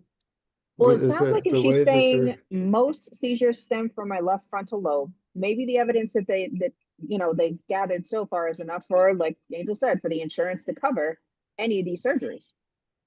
So if they have enough to convince the insurance company that the device on the one side would stop enough seizures from generalizing, then maybe she really does actually have most of them on that side. But I had to go through 3, well, I think like inpatient. So yeah, she must have gotten plenty of them on record. I'm I sorry, plenty of them on what? On her Like you had to get them on but EEG yeah, just the last word. I didn't catch the last word on you said record. there. I Oh, was saying record. Okay. she must have a lot of seizures on record to be able to Yeah. convince the insurance company, or for the doctors to convince that any of these treatments would be just as good as the next. Is it like she has to choose one that they're offering of the I mean, three, I'm or assuming, because if you go through with laser ablation, like again, her second option, she says, is begin the epilepsy surgery process, and that's kind of vague. So I'm not sure if maybe she's talking about a resection there. But she lists laser ablation as, number 5. So it's obviously like they're deciding that the focal points are all in like accessible parts of the brain. But yeah, I was just surprised that anybody's ever had that many options. Yeah, that Does this sound a maybe little do they over do our they heads or a little too complex for us, or because I don't know kind of seizures she has, or yeah, It seems I like don't know. focal to bilateral. Still, I don't know what advice to give for that. Yeah, I guess I would just tell her to go ahead and do your research. Use your own records to keep those doctors, and surgeons and everybody that's on your team to I answer got the all of your VNS questions. because that was suggested to me. They said I don't need the RNS because my I assume the VNS was good for controlling the myoclonics. The myoclonics were really destroying me, so that was good for me. What's You know that. VNS? Hmm. Oh, What the is VNS, the vagus nerve stimulator. what is that? It's a device that goes uh, in your chest, runs up your vagus nerve, and up into your neck. And uh, you use a small magnet. I got to keep right here. Swipe the device, stimulates the nerve, and keeps it under control with a small electrical pulse. Very simple. All right, everybody, thoughts and prayers for Sia going in for her EEG. Yeah. Thoughts and prayers for Ann. She just finished mowing the lawn. Mine. She said she'll be back. Yay. Thoughts and prayers for both. Right. That's a big I pray feat. for everybody. Everybody Mowing the in our lawn. family. She already said it was hot. So that's a big feat mowing the lawn in that heat. I believe she said it was 90 something. But Ann. Oh yeah, she want to get something done. She's gonna get it done, And some. and then make sure to come back and tell us. Yeah, if it's Right. 90 up there, I hope at least her home has air conditioning. Yeah, she's on the drivable Her electric lawnmower. Yeah. lawnmower and stuff. That she got her That she can John Deere, drive. I believe. She's so happy about that. It makes me so happy. I Yeah. just love that she loves the electric lawnmower so much. Like it's I wonder if you can drive that. Electric ride mower? I don't know what it is. It's like a Yeah, so lawnmower. it's probably not electric. I'm sure it's probably gas operated still. Gas, electric, whatever. Electric would Yeah. be But it cool. moves. She don't have to she don't have to Make walk a and do it. golf cart and Point. just She put the sits in it. lawnmower blade on the bottom. It wouldn't be that hard at all these days.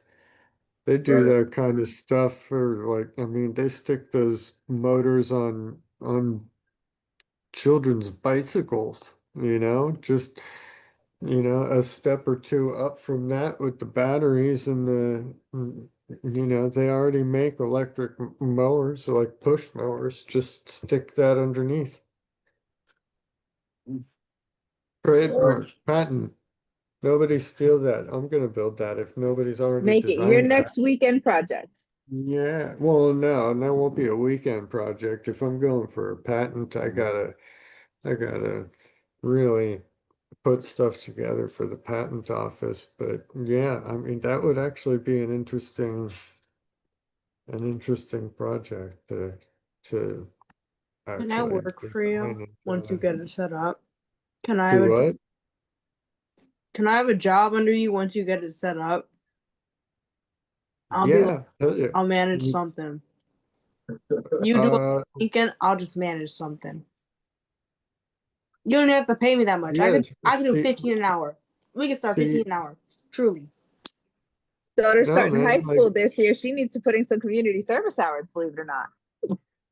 So if you need a oh, really? volunteer and she's got all this digital design experience, oh yeah, Well, if you got your if social it's media gotta be covered. community service, then I I can't pay you, Oh, anything counts unfortunately. for the school. I just have to prove she's learning something. Oh, really? It just has to Yeah. be something interesting? Oh yeah, I'm about to probably get her to cleared to work at a stable. You know, what I did, I went to the local library and I shelved books. And that was incredible. I actually absolutely loved it, indoors and just, I mean, I don't know how everybody else does it. They seem to think it was like That's a really good idea. That's I being don't know, considered now. what was it? An incredible insight that I took the group of books and I sorted them on the cart before going and pushing it out to the shelves because then you just go down the shelves. I guess everybody else that they had like a whole bunch of senior citizens, they all just kind of grabbed one book at a time and none of them ever finished. And, so they saved it all up for me. I was their absolute favorite. The librarians there absolutely love to get younger volunteers in there because it's really hard to find any sort of interest for that. Plus, I don't know what your kids um interests are like, but there's just ready access to all kinds of cool information there. I absolutely love looking at just flipping through the books of all of the paintings and stuff, art books, um, and yeah, there was the Harry Potter books. I could just, sit down below the shelves and flip through it because we didn't have Harry Potter in my household. So, yeah, I don't know. No, that's a perfect suggestion. So if they start to question the stables at all, then we'll definitely go the library route. Yeah, yeah, cool. Glad I could help. Yeah, absolutely. All right, I got one. All right, cool. We came across this a long time ago, but I found it and we're gonna get back to it. It says, what are you most proud of accomplishing despite having epilepsy? I'm hoping to show people newer to epilepsy that you can accomplish many things in life despite having a chronic disability. For me personally, I've had intractable epilepsy for more than 27 years and continue to have frequent seizures. However, despite that, I managed to go to law school and pass the California bar exam. And for that, I'm sitting of the exam 70% failed. If you don't mind sharing your accomplishments, whether it be career or personal, would be much appreciated, good or bad. All right, let's start with Kevin. Always got to start with me with these accomplishments. All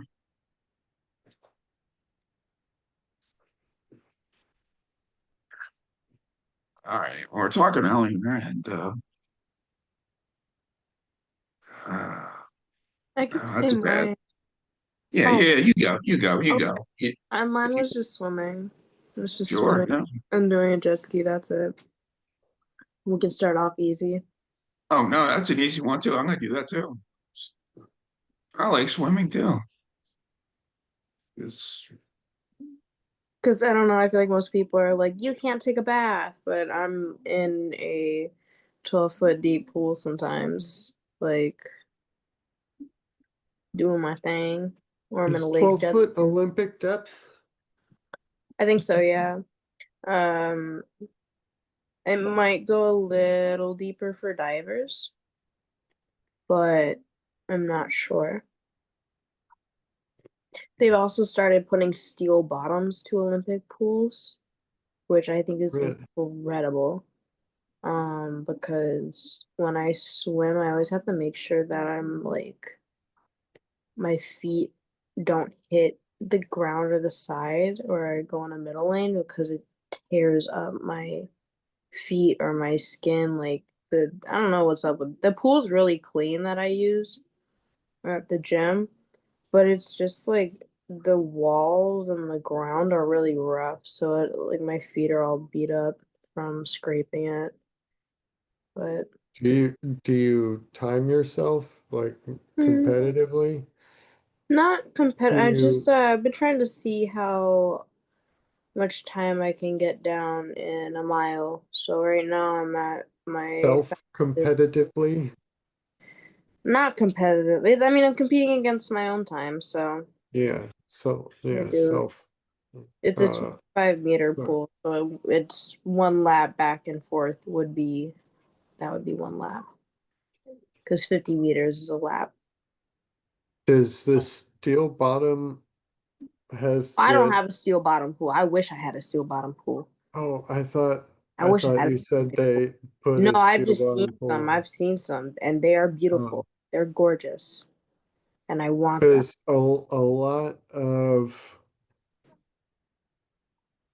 a Mm, lot of they might- a lot of what influences a swimmer's time is the fluid dynamics and the Mhm. drag of the water on the the swimmer themselves. And as deep as 12 feet might seem, that's actually still shallow enough that there is interaction between the bottom of the pool and the swimmer when they're going across it. The boundary layer at the floor of the pool is a significant factor in the drag. So I would think that if you went from like a textured, like really like rough enough to rip up the bottoms of your feet to a smooth, like um a smooth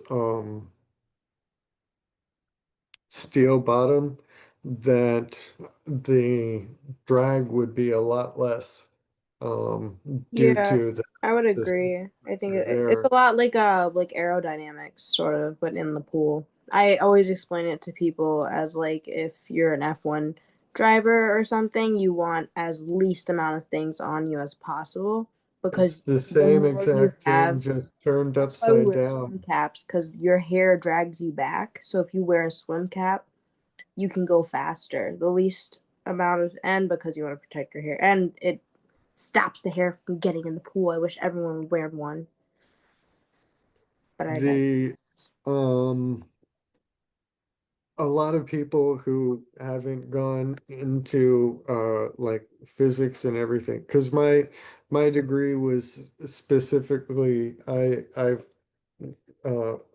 I studied mechanical engineering with a focus on thermodynamics and fluid mechanics. So this is my jam. So I'm sorry if I should probably throttle back a little bit after this.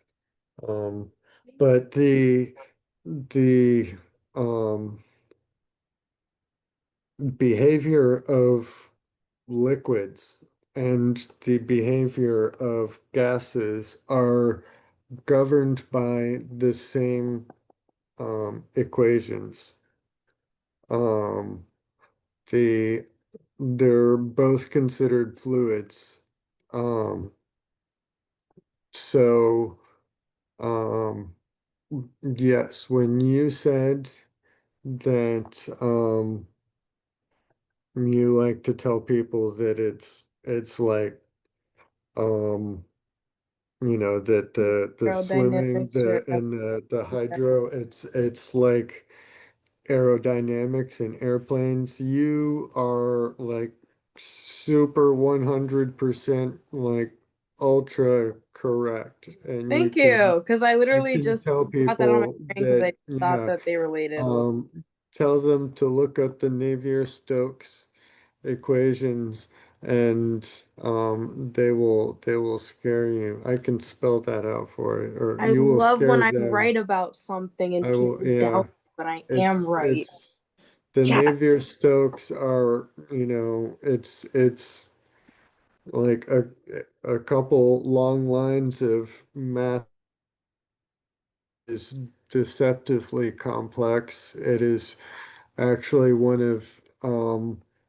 the Millennium Prize problems in mathematics. There's $1 million prize for anybody who can show, prove a continuity. So it's basically a math nerd kind of concept that, I'm they horrible can't at tell that math. that the gas I understand. fluids equations don't turn into like the equivalent of black holes, because that if you can't have a complete absence of liquid in a pool of water, swimming pool, if and they can't prove that these equations don't go to that. So um if they do go to that, that's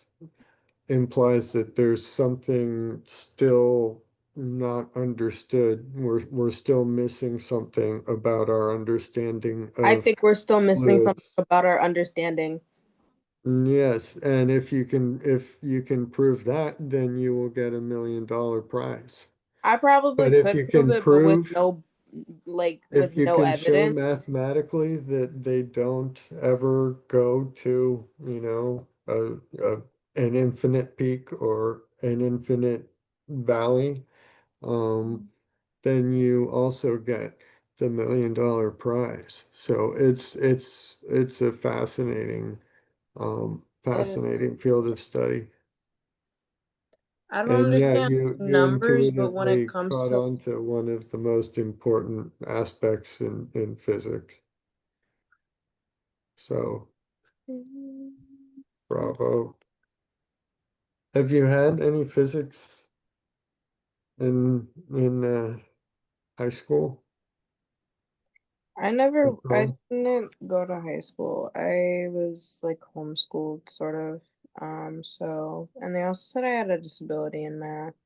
So everything that I kind of come up with is either from my own put together in my mind, like I just put two and two together and they Yeah. correlate in my head, like aerodynamics and water dynamics would correlate in my head because it would make sense for those things too, even though they seem so different. They're literally the Yeah. same. There's like, because there's um water, air, fire, and the four different elements, so you would I think I just kind of put things together in my head and then I go as I go and then I learn as I go. But I've never had any physics class or anything.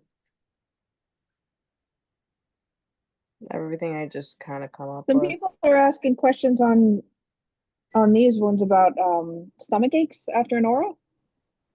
I thought an aura was always just preceding a seizure.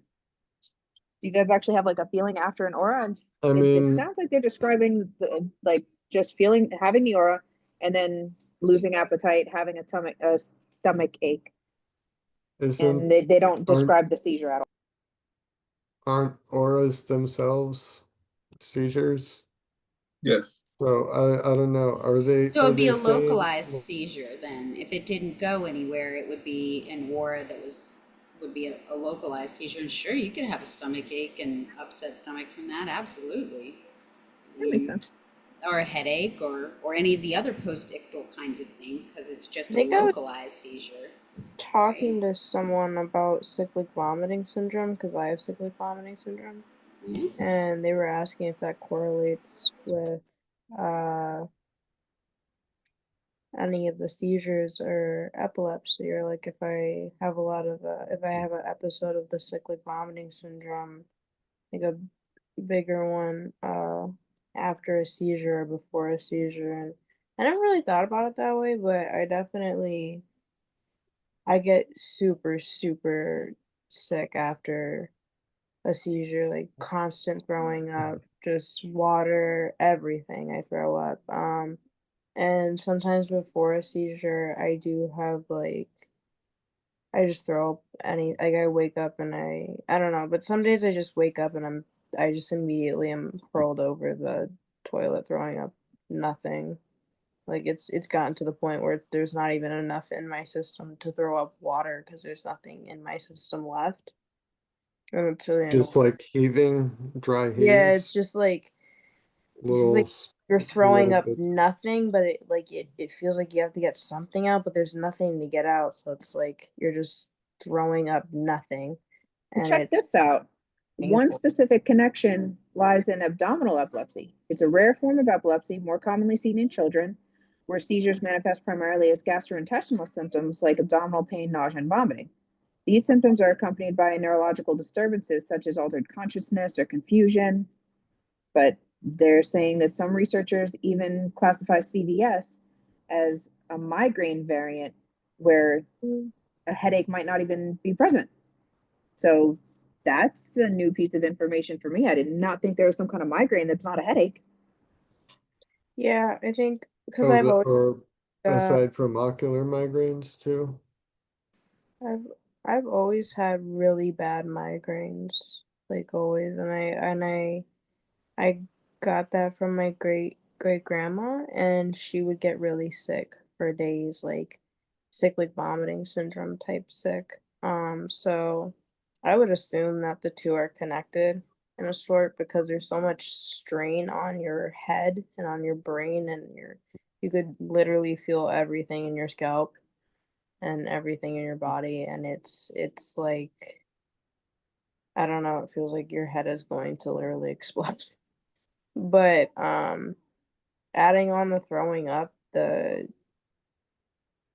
I think and it sounds funny, but the throwing up mixed with the migraine feels kind of dangerous sometimes because after you're done throwing up, you're so like off balance that even though you're on your knees or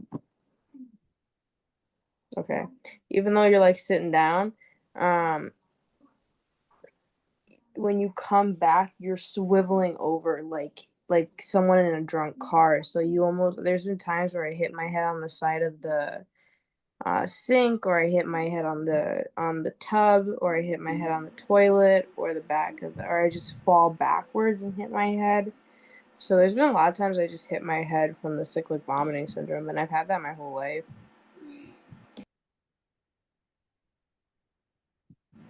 But that's my spiel on that. So, well, as a pediatric, what I'm understanding now is that a lot of these rare epilepsies and things that they learn more about and research harder are pediatric conditions.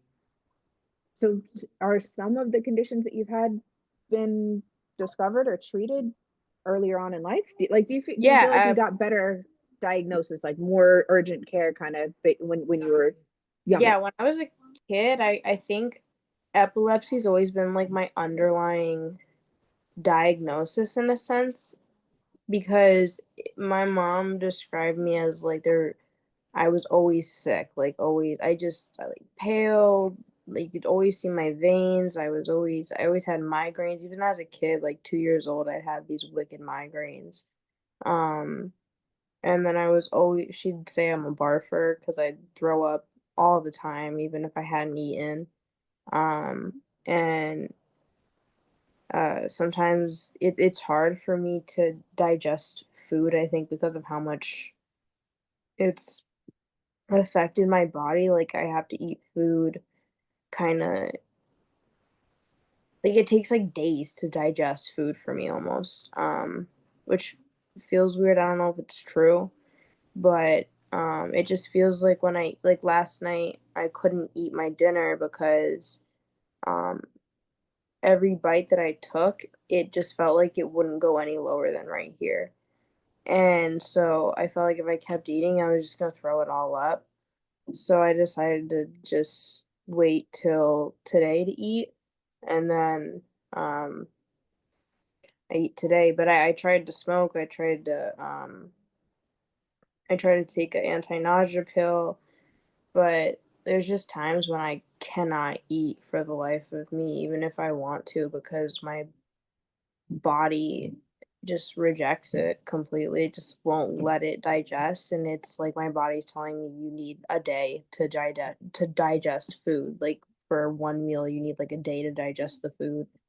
But it's also weird because every time I get tests, they're always normal and shit like that. But they said I had cyclic vomiting syndrome and severe migraines when I was, I want to say 9 or 10. I think I used to be prescribed like rizatriptan or something. Um, I had some migraine pills prescribed to me and stuff, but they never really worked. So, and then, yeah, I've just always thrown up. I don't know. I've like always been sick. I just feel like my entire life I've been sick. That's understandable. Thanks for sharing. I'm glad they at least paid attention, Yeah. I mean, I made even them. if the treatments didn't work. There It's you hard, it's go. hard not to pay attention when I'm throwing up all the time and stuff like that. Plus, like, for me, like, I don't want to feel sick all the time. It's like, sorry, but we're gonna pay attention to this because I don't feel like feeling sick all the time. So There you go. let's do something about it. I've always been that way though. So So, Anne, how'd the yard turn out? That John Deere did his job? Yeah, my little craftswoman. Where I Oh, told okay, my okay. daughter, yeah, I told my daughter we have to name the lawnmower. And she's like, I don't know, CW for craftswoman, because it's craftsman and we happen to be feminists. So it's like, uh, And those are my oh, initials. oh yeah, there we go. CW. I was thinking, my maternal grandmother had this awesome name that is ageless, and I'm thinking I might just name her Zeno because that's my great grandmother's name. And I'm like, yeah, that sounds good. You can spell it with an X or a Z, whichever way, but Zeno sounds good, and I kind of want to paint her. But yeah, half acre done, and yep. Um, what's feminist exactly? Oh, I guess well, you're asking a girl that was born in the 60s. So burning the bras started it. Equal rights for women, just to get the equal recognition. And like with anything else, there's radical sides to everything. Oh, hey, now Mark has a guitar. Oh, you guys, love you. But yeah, I think feminism is more promoting the empowerment of the female power, the female um, status, because we live, not everybody recognizes it, and this is considered feminist, what I'm going to say, and non-conservative.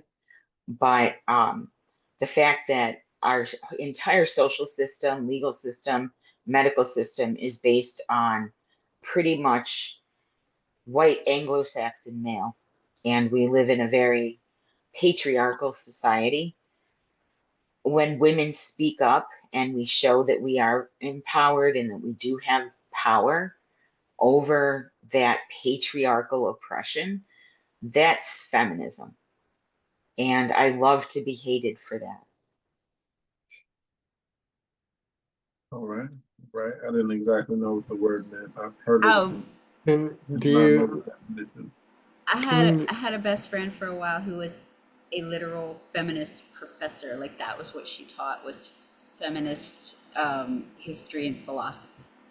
So anyway, I'm out. I recently learned what um, the actual inside of your uterus looks like, and it makes so much more sense now because when they showed it in school or whatever, it was all spread out.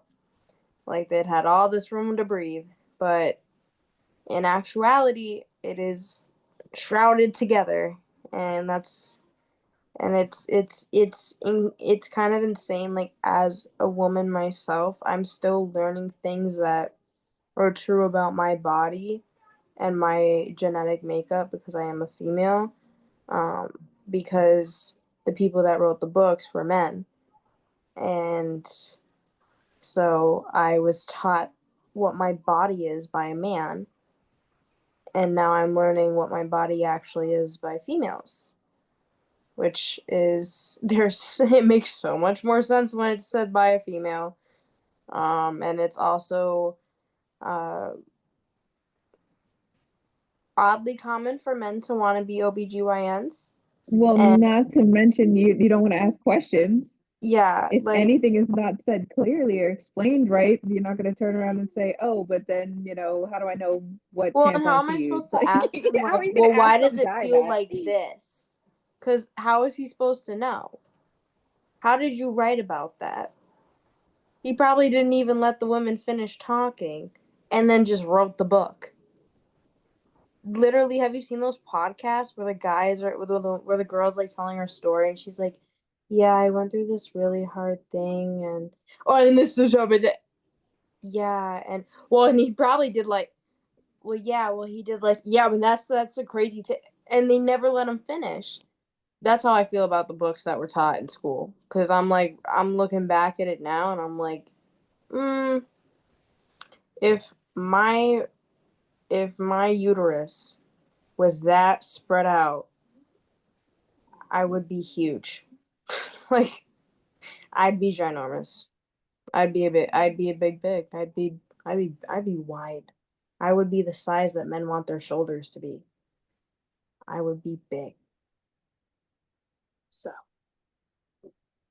my own uterus area would be like a bodybuilder's frontal top area. It would just be that of the uterus, and then the I rest. think you're trying to say pecs, maybe? Yeah, yeah, yeah. Love the All analogy. big and wide, and they want to have like a 12-foot arm range. That's literally how they try to But describe my uterus to me. the Like, oh yeah, they're like a good 5 feet apart. No, they're not. What? I'm 5'7". What? And why are you saying my waist is 5 foot? What? Come on now. That hurts my feelings.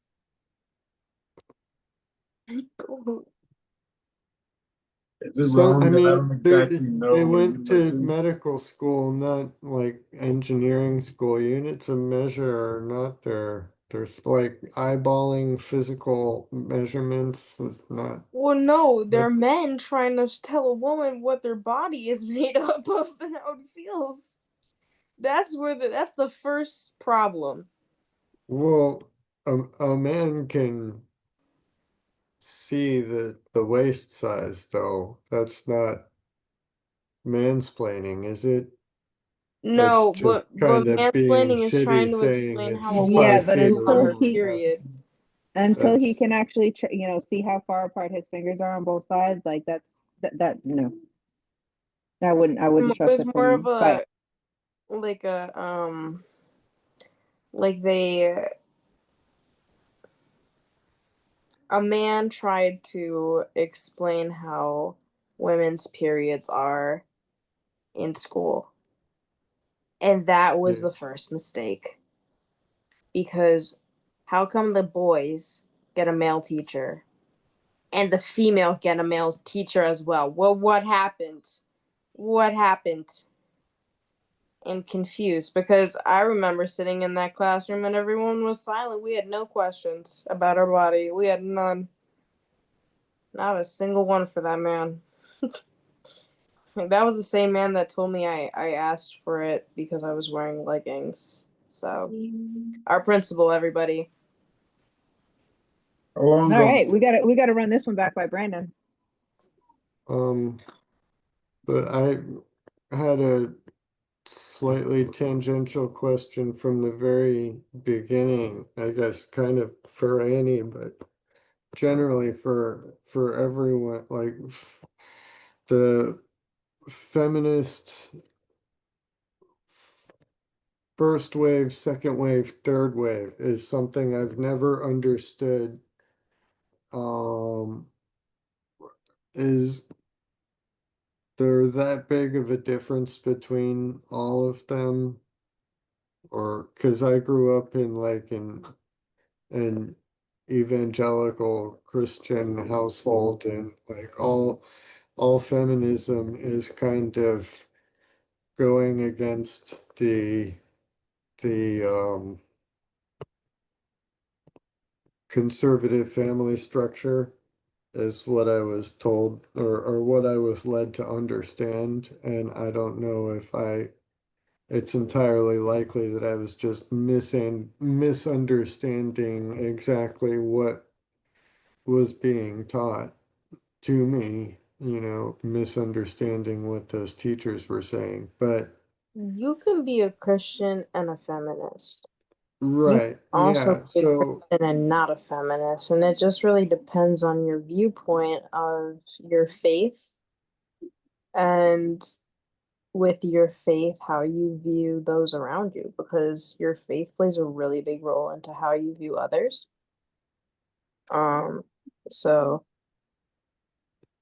but I think if you're saying you came from like a conservative, more like women around the house and men do the job and women do are the caregivers and are meant to breed, then not not necessarily so much. More so that like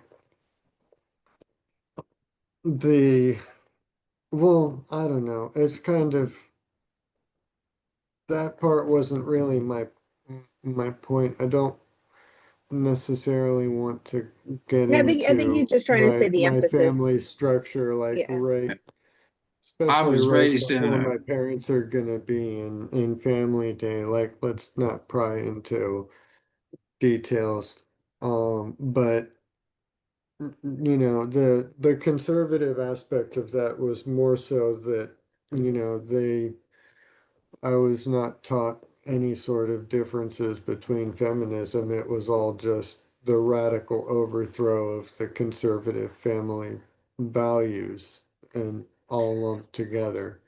So I don't know the details I mean, they can't all be the same if there's enough effort put into separating the names. Like,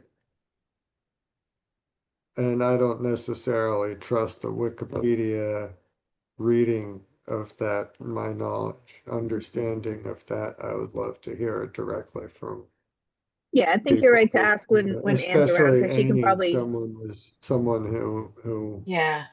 When I was younger, I mean, I was born in 61, so I remember as a child things happening. And I believe that it started, and don't quote me because Mark, I know that you'll be studying. I adore you for that. But it started out because women didn't even have the right to vote. We couldn't buy a house without, on our own, couldn't even have a checking account or a credit card. I could not have a credit card until the mid 80s without my husband's signature. yeah. Um, that was part, and then the equal pay. So it started out as ERA, the Equal Rights Amendments. Is basically my understanding is what started the women's movement for those equal rights because we just wanted to be able to vote, buy a house, own a car, get a driver's license, and get paid the same amount of money that the engineer sitting next to me who flunked out of half of his classes. Do you know what I mean? It's like you could both have exactly the same job, and a woman is going to get paid up to 30% less. And that was the beginning of the equal rights amendments, the equal rights movement. And I wasn't even aware that I wasn't allowed to vote because by the time that changed, I was allowed to vote. Um, but that's pretty much what started it. And now I think in so many ways it's gone a little radical. Um, but the idea was equality among the two sexes, to our gender should not determine our worth.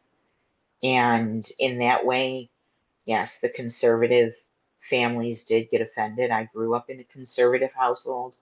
I married a guy who decided to go to Bible college, even though he knew he married a hippie feminist. Big mistake on his part. But you know, and I, not for nothing, because I experienced it.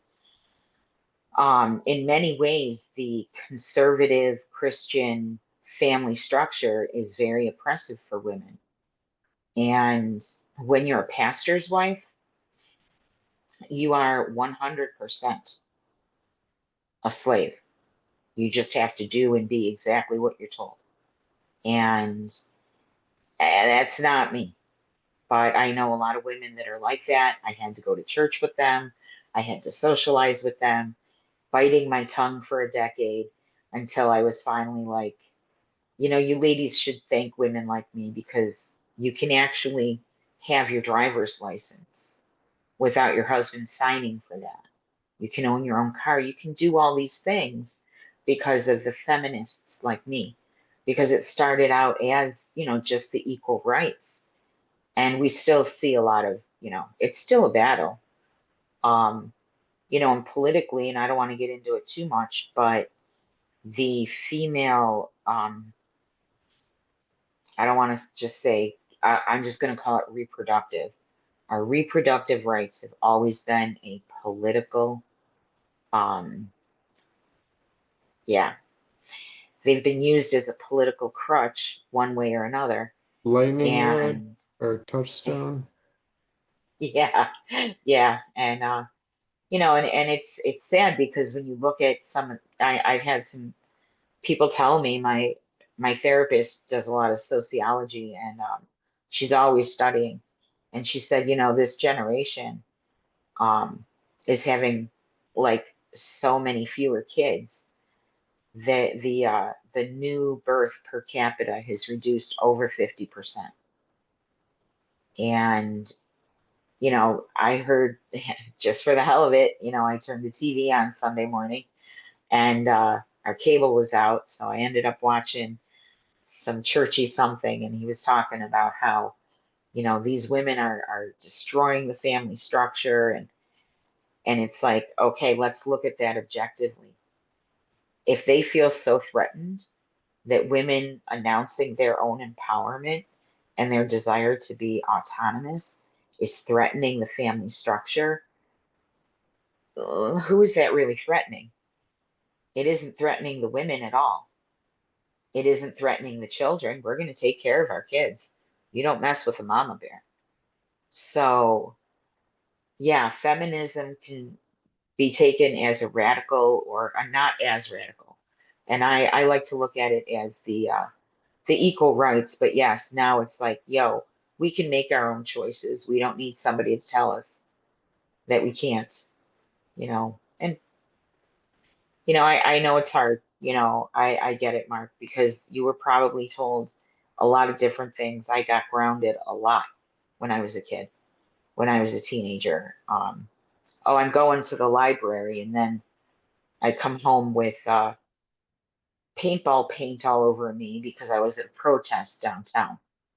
You know, they used paintballs instead of rubber bullets then. So how do you explain to your parents how you got covered in 4 different colors of paintballs at the library? So I did shit like that all the time, you know, and it's like, Have you okay, seen the show Community no, on the no? It was, I think it's a comedy, like a um oh, I'm trying to, I don't know. It's about like a group of people that meet at a community college and like form a study group for a Spanish class that is taught by somebody who has no what was it? What was his name? Ken Jong. He's this like crazy Chinese guy who's yeah, teaching Spanish completely incorrectly. But yeah, they have there's an episode where they completely take over the entire campus for a paintball game. And like all of the students, all of the faculty, everything. I think after, I don't know how many seasons, but I think the first time they did it, after that, they made it an annual thing. And every season after that, they had a different theme for the paintball war. Oh, fun. So Yeah. yeah, it is possible to get paintballed at a library. Yeah, but Their not in library 1970. was turned into a fortress. Yeah, Well, not in 1974 in I Buffalo, mean, though. you were the originals. That you can Yeah, say it was the that's cops how. with the paintballs. Yeah. Um, what did I have? I was Oh, gonna say before my grandma passed away, she was kind of hallucinating and stuff, and she thought it was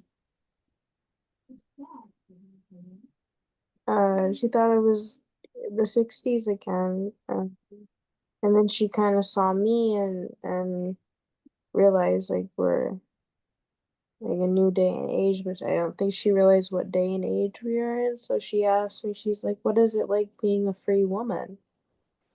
And Um, I was like, well, we've been free for a little while now, B. I was like, we've had our rights for a while. And she was like, really? And she was like, so happy about me telling her about how I could get a job as a female by myself. She was like, I didn't know we could do that.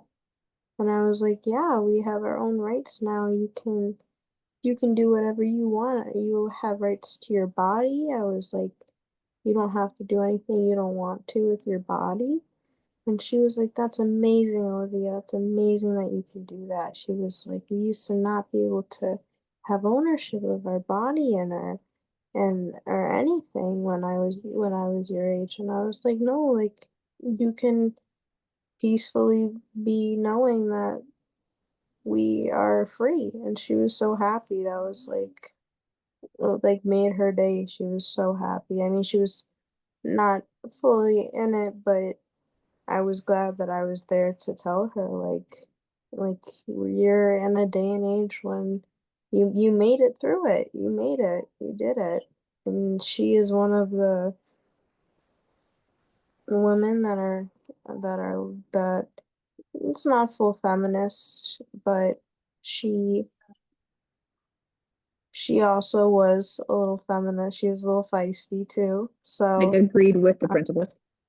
yeah, so and not to get too deep into anything, but even in this day and age with reproductive rights, I mean, um, with my epilepsy, I sleep very deeply, so I make sure that I don't have sleepovers or anything like that, especially with like a male or anything like that, um, because of the birth rates and stuff like that, people have tried to do things while I was asleep.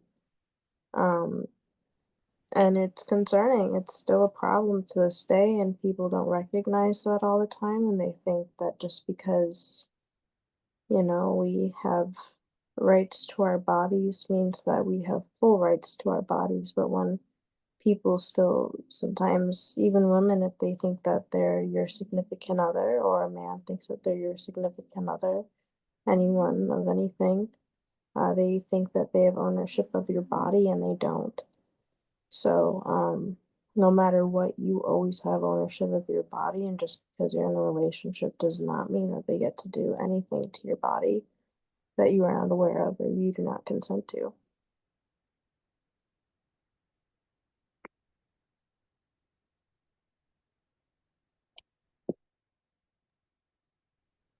Mark, you still got your hand up? um, this is, I guess, kind of going back a couple steps, but something that I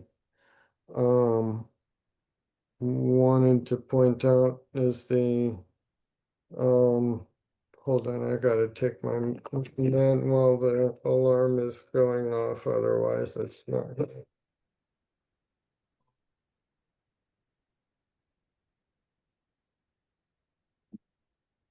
Regarding feminism and Christianity, I think that something interesting that I have learned recently, and I still need to fact check to confirm it, but it sounds right to me, was that in the Bible, when the verses that are cited, often, the most misogynistic verse that's cited is often in Genesis, that woman was created to be a servant of man. Um, my understanding is, or what I recently learned, still need to confirm, but, is that the specific word that was translated to be servant in that verse, had appeared only one other time in the Bible, and that one instance, it was used to refer to God Himself coming down. The Israelites were trapped in battle, and it was like a certain defeat, and God came in, and it's this word that was used. Um, And in that case, it was translated as a helper, or, like, I guess in that context, it could be understood as an ally, or something. And when the Israelites went into battle, they were victorious because they had this helper, this incredible ally there to support. By no means would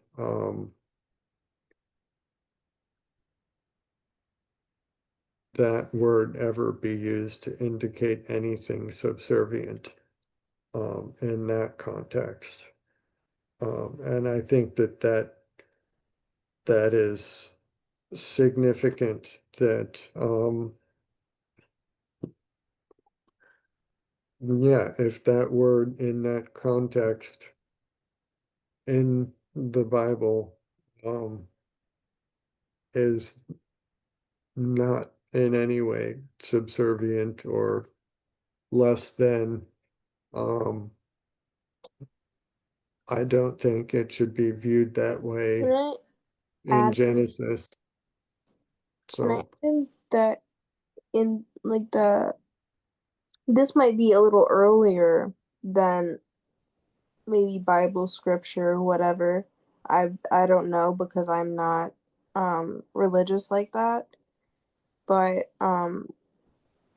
if a woman were to not have a male child, she would be seen as a witch and hung. Or she would be seen as the one giving out the plague. Um, and those were oftentimes motivated by religion. Um, and not saying that that's your religion or anyone's religion now, but um, I think just because sometimes the way something is written doesn't necessarily, everyone will interpret it differently, and will then go on about and uh, justify their actions with that. And they can say it's a fact, back in the day, they really thought that was a fact, that women were witches if they did not have a male child, and that they started, um, different things just because they weren't having men, because men have always, it has always been a male dominated world. but And that colors the glasses of the interpreters of the day when they were going to this source material and reading it. So yeah, I definitely think that's, but to my knowledge, those points about, women being seen as a witch with male heirs, that doesn't sound familiar to me. But I have not memorized the Bible. I read well, it a lot, it's but not in the not, Bible. I'm not an expert. It's more of a history thing, more of a history buff. Like A lot of, yeah, back in a lot the of it was different around cultures have had a lot of 1800s pretty in uh different villages and whatnot, they would um there's actually a story that I just read and listened to about a woman that um was killed and hung because she did not have a male child and because her husband had died of a sickness and they believed that she made him sick, um, and because uh, she wasn't reproductively fit, or she wasn't an actual mother because she hadn't had a male child. She only had a female child. I forgot what her name was. I just watched this though. And then they tried to do the same thing to her daughter, but her daughter's husband somehow, I think, won a trial and saved the daughter's life. The daughter did end up being imprisoned for a while, but like witch trials and things like that, they are a lot of things are they'll use religion as kind of a backbone of it, but that doesn't necessarily mean that because you identify with a certain religion that you identify that you're doing what they're doing, so that's then being kind of you're judging someone off of something you don't truly know their beliefs. Just because you say that you're Christian doesn't mean that I can automatically be like, oh, you were part of some crazy witch try. You do this, you do that. You probably do. No, I can't do that because I don't know what in your Christianity beliefs you believe personally because it's a personal thing. So I think when it comes to any form of religion, if it's not super cultist or if someone's not pushing beliefs um, and things like that, then it's respectable and you coexist with everyone else and you let them do what they do and you do what you do. And as long as you're not hurting anyone, then I have no problem with it. But if you're using religion like Scientology for an example, uh I don't want to get too into that, but it has its it has its backgrounds and it has history. its names. And those sometimes people will use things for it gets messed up in greed. I think people are mainly the problem, not necessarily religion. It's the people that um try and put it out, because they can take something that Yeah. was perfectly pure in the first place and twist it and make it into something that is for their own beneficial gain and that goes with their agenda and that will benefit them and how they want things to go because everyone has different beliefs at the end of the day. Not So everyone is. profit brings corruption. We can all agree on that. Yeah. Something else somebody's saying that kind of feeds off the feminist vibe is, and this isn't coming from the screen name Evil Old Swamp Witch. So I'm just assuming female on this one. I felt awful day.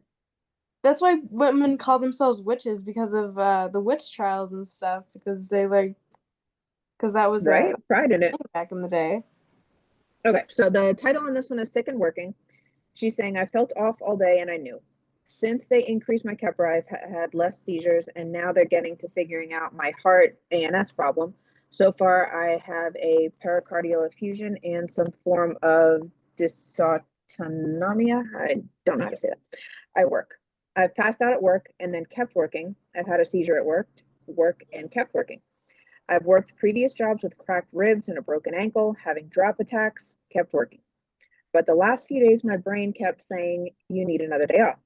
I kept wondering maybe everyone else really is chronically fatigued all the time, and I'm just a bitch about it.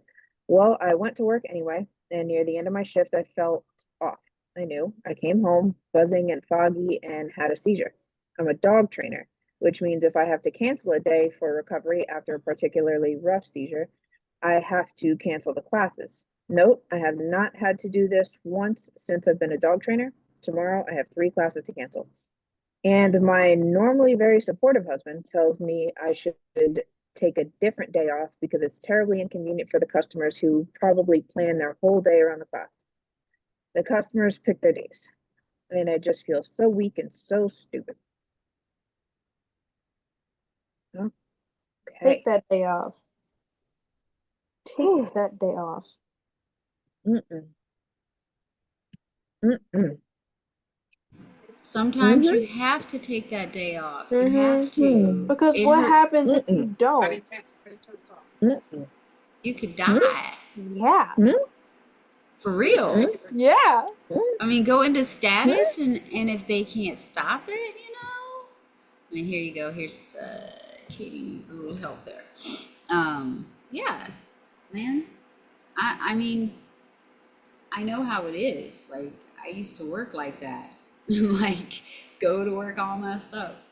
Because what if I didn't, right? Like, people that ordered their ice cream cakes for their birthdays wouldn't get them, and those kinds of things, right? Because you have your week planned out. When you have 30 ice cream or ice cream cake orders, you have them in order by pickup and day, and you know like what you're doing. And then after you leave, you don't even know if more ice cream cakes were ordered after that, right? So like I understand where she's coming from with the like, or he, I don't know, is coming from with the I can't, but guess what? Sometimes you have to. I had to learn that the What? hard way.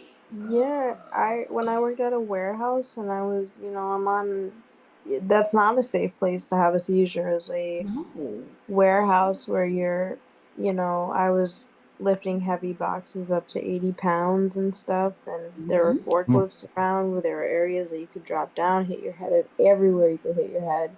Everything's hard. You have to wear, steel-toed shoes if that says anything. So, Yep. Yeah, I worked in a warehouse. when I didn't take, a day off, I have a seizure and I lose my job. So, it's good to take a day off. If you need that day off, if your body is really telling you to take that day off, you probably should, because it's probably warning you that if you don't, then it's going to force you to take a week off. And that's a whole other thing. Yeah, I mean, I feel like maybe, your customers or, people that you're helping you're training their dogs that work their whole schedule out to do it that day. If you sent them emails and explained the situation, I feel like people would be a lot more understanding and definitely would accept it better. I could be wrong, but having worked in customer service before, I feel like that would really get you far and make it less like, oh God, I had my whole day around this and now it's ruined. Imagine it from the other side if they're sending you an email saying, this is why, can we reschedule or offer a discount or something like that? I don't know. Yeah, I was gonna say, like, offer a discount, don't go into detail about exactly what happened, but maybe something just generic, like, Yeah, I mean, you can just say you have there's been, you health know, emergency a personal or personal emergency, whatever. Yeah, has something you come up, can't. you know, and just tell them that, you know, you'll reschedule them, you know, work to get them into your schedule early as possible, availability, and offer a small discount for the inconvenience. And I think most people, unless they're looking for a fight or want a bigger discount, most people should be pretty understanding about that kind of thing. I mean, because I would think most people have maybe had I'm that kind of just thing for I'm themselves, I'm this right? person. Yeah. I mean, I don't know. Maybe we've all just had too many medical things come up to know what the average person would feel about, you Is that know. why it's fucking up? It's not, Um, right? No, but these specific cars have more. so, Yeah. Right. um, So for what you I am taking, so sorry that y'all heard me. I was talking to my daughter about a car. Please forgive me. We didn't hear much. Um, yeah, there's not even going to be anything to really edit out. Didn't hear much. didn't understand any of it. Yeah, back to when Lufa said she worked in a warehouse. I want to say, yeah, I worked in a warehouse too. And I had a couple seizures in there and bust my mouth up pretty bad. And yeah, eventually found out that wasn't the job for me. The cement floors throughout. Yeah, it was fun. I love working, but yeah, my stepmom had me give my manager a letter. It was I so didn't really know what the funny. letter was about, but it was a letter of resignation, and I gave it to my boss, and I didn't know. She was just like, "Give this to your boss." I didn't really pay attention to it. Yeah, I Like, was but this is not right happy. now. I was Because like, warehouse jobs are like, if you find the right one, it's like, it's fun. It's actually kind of like, I don't know, it's kind of fun. It feels fulfilling sometimes because, I don't know, for me, it was fun. I loved it. But my body couldn't sustain it. I loved it, but my body didn't. And that kind of yeah, stuff. So, you know, and it's also like the worst environment, one of the worst environments to have a seizure because it's like there's so much happening, like, and there's like again, like you said, it's just like cement floors and there's steel beams and there's heavy boxes. It's a warehouse. It's not, you know, I wasn't pick and packing shirts. I was doing like large PCs and I was I on I truck. It was, you know, heavy stuff. I took my warehouse job and I knew it was dangerous, but at the same time I was covered because once you're in there past the 90 days, you're part of the union. Mm-hmm. So I couldn't be fired or anything, you know, with my seizures or everything. So they had to go through the process to fire me. And I had my FMLA and everything. Like they just couldn't get rid of me, you know. If you like 90 Days, you should watch 90 Day Fiance. It's a great show. it's all right. I've seen it. It's That pretty show good actually. freaks me out. So I'm kind of freaked out that Bachelor in Paradise has the old people on the beach. That's freaking me out. I don't know how to feel about that. I So check out Love Island. But I watch cannot that. get over the Love Island. I can't do it. I can't do it. The Yeah, voice, and the so awful. Golden It's so awful. Bachelor, Golden Bachelor, Bachelorette. Oh, I didn't finish that season at all. Stay away from those. The It was Golden Bachelor, the first very, one I seen was hilarious. There was one that's lady where they horrifying. used to I dance. don't know what we're talking about. That was horrifying. The Golden Bachelorette Was that a thing? I don't know, but it was horrifying. Just the old people kissing and stuff. Oh my god. Oh my god. See, you're squirming, Brandon. It's not, it's not right to watch. It's not. Hilarious. I'm Men are not gonna, I squirming, I'm swear to God, laughing. I'm if just they are on laughing that at the beach with hilarious. the younger What y'all ones, got you're against gonna old lose people? it. Exactly. I was not squirming. I got nothing against old people whatsoever. No, I I don't got nothing against old people, but I didn't love it. I gotta be honest, I didn't love it. But I'm telling you, I'm not loving I'm really not gonna love that they're including them with the paradise. They're gonna be shirtless, guys. They're gonna be shirtless. would hope so. Oh, oh, I just have to do it. I have to I do it. don't judge. Okay. All right, I don't Lufa. judge. Is it like watching your parents make out? I mean, it's kind of you had to say it. Yeah, it feels like watching my grandparents make out. That's what it felt like to me, and so it freaked me out.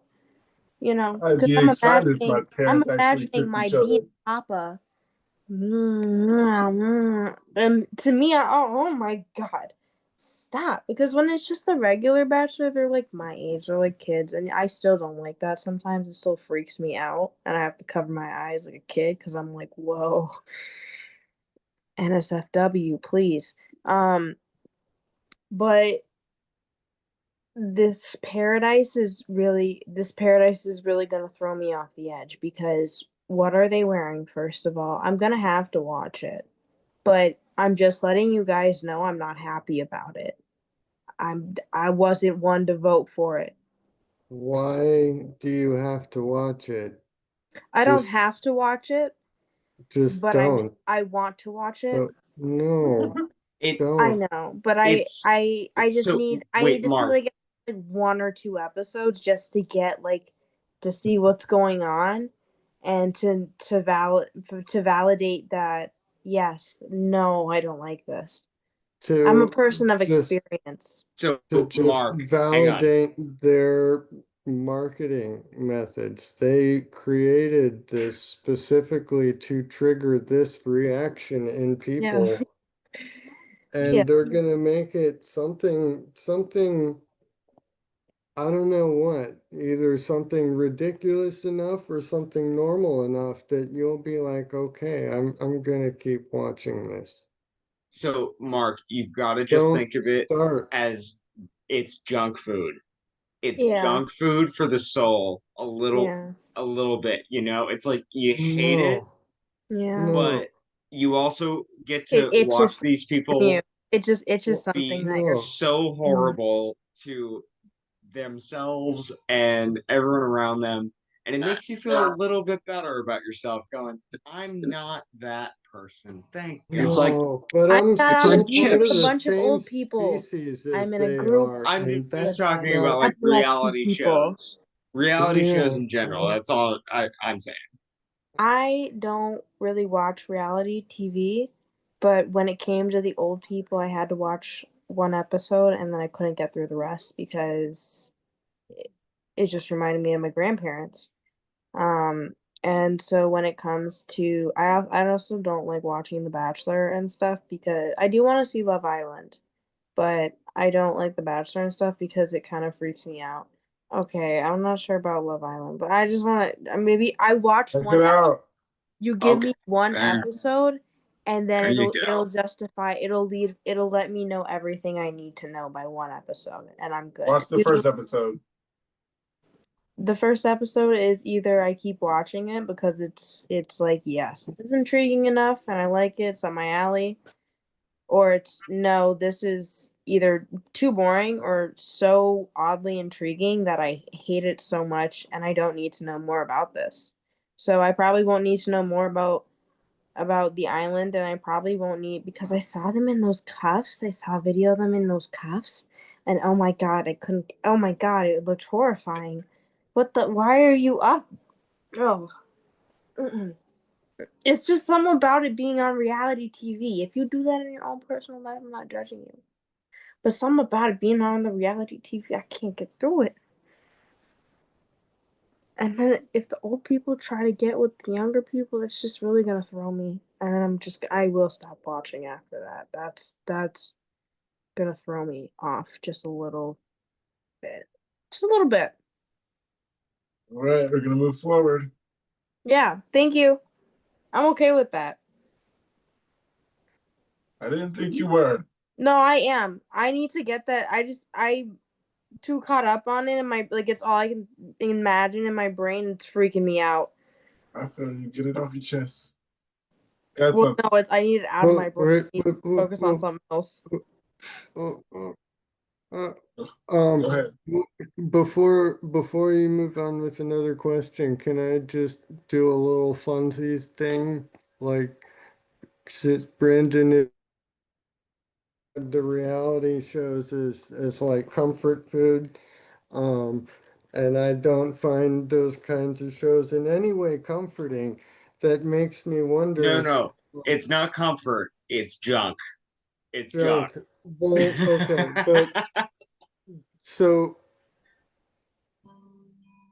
okay, well, that doesn't really change the questions that I was gonna ask, but so uh can what do you think about going around and like if you had to pick just one TV show as your like your comfort food TV show of choice, you know, televisual food for your soul. Um, what would you pick? I've got Maybe two. This Old House or some designer shows. For me, it's You know what? 30 Rock if I need something funny, and Ted Lasso if I need something like heartwarming.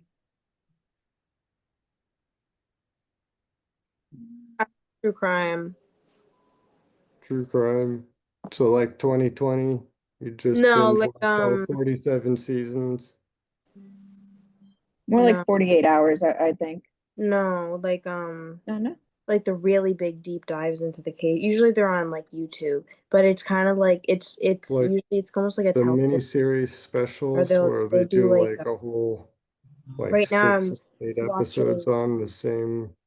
yes, recent right now I'm watching a YouTube channel all about murders in each state.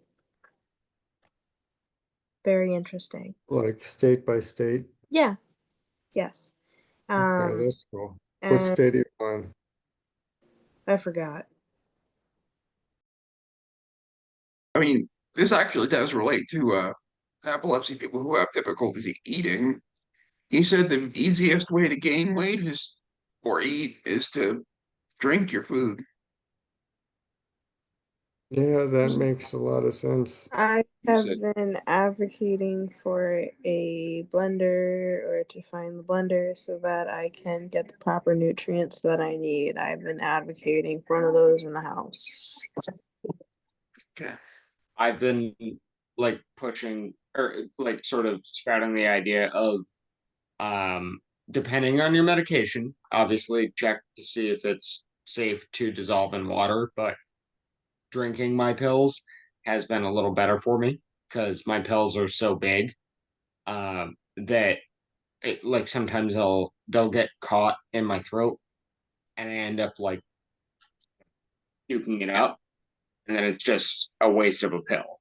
So I've been working on just dissolving them in water, using something to stir it around, and it's been going better. And I feel like the pills hit me a little faster actually because my stomach isn't doing the work. It's already dissolved. Yeah. So I got something here now. It says, does anyone feel like they just can't think? Lately, I've been feeling like I can't concentrate or think like at all. I'll be doing something or reading something, then have to go back and reread it because I realize I'm not focusing. I'm never sure if it's medications or my actual epilepsy. Since my epilepsy was triggered by TBI, I feel like I've been stuck for 6 years and it makes me feel so constricted. Does anyone else have insight or feel the same way?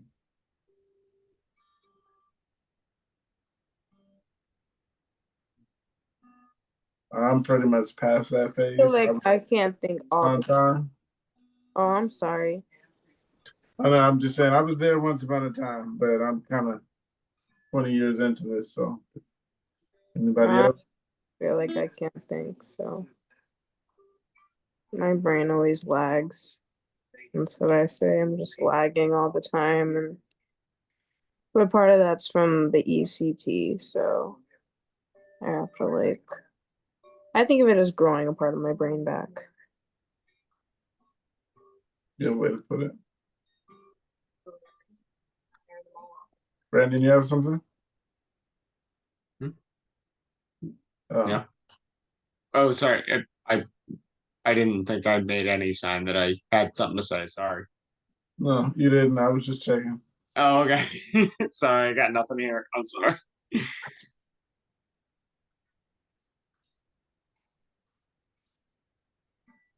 No, this one's different. It says, do you want to have kids or not? Since epilepsy is hereditary, I've made my mind on not having my own kid. Maybe adoption, but I also don't want to scrutinize those who choose to have a kid. What is the general opinion in this? Is this common among those who have epilepsy, or since medication has advanced, people feel it's okay to have a kid? Okay, sorry. So this I can add to, yes. Because I am a child of a genetic epilepsy disorder. Um Me personally, I don't want kids, but also I would never want to take the risk on it if I knew it was going to be a possibility, because I can live my life and everything, but I don't want to force someone to have to also go through this, just by being born, where again, they did not ask to be born. I just decided to have a child. So it's not on them, but they have to deal with the consequences. And yeah, I think that's where my mind's at. Like, if it happens, it happens, but like, don't go actively looking to do it, because come on, we don't want anyone to deal with what we have to deal with. Yeah, I wasn't thinking like that maybe 15 to 16 years ago. Yeah. Well, Maybe do it. and at the same time, though, like my father, when I was born, didn't know that he had epilepsy either. So it wasn't, like he knew and then went with it anyway. It happened later on, so it's sort of like one of those, well, so it goes I situation. think I wasn't planned, but I think that epilepsy is on my sperm donor side of the family, which is why we don't know anything about it. Because I have no contact with them. So it makes it really hard for me to figure out like what the potential genetic factor could be in it. So I'm kind of just like, because I'm the only one in the family with epilepsy, so it has to be on his side. No one on my mom's side has it. Um, The uh, only reason that I know that mine is genetic is because I actually had to track him down well, and I've find tracked him out that down. he had epilepsy. That was where the connection was like, oh, I that's why I tracked, have. Oh, I just haven't like confronted him, but I just feel like it wouldn't be worth it, honestly, different because for everybody. Yeah. I just don't think that interaction would be worth it at all for my own mental health and stuff, because I think I would just end up beheading him. Yeah, I get Brandon, that. Didn't you say that you had genetic testing? I thought that you had said that I was had how genetic you. testing for medication purposes. So were Okay, they not testing for for. medication for some kind of interaction? So it tests, so for when mental health reasons, I was tested because I actually was gonna bring them all up, but I got lazy. Because I would have to put them in a probably one or two, 1 and 1.5 garbage bags, but I have all the bottles of medication. Because I like to save some of them, and I probably have over like 300 bottles of medications and probably over 50 different types of medications. But it's a big collection. I don't know why I save them, but I have a problem with saving all my medication bottles. Um, but it You'll is be ready a for the genetic apocalypse. testing to make sure to see what my body responds to or will respond to because my bipolar and borderline personality disorder is my main diagnosis when it comes to my mental health, and it's like treatment resistant, which is why I had electric convulsive therapy done.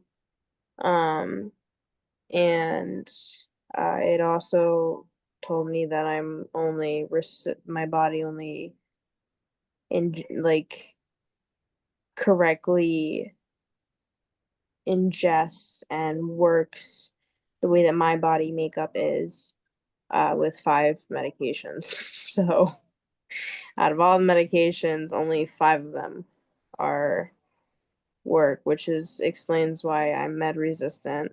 Um, and one of the medications I have in my possession, but I haven't started taking it because it can cause tardive dyskinesia, and I've already had that, and I Which don't one? want to go through that again. And Which medication?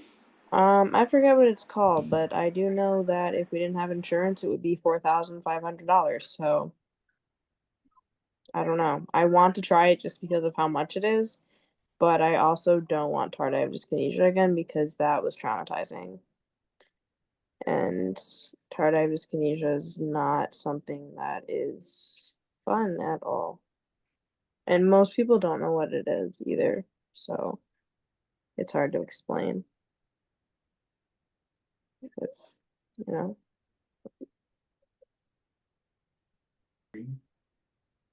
Got something. So I said I had a traumatic brain injury, so it's, like you're not going to pass that down just like you, Pookie. You're not going to pass down a traumatic brain injury. So No. we have a little bit different way of looking at it. And I didn't know about mine anyway when we decided to start a family. And thank goodness I didn't start having seizures or get a diagnosis until my kids were almost able to care for themselves. Anyway, I'm But sorry. the unfortunate thing is you could say that about any illness, because really a lot of illnesses can be passed down genetically. Like asthma, I'm sure can be passed down genetically, I'm not sure. But you could say that about anything. So it's really just your point of view, and if you're gonna be a parent, then you have to be a parent and you have to be prepared for your child to maybe be epileptic. They won't, sorry, my screen is like flashing. I'm watching Trailer Park Boys. Um, they may not be epileptic, they may be epileptic, but you in your mind knowing that you are epileptic have to prepare for that and have to be aware and be supportive and advocate for that child because you chose to have a child. But just because you have an illness doesn't mean that you can't have a child, you know. There's some illnesses that I might be a little like iffy on that, like I'd be like, you have 100% chance of giving it to the kid and you're fully like not. Hey, that is not my place. That's your life. But that's really a personal thing, and I think that it also comes with being um responsible and really acknowledging what being a parent is at the end of the day. And that being said, I will not be having kids. Understandable. Plenty would agree with the safe way to go. Got something here. It says traveling back to the US from Europe. I have generally well-controlled petit mal seizures, 2 to 3 a month. I'm on a regimen of Excopri and Zonogram. I just traveled from Philadelphia to northern Spain for 10 days. I was fine. I was fine there, remarkably. Now, after returning, I'm completely much more than normal, exhausted, 3 hours up, two asleep, tired always. Also, after at least 2 good long retime adjustment sleeps. Has anyone experienced this kind of added exhaustion post travel? And thanks. Post travel.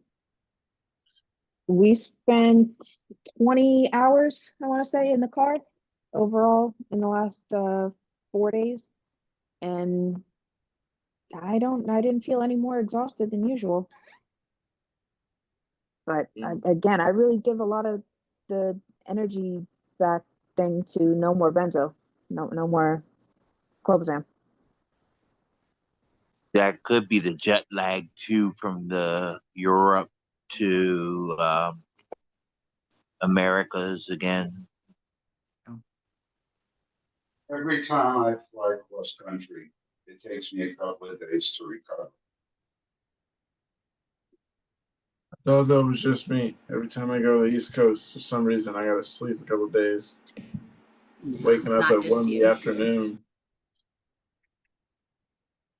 Yeah, we have when we travel, there's one specific, like the first day is specifically recovery day from traveling because it's like so much on everything.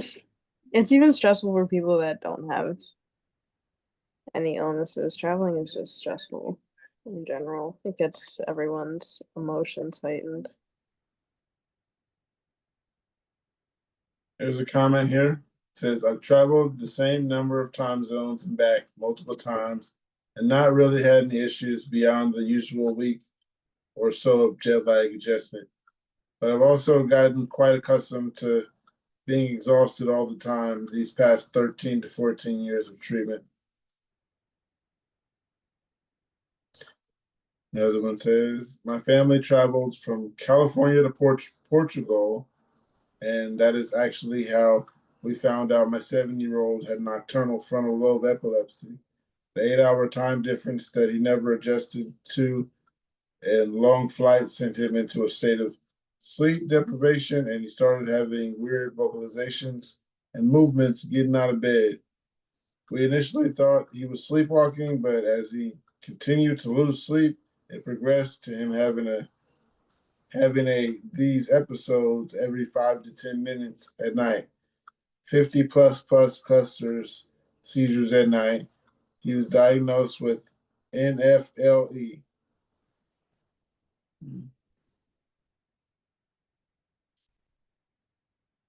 Says, is anyone Well, I guess scared? the only yeah, go ahead. Go ahead. That was something. I was just thinking the only time whenever I hear anything about any of these juvenile cases, it is heartbreaking because like, we've all been over this. When you have this condition for longer in your life, you feel like you just miss out on more opportunities. But there's so much more research and leaps and bounds, I feel like, being made in treatment for the juvenile syndromes. They're actually learning more, it seems like, from younger patients, especially. I don't know because like I don't meet a certain whatever age criteria they have in I don't know what it is, but they still classify my myoclonic as juvenile. But um yeah, the doctor said it's with me for life, so I don't know. Um Yeah, he said that Yeah, the because juvenile it just means popped when up. you were diagnosed it. I was diagnosed at 20. Oh. Yeah. But I mean, is that when they started, or had they been going on I was since just diagnosed childhood, and that 20 years was old when they were first today. recognized? Do what? Today that I'm sitting here, I'm 20 years old. I was diagnosed about 4 months ago with juvenile myoclonic epilepsy that lasts for life. So I don't really understand why it's Right, but juvenile. because it's from But I when the think it may be seizures were because my brain started, isn't fully if developed you, yet, because your brain fully develops at 25. So I assume that it's juvenile because my brain isn't fully developed, which that's is a why good. they also don't want to do any um surgeries or anything yet for me. They want to wait until my brain fully develops, which I'm fully aware of. I just people get a little confused when I say juvenile because they're like, "Are you a kid?" No, no, but my brain is. Right. Have they been happening since before you turned 18? Yes. Yeah, so there's the juvenile part of it. They started when you were a juvenile. Just tell those When people I was that. in the juvenile facility. Well, I'm seeing here that JME commonly responds to certain anti-epileptic medications, so maybe it influences the treatment, Yeah, alternatives. that's why I think the clonazepam works. Clonopin. Clonopin is specifically targeted for juvenile myoclonic epilepsy, and that's the one medication that I've been on since before I was diagnosed. And it's the only one that was able to keep my myoclonic jerks at bay, not completely stop them, but make it so that I could get through like maybe 2 days a week without any help completely or get out of the house. But other than that, if I don't have my medication or my clonazepam to help me, on top of my seizure medication, I have uh very like I don't even think I'd be able to join the Zoom call. It's just constant myoclonic jerks constantly, and they do not stop. I cannot emphasize that enough. They would not stop. They would just keep happening, and I think it had a huge impact on my brain, which is why because it's like having a full-blown seizure back to back to back to back to back, but being awake for it and feeling it, and it's painful as hell. It is so painful.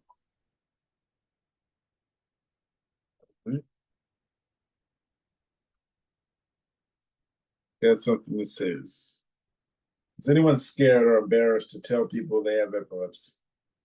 25-year-old female, and I am very embarrassed to have epilepsy. I'm always so reluctant to tell people because of their reactions, but I haven't had anyone actually be scared about it. They always been there for me, but I also think I'm always an issue because I have it. I now have a medical bracelet, so it's a bit more difficult not to tell people.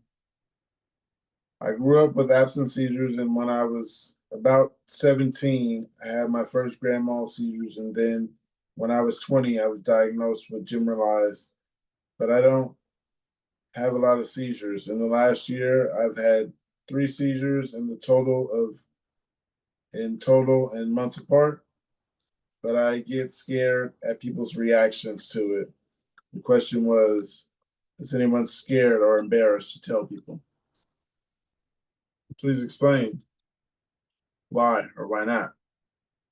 To tell people I have epilepsy, or Correct. I mean, it depends on the context, but I don't think embarrassment would be the correct word regardless of any context. I think it's just cautious or guarded, maybe. Some people don't necessarily need to know. And it's not that I don't Agree with that. trust them or anything. It's just, there's more to me than my epilepsy, so I don't need to go introducing myself as, hi, I'm Mark the epileptic. Um, you know, yeah, so context dependent, but not really embarrassed. Right. Yeah, that's true. If If you it came does up come to up, me and said then there's a I'm reason. the epileptic, I would probably start laughing because something about that just itches my ear in a funny way. Because if I went up to someone and said, "I'm Olivia, the epileptic," it would just make, if anyone came up to me and said that, it would kind of just make me chuckle, but not in like a judgmental way, just in like a, oh, oh Yeah, no, hell yeah. I don't know what to say now. Somebody owning it, that could Like, be, I okay. don't But like I would like when those people were trying to help me, or if I'm um at the pool, people ask because I have a bracelet on or I write epileptic on my arm. And people will ask, I'm not afraid or scared to be like, yeah, I have epilepsy, and they're like, oh, aren't you afraid to drown? And I'm just like, no. I just came here to swim. But I wouldn't say embarrassed. I just think if someone came up to me, I'm Olivia the epileptic. What's up? That would just make me giggle a little bit.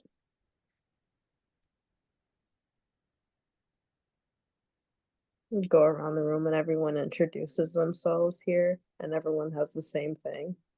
Another interesting story that kind of piggybacks on that point is family was just telling me on the last trip that we took. What state was that?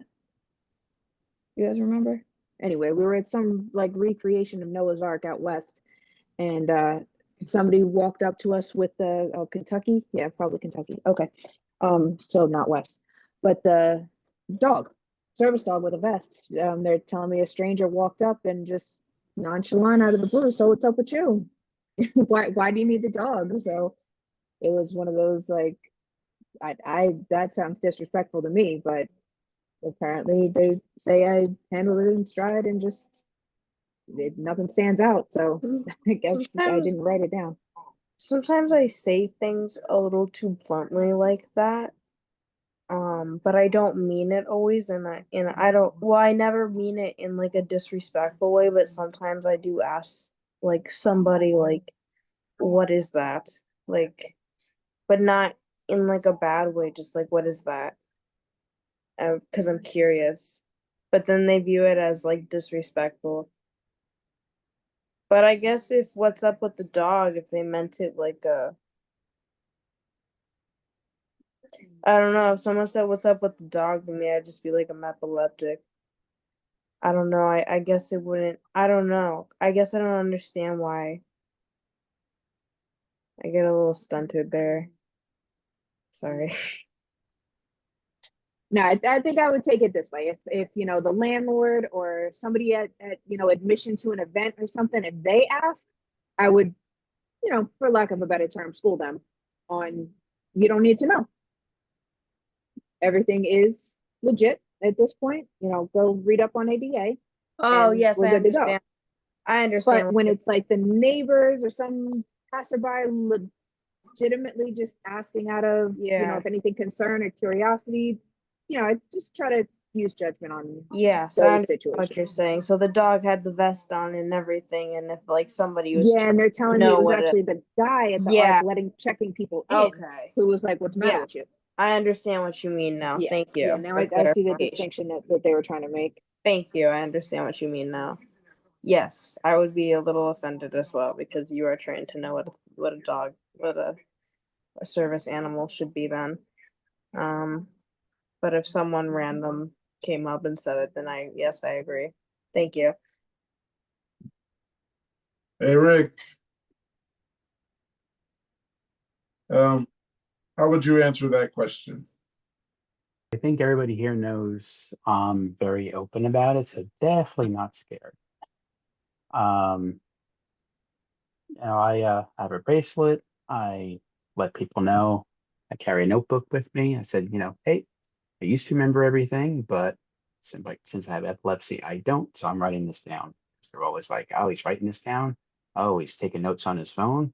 So I just head him off and let them know why I do that. So I'm not embarrassed. I'm not shy about it. I let people know. And I also figure I should let people know because if something happens, I want to know why it's happening. Right. I know I haven't had seizures in many years, but it still feels like I joined a dodgeball league several years ago, and we meet every week, and it's very physical. And just in case something happens, I just told the group organizer, I just let her know in case anything happens. Just told her, you know, uh, very calmly. Didn't have well, wasn't anything big. Very calmly in case anything happened, what to Yeah, do and or everything. Yeah. you don't want someone to call the ambulance because that can be a hefty charge. I would let people know that, unless Right. Yeah. that was a great picture. I would let anyone know, if the seizure exceeds this amount of time, then call the ambulance. But if not, please do not call the ambulance, or else you're getting the bill for that. So, unless it's like something bad, but I would just explain a little Yeah. bit if it's like a work situation or something like that, or a trip or whatnot.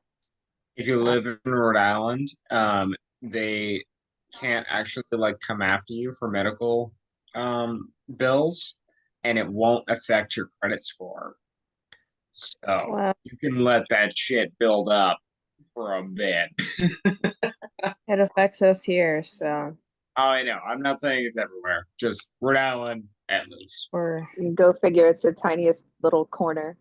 Oh yeah, and we have Yeah, that nothing makes else sense. going for us. That's our one good thing. I got something for you, Brandon. Are you embarrassed or scared to tell people you have epilepsy? Why or why not? I am not embarrassed or scared whatsoever. I have gotten over that fully. I would let everybody who I feel like could benefit from having that info know. Obviously I'm not telling the barista at the coffee shop that I go to every once in a while, but anybody who I'm gonna be in close proximity to, I want them to know. I don't give a shit about stigma anymore. I want to be safe. Well, that's a way too to kind of keep loved ones from worrying. Because I know if I'm going to be spending any time anywhere, unsupervised, for lack of a better Yep. term, then 100%. the phone's going to be blowing up anyway because someone is going to be texting saying, "Hey, are you dead?" Like they're going to be checking on me more if somebody in the vicinity doesn't know what to do. My boss has my mom's phone number, specifically because my first seizure was at work. And he's the one that I'm around the most because it's a small 2-3 person operation. So my boss is going to be around every time. So I was like, no, you need my mom's phone number because she's the one to call if anything happens. Hey guys, I gotta go to bed. I'm falling asleep. These drugs, man. Yeah, Sleep well. Diazepam and Have a great X-Coat. night. Good night, guys. I'll see you Get some Friday. rest. Yeah, love you guys. Sweet dreams. Night. And Love thank you you for the too. title. Scoppery was going to be hard. Oh yeah, Anne just gave us a title to this episode or some episode. The drugs, man. Love it. Aren't half the episodes about the drugs? Yeah, Yeah, but that's what I'm they end saying. up We gotta fat. find a more creative way to say it. Give me Oh, what okay, you yeah, Aren't think. yeah. half our lives about the meds? Right. You know? It's like we get that. We covered that. Come on, guys. I got a couple comments here. It says, "No, I don't feel embarrassed, and you shouldn't either. If someone has a problem or acts weird around you, thank them for making it an easy decision to remove them from your life. Surround yourself with people who will help pick you up, not kick you when you're down." Someone else says, "I tell people whenever the subject of driving comes up. I also love talking to old people who are on tons of meds and trading complaints about drugs. I don't do that so much now that I'm only on Excopri." You want to talk about drugs?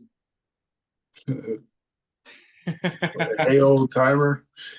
Let's talk about these pills. Someone These says, meds. right. Someone says, "I only feel embarrassed when I have to explain my symptoms when something happens. It makes it sound like an excuse. I've had people get mad at me for not remembering something after they explained it a few times, or when I get spacey and it became awkward." Sorry to hear that. Fortunately, even your loved ones can do that. You know, get annoyed because they have to keep Right. reminding you of things or telling you things. Sorry, but it's Yeah. true. At least we have the excuse when it comes to like misremembering stuff, you know? Like some people just are they have bad memories. They got no excuse. We can at least go, hey, my brain don't work so well. Sometimes you can use that. Sometimes people don't want to hear that. Or on the flip side, they'll bring it up more often of, hey, remember that time you started to tell this all wrong and I saved your ass or told, set you straight or something? Okay, I Yeah. actually will mention like have or raise your hand if you've been like gaslit about your memory, where someone was like, "No, you totally said this," and you were like, "No, I did not," and I absolutely know that I did not.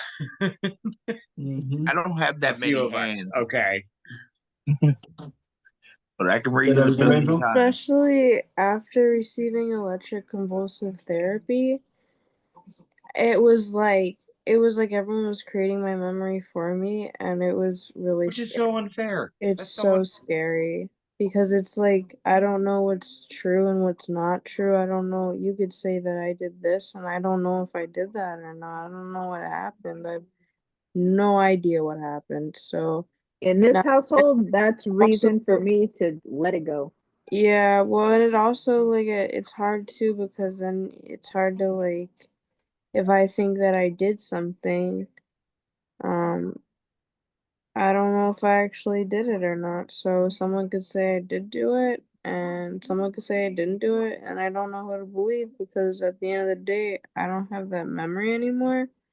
And like I remember doing something important and someone telling me no, I did that instead and kind of laughing it hurts because I'm not sure like if they're gaslighting me and using that to their advantage now or if I'm like actually misremembering it and just being a dick. And it's really confusing and really shitty. So I don't recommend ECT unless you need it. Sometimes I just say It's really like okay, and I'm like, yeah, if it happened, it happened. I don't like I'm not gonna question this right now. yeah. There's I'm just Water gonna off the like duck's pass back this. on this one. a lot of times where I'm just like, yeah, I Maybe not. I don't don't care. know. And there's a lot of times people want me to remember, but it's like I don't know what to tell you, man. The whole reason I went in for that shit was so that they could electrocute my brain and get the memories out. So what did you expect? Me to have the memories you wanted me to save? Girl, like get the fuck out of here. Ricky, had your hand up? Yeah, so I used to be the memory vault of the family where I remembered dates, events, somebody says, "Oh, when was this picture from?" I would give them the exact date. I was always that person. In college, I was one that remembered everything and blah blah blah blah blah. Anyway, get to the point. Okay, so the point is, since epilepsy, some people have not realized that I can't remember things. And like I happened to be mentioning at a family dinner about how the last seizure I had, I didn't remember getting to the hospital. I don't remember what it looked like. I don't even know if I ate there, all sorts of things. And I remember like them putting the electrodes for the EEG, and I remember being on an iPad for a minute or two with a doctor. That's all I remember. And then my mom says, "Well, I was there." I'm like, "Oh, I didn't know." "Well, I was there." I'm like, "Hey, you could yell it at me all you want. I don't remember that you were there, and it's not going to do anything." So it's just interesting how some people just don't get the whole memory thing. Yeah, like my aunt, like she was like there was like this candle that she had out when we went to her house, and she's like, "Look at this candle," and I'm like, "Cool, that's a cool candle." She's like, "Do you remember it?" I'm like, "No, it's a Yankee candle." She's like, "You got it for me this time," and I'm like, "Okay." She's like, "Do you remember?" I'm like, "No, yeah, I don't know. I was what? I was 12 or something. 10? I don't know. I haven't seen you in like 10 years, girl. I don't know what you're talking about. I don't know anything about the candle. I don't even remember your husband's name sometimes." So I don't know. They just don't seem to be able to grasp the fact that when you lose your memory, you lose your memory. And they haven't lost theirs, so the only person that understands it is my grandpa because he has dementia. He's the only person that understands my memory loss. The only person that can empathize with me and make me feel like I'm not crazy is my grandpa. Yeah, I like old people who have memory problems. No, but my grandma had that, and yeah, Hey, I I used to talk to empathize her with about it. all of you. Say that again, Angel. I empathize with all of you. I know the memory loss. Oh yeah, thank you. I empathize with all of you guys as well. I know what you're going through. Some of you, actually, because not all of you. We're all under different circumstances, but I got something else here. It says, what is one thing you wish non-epileptic people would understand about us? For me, it will be how my medication can drain me. It's not that I'm lazy, but there are times where I can't even focus on a simple task. It's mentally exhausting. First comment says 8.5 years seizure free does not mean I am cured. I am lucky that my first medication post diagnosis worked for me, but you bet your ass that the second I don't have my meds for 24 hours, I have a fucking seizure. And like saying a diabetic is no longer diabetic because they have insulin. Like that's not how it works. You no longer have cancer because you're receiving chemo treatments. Yeah, I could But see you how can't people would think there's that. some cancer that you can cure, but it's like a I see what they're making there. It's like a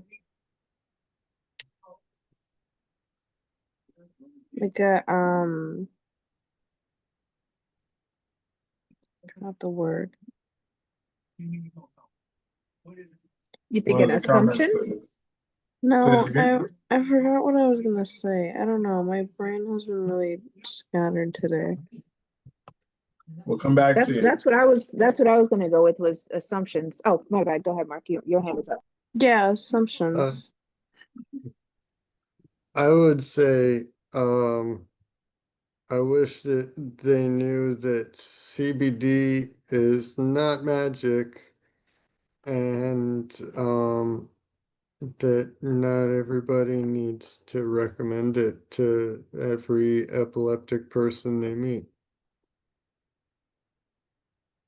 I, I don't know. It's something I've heard from several people, out of nowhere, unsolicited advice. Um, just, oh, you should take more CBD. I'm like, man, I'm taking my meds. Like, don't, like, But they don't know how much you're taking already, right? They're making the assumption that you're not taking some or that you're not taking enough. How do they know? I don't know. I don't know. But, the fact that my seizures aren't controlled means that it's obviously not enough. So, I need more, apparently. Um, so, mm,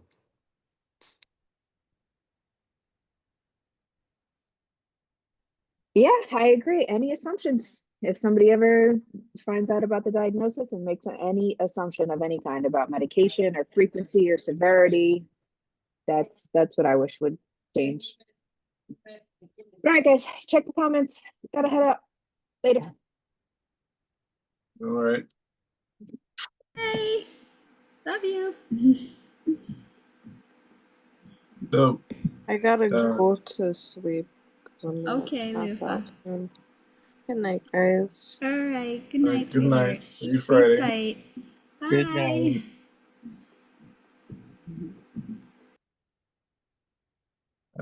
I know a lot of you guys are on the East Coast too. You guys heading out? Should I yeah, keep I going? should. I hate to dive off right on the end of this bandwagon, but I'm a little bit past my bedtime already. I really should get going. So, but it's been great talking to everybody, and I will be seeing you all on Friday. All right, I'll see you then. Yeah, definitely, Mark. Have a We good one. love talking to you. You always have something new for us. Love it. Knowledge. Cool. Knowledge. Love it. Yeah. Nice, Mark. Thanks. See you later. All Yeah, right. I'm East Coast, but I'll stick around for a little bit longer. Yeah. All All right. right. Cool. You know me, bro. So I got something. It says witness a seizure at work, but I don't think I reacted well. Now feeling extremely guilty.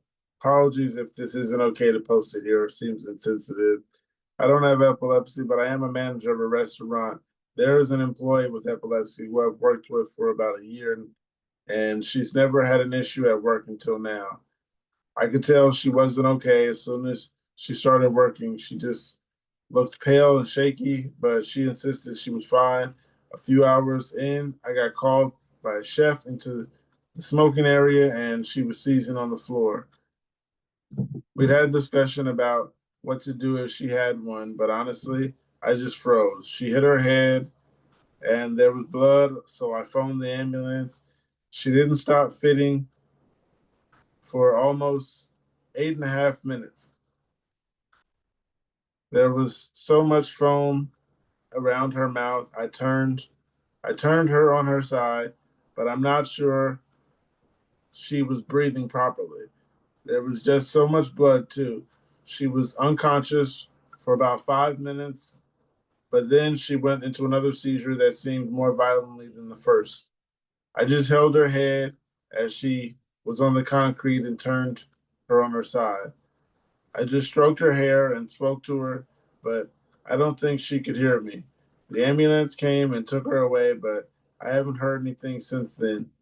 This was yesterday afternoon, and it's now the next morning, and still nothing, which I'm finding very worrying. The fact that she had two, and I'm not convinced she was breathing properly, is making me worry about the worst. I'm feeling guilty, and I should have just sent her home when I first noticed she didn't seem right. I should have been more clear on the first aid to provide. From what I described, do you think she will be okay? The paramedics described it as status epilepticus or something And I've looked that up, and it doesn't sound promising for her at all. What could Right. I have done differently that I can improve on?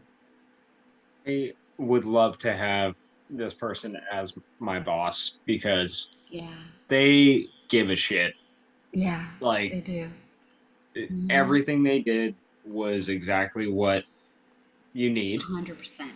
You Right. know, there's no way to really help besides just making sure that They don't we're on our hurt side themselves more and they and don't hurt themselves. they Yeah, don't die from not being able to breathe. yeah. Right. But so they did everything right, and I feel like they're just over overanalyzing the situation. So when they do hear back from this person is going to go, "Hey, you did everything perfectly. Thank you so much." You know. Right.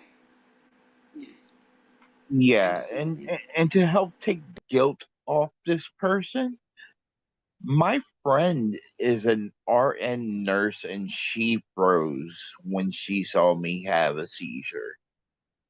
And they see them all the time, but she froze when she had me. So don't feel guilty about it, you know. It happens. It's a scary It thing. It's yeah.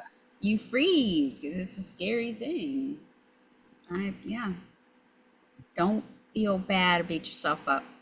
Just tell her, when you get a hold of her, you want her to feel better, give her enough time to recover. Because if she had status, it's going to take a little bit. And yeah, it isn't promising, but I'm sure that she is alive or you would have heard something by now. Okay, so calm down, deep breaths. You did a great job as a boss. And just because you froze for a minute doesn't mean anything, right, guys? Everybody freezes at first, even if they've seen it before and they're your loved ones. Sometimes they're like, "Oh, wait a minute, what's happening?" You Yeah. know, right? I don't know. Seems like it to me. Yeah, I think the person did everything you could do as a boss. So,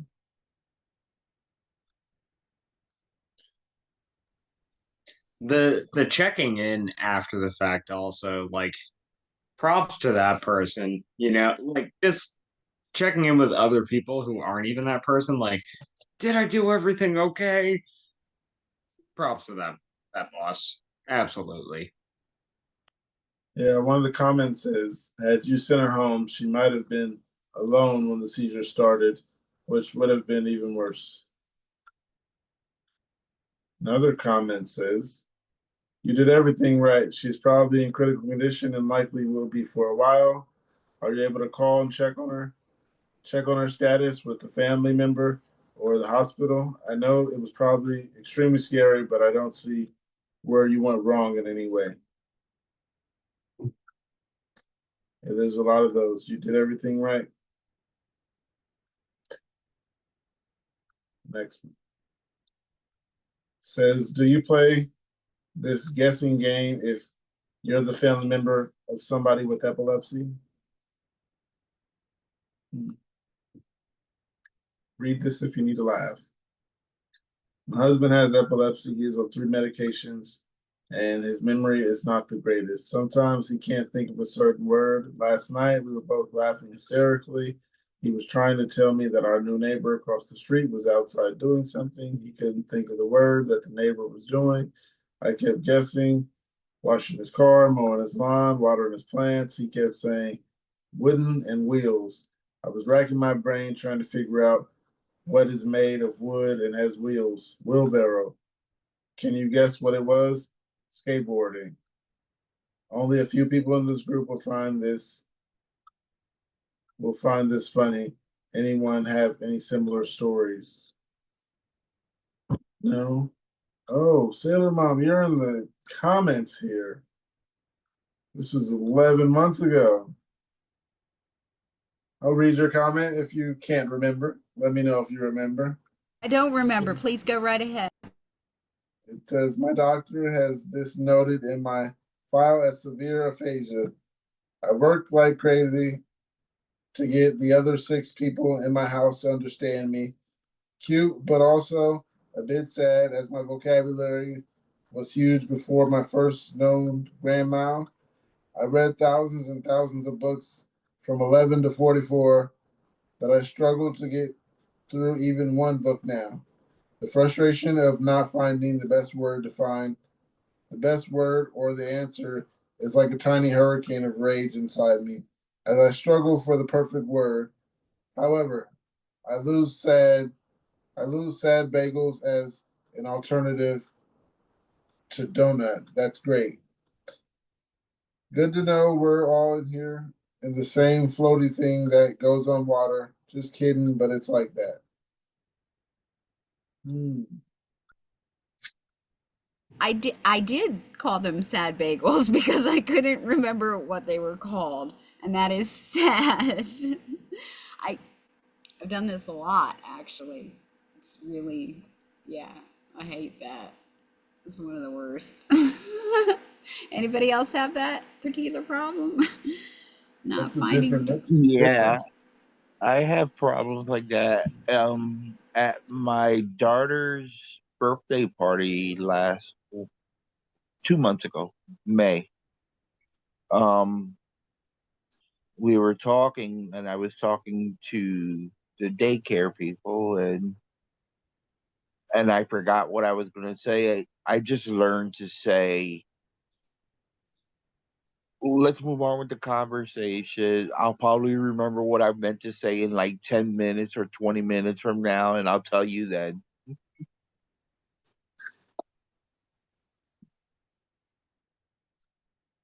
Yeah, one of the comments here says, my fiance does this all the time, often to a fault where I ask him to stop guessing and let me brainstorm for a second. LOL. He apologizes, and I know he's just trying to help me, but often it makes me lose the word faster. LOL. Does anybody ever try and describe the word that they're looking for? That's usually my go-to when I have my Yes. aphasia. I'm just Yes. sitting there trying to describe the word that I'm looking for, and everyone's like, "What the hell are you doing right now?" Like, I don't know the word. The word, Yeah, I yes. did that once. Like, I oh, do that I to my husband all this the water time. is not not hot. What's the word? Not not hot. What is it? I can't. Yeah. I was trying to say the word belittle once, and I couldn't think of it for anything. So I'm like, Get small. Here's my phone. This is what I was doing. I was belittling myself. Yeah. Like, I didn't say belittling, but I showed her what I was doing. I'm like,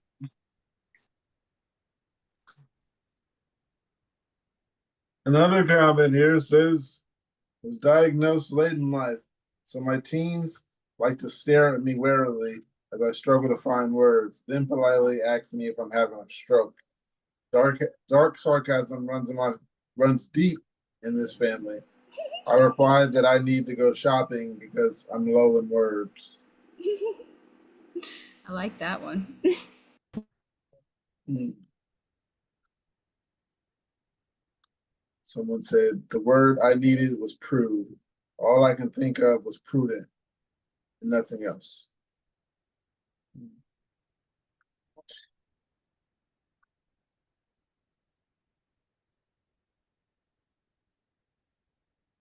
Sorry, you guys.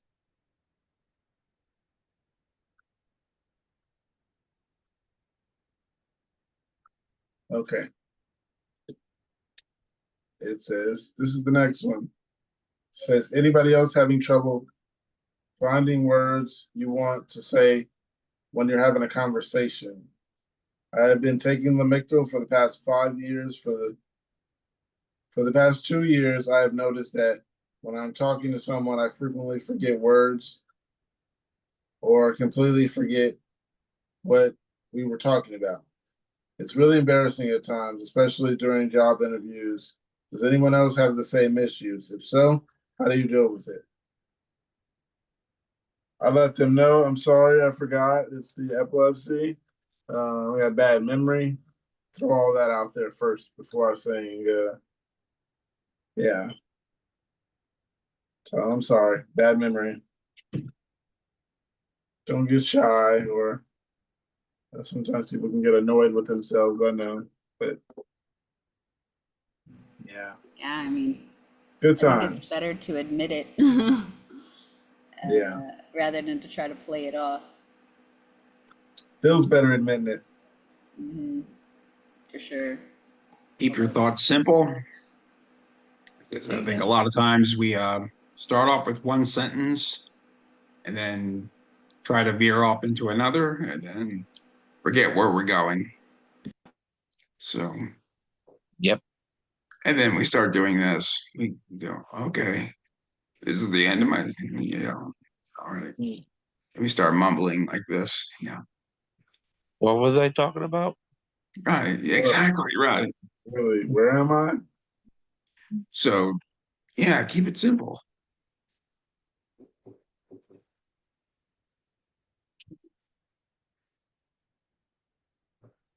Okay, one comment says all the time. I can't think of that word. It slipped my mind, or a brain fart, depending on my audience. Or someone said, yes, I'm also on the make when this happens to me. I just try and slow down and pause for a second. Can be awkward, but it's okay. And it usually comes back to me. I think of a word. If not, I just say, sorry, I lost my train of thought. Pretty much what I said.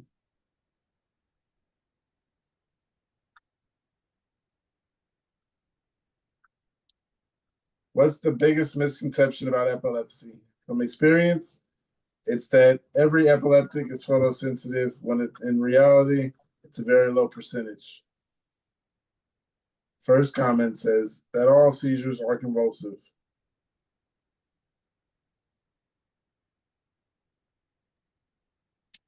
Um, That misconception besides the shaking. that everybody gets an aura first. You get that from people with epilepsy. How about that you're okay People if you're do, not or your actually sleeping? doctors. Your doctors will often really push you on it. Are you sure you didn't feel something? Are you sure there wasn't something? Did you smell? You know, and they'll really, really push that. Anyway, just saying. Weird when someone with epilepsy asks me, you sure you get that? Yeah, of course I get that. Nobody wants to have bad memory or shit like that. But Wait, what was it you just said? Huh? right. Actually, on that note, sorry, I had to make a joke. I'm gonna head out. Everybody have a great rest of your night. Love you all. I will All see you right. Friday. All right, Later. Brandon. Hi, Later, Brandon. everyone. Good night. Rest up. Now Glad I you're gotta hit okay. leave me. Oh, I'm totally fine. Pookie's the one to be worried about. Oh, I'm I was good. worried about both of you. 17-year-old saving you and Pookie being in the hospital. It was so weird. He just handed me a $20 bill and walked away. And as I turned and went, "Hey man, I don't." He was already gone and just was ignoring me. I was like, you know what? He gave me a free $20 bill. Fuck yeah. Maybe Good he kid thought right you there. needed an Uber home and didn't have the cash for it. Maybe. Who I don't knows? know. Eh, it was a Or whatever. funny experience. But yes, But I will let it. a sweet experience because teens are not Sweet. always that sweet. Yes, Very exactly. nice. All right. Anyway. Everybody have a great rest of your night. I'm exhausted. I will talk to you all soon. Later. Right.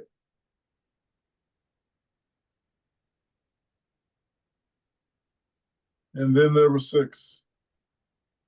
What was the question again? Then I'm being real this time. What's the biggest misconception about epilepsy? Other than people shake. That's the Okay. easy one Other out. than that. Let's see. I mean, I would just say that there's one type of seizure. Yeah. So I think there's just one type of seizure now. Yeah, I And the like that one. photosensitivity. Yeah, I would go with those. I don't think people normally think that we make noise. Do you? You guys think that it's represented as, I think usually it's somewhat silent when it's represented in movies and things. And I know I'm not silent. I don't know about you guys, but I Yeah, I'm think the pretty much got a misconception long is fall, so you're gonna hear that much. Well, my legs kicked pretty violently when I had myoclonic seizures. I was conscious though, and like I would, you know, I'd be heard like that, but not that violently, but violent enough to disturb people. You know that. enough that people knew. Yeah, they didn't know it was a seizure though. Right, but they could hear it. They could, yeah. They thought I was just being a jerk and kicking them. So terrible. I'm so sorry. No, no, but that's the exact point. I mean, Right, and, because and misconception. It that's is my pretty funny. biggest misconception is people think it's not that serious. Yeah. Seizures are not that that serious. too, right? They don't think it can kill you. Certainly not. Rick, did you have something? Yeah, Rick, go ahead. I'm sorry.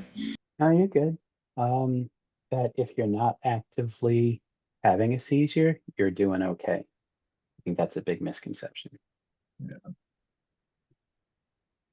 You know, especially the why are you tired? Why can't you remember? Why are you acting like that? Mine was 2 days ago, and I'm still tired. I hate the why you acting like that. Right. Right, I was supposed to be good when I left the hospital, but yeah, yeah, people suck. I just say that all the time. A lot of them. I used to say I if can you're say all lucky. of them. What's that, Kenny Rick? Graham. I when people said, you know, people suck, I used to say if you're lucky. Yeah.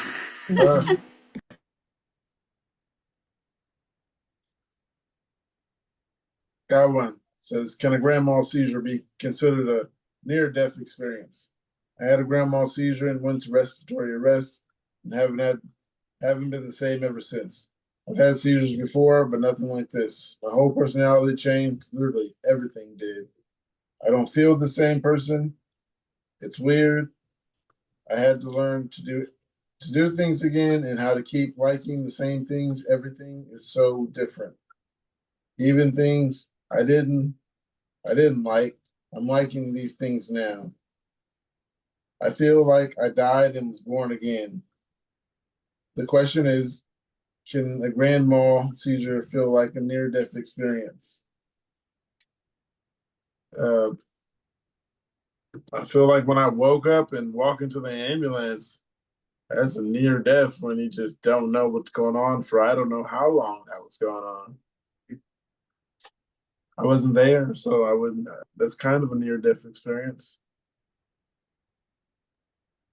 Yeah, I agree. I think, especially if you're hitting your head, if you're hitting your head, who knows what can happen? You know, it can change you. It can change what you may like. You know, so And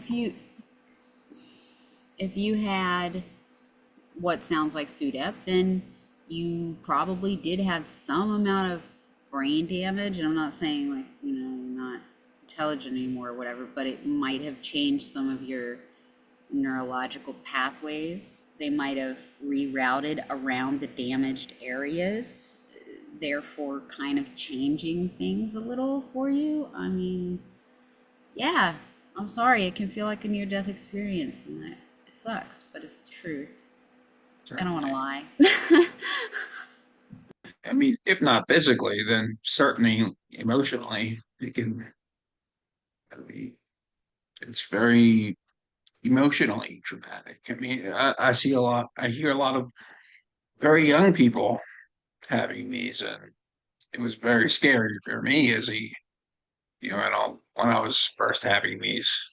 It wasn't so scary, later on, in my teens and such, but yeah, like I really thought that I was dead, my first couple of seizures. So, but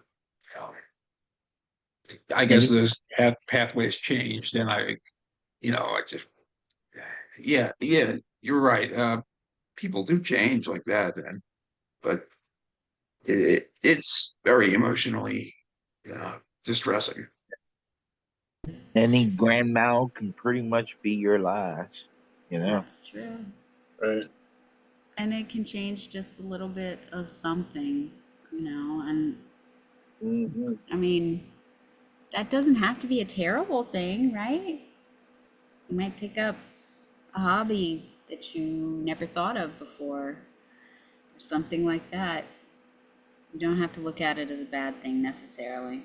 But if the question is yes, can it feel like a spiritual death and rebirth, or feel like an actual death and rebirth and change things about you? I think we all agree that that's possible, Yes.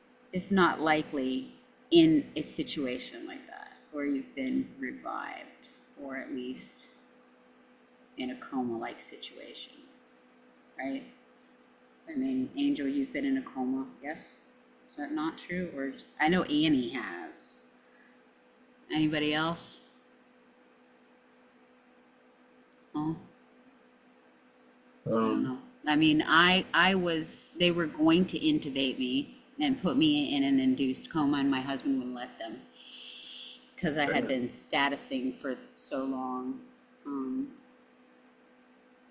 But yeah, I certainly felt like I didn't know where I had been for about 12 hours. Understandable. Yeah. Got a I comment. gotta go. Good night, guys. All right, See you you have a good Friday. night. Thanks, everybody else. Bye. All right, All bye, right, Big Jeff. Jeff. Bye. and then there were 5. Yes. One of the comments says, same thing happened to me in September. I studied the brain, so I get what's going on, but it's not making it any easier to have massive memory issues, motor function problems, emotional connection issues. The last one I had around 15 years ago, I completely cut out an addiction, legal, I had. Cold freaking turkey. Never wanted one again. Never thought about it. Never craved it. These seizures are amazing, even if they are horrifying. Interesting way to look at it. Ah, see? There you go. Like I said, it's not always bad, right? Someone said, I'd say yes. If anything, it can show how certain life is. I also think that it showed what death is like. That time. Another interesting way to look at it. One more says, all I remember from mine is that I don't remember anything. It's just dark. If I wake back up, I wouldn't even know. There's just no existence. It's pretty much what it's like.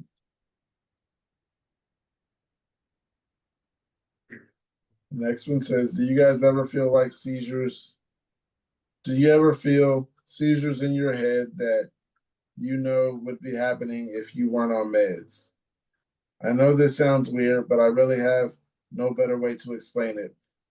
Sometimes if I have really bad barometric migraine or don't get enough sleep, both of which are triggers for me, I will feel like precursor stuff. So I randomly lose feelings in my hands, zone out, etc. I will get this throbbing in my head and feeling, and I know that if I wasn't on my medication, I didn't have a barrier. I would be seizing. I was just wondering if anyone else goes through the same things. Some of the comments says, yep, I feel quite seisurey, but feel the meds stopping any actual seizure action. That I do not. I take my pills I don't feel my pills taking down any seizure action because I feel like that would happen if you take them right when you need to take them, like right before you're going through it. But yeah, I don't go through that. Take them on time, 12 hours apart, and I don't have to go through that. I mean, I still get those vibes where I'm like, am I gonna have a seizure? But it's just normal, everyday epileptic stuff. But if you weren't on your regular meds, it probably would be a seizure, is I think what they're trying to say. Do you ever feel like you have something in your head that's saying, I would have a seizure if I wasn't on something? Because I know that I have exactly where it comes from, and I can feel that son of a gun. And it will sometimes do a That weird, little voice. it does like an electrical storm that turns into a smaller electrical storm, and it'll come across the other side. And I'm like, please, please don't get bigger, because if you get bigger, I know what's going to happen. And I know that the only thing stopping it is either the regular medications or a rescue med or Yeah. cannabis or, something else, right? It's not, oh, look at that. Cool. I'm sorry. One time on the Go into podcast, babies. I felt like an electric current, like going through the middle, like of my head, going through the, like near my spine. And I got really scared because that reminded me of the first cluster right away. And I'm like, no, I took my nasal right away.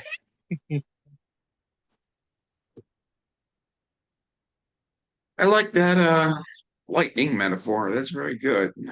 That's Oh, what it feels like to me. I mean, Yeah.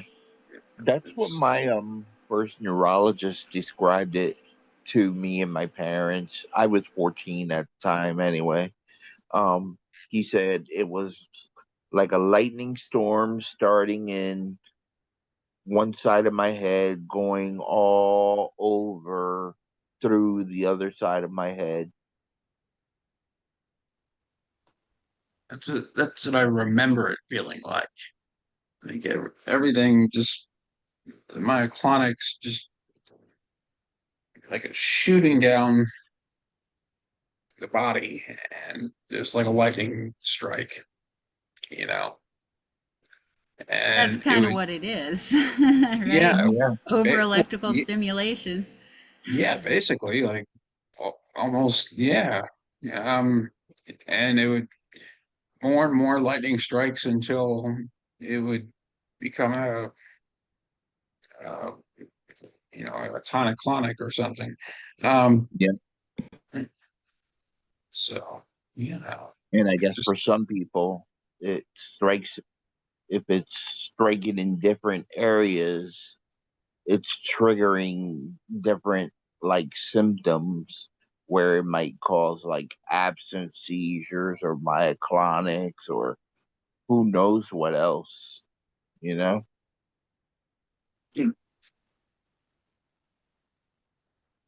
Rick, you got anything for that one?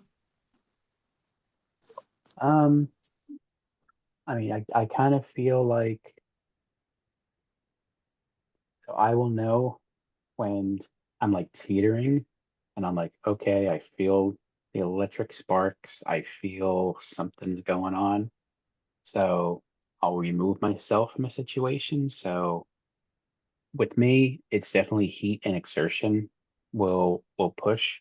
So I will stop what I'm doing and either I'll take a cold washcloth and put it on my neck, or I'll run cold water, splash my face, or I'll drink really, really cold water and shut off the lights so it's dark, get praying, and I've managed to get out of it. I'll still have an aura or like a low aura, but definitely I feel like I've stopped it.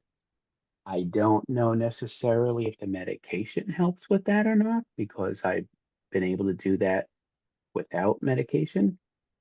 Of course, at the time, I didn't know I was actually having seizures. Um, so I feel like the medication probably helps with that more now. and also I'm aware of what my triggers are.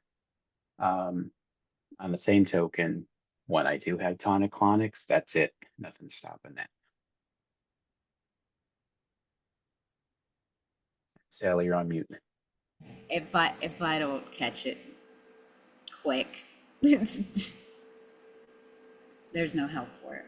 It's coming. Some people don't have that like chance to catch it.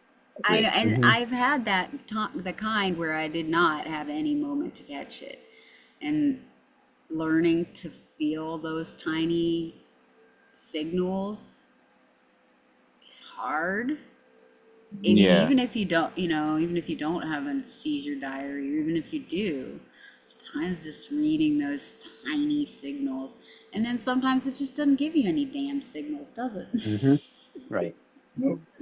And it's Yeah, even harder Mark's for nine. the ones that people who like their focal points change.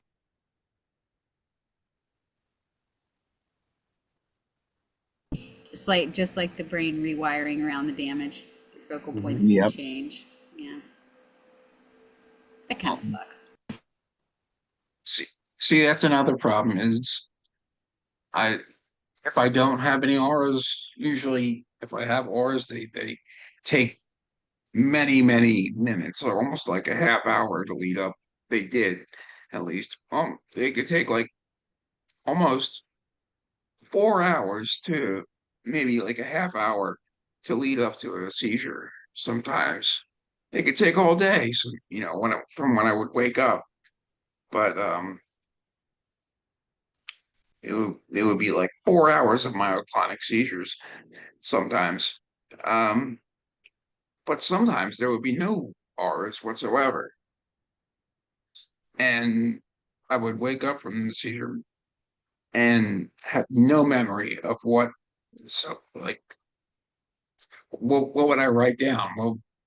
How would I record such a seizure? I mean, uh, uh, I mean, You don't know when it started, you don't know when it stopped, you don't know what was happening, right? And I'm sorry about my dog. I don't That's when know. you get a nanny cam. Yeah, I mean, those were the most terrifying ones where you just, like we're just talking here, and you're talking to someone, and then you just wake up, and yeah, in the post-ictal stage. And those were scary. I Yeah, hated those ones.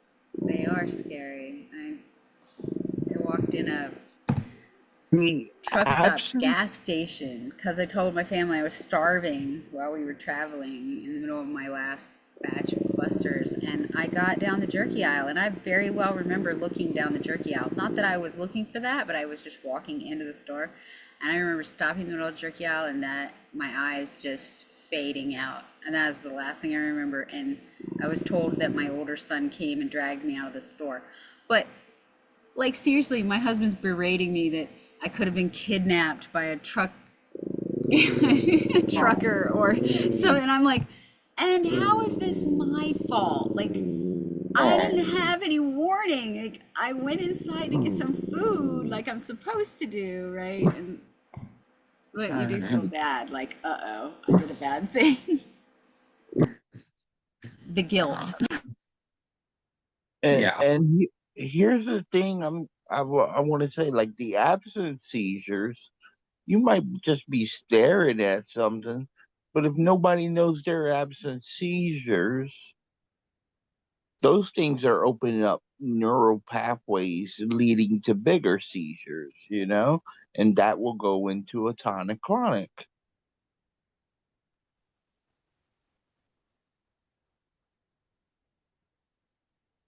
And I think those are like harder, especially since some of them are hard to catch too.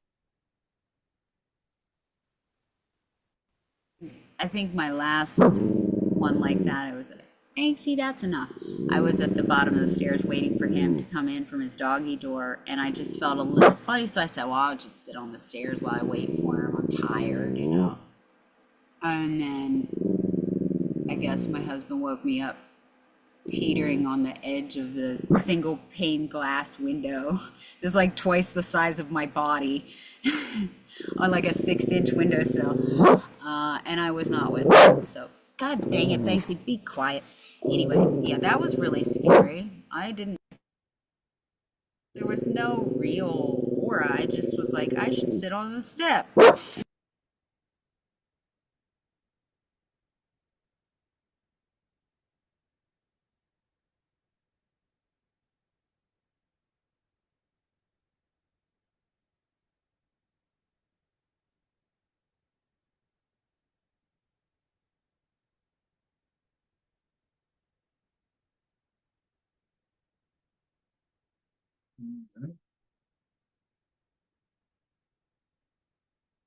Little fella is angry.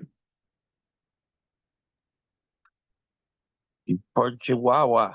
He Yeah. reminds me. He Yes, he reminds me of is. my That's where dog. the anger comes from. Dachshund and Chihuahua. And he's watching the neighbor collect her feral cats to feed, and he gets mad when she does that. And he gets mad because the deer come through the backyard with their twins all the time, and he wants to go out there and chase them and be friends. They don't want to be friends. They want to stomp him to death. He doesn't understand. I just want to play. Huh? We should rename him Chewini because I like that name.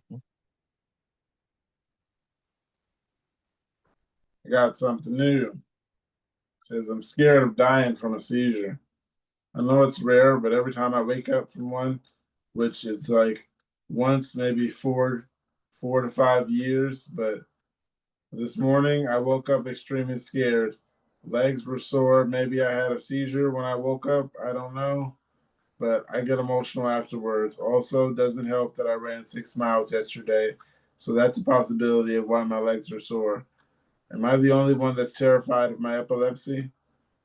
First response is I think the question is there anyone who isn't terrified of their epilepsy? And to that response, I say I'm not afraid of it, terrified anymore. Terrified is the wrong way to go about it. Yeah.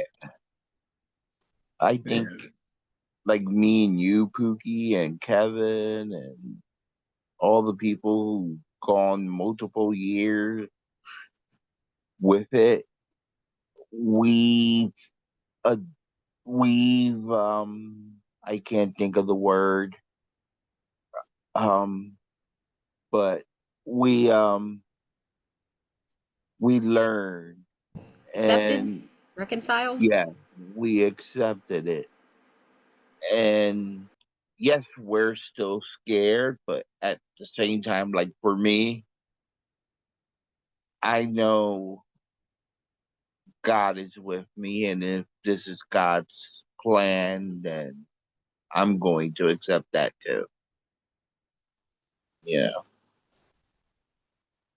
Nice. Rich, you got something? Yeah, so I've come to terms with it, and sometimes I'm pissed off, but I wouldn't say I'm scared.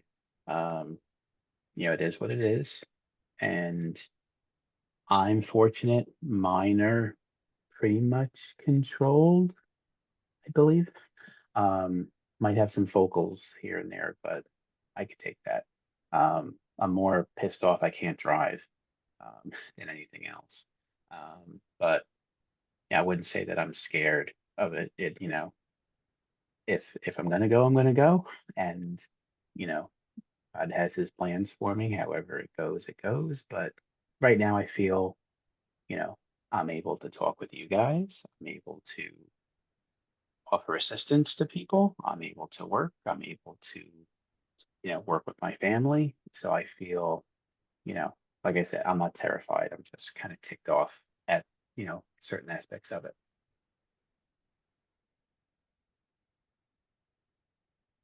Another one of these comments says, I'm scared too. Oh, hold on. Why did it skip like that? Okay, someone here says, absolutely not alone. Every time I had TCs, I felt like I was legitimately fighting for my life. It's discomforting to come back to reality for at least the rest of the day, like narrowly escaping the other side. So sorry about your distress and recovery. Do you think electrolytes or get some natural ones from sea salt or coconut water? Make sure you rehydrate after so much exercise today and get enough nutrients to recover.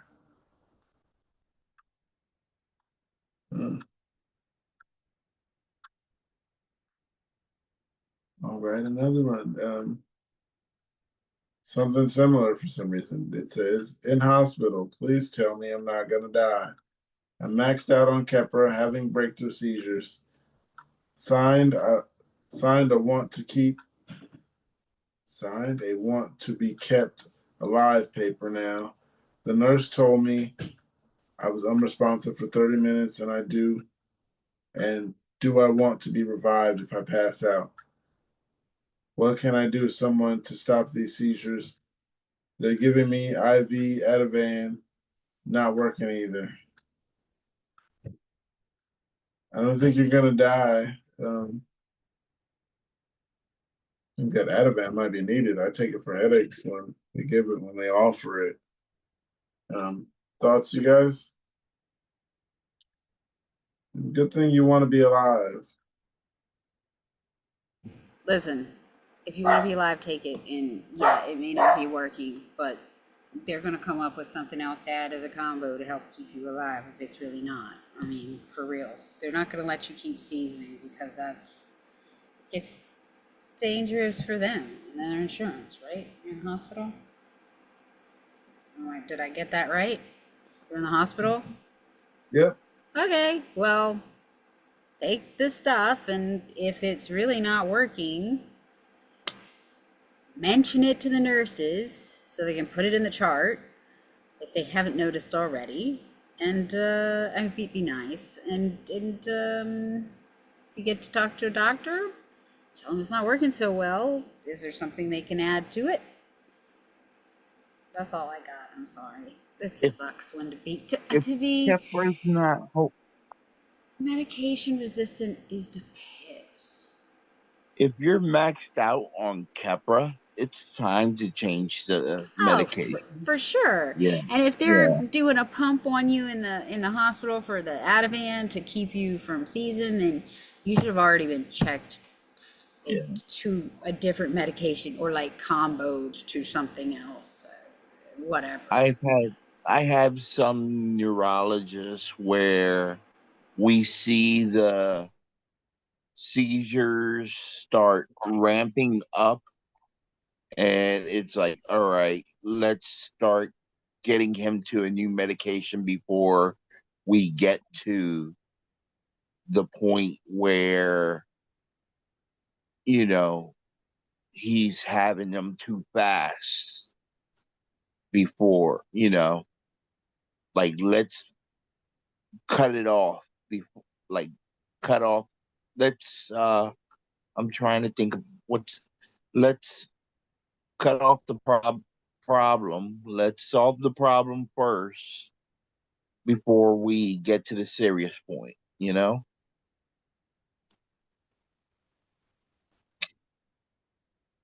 Let's not get at the serious point.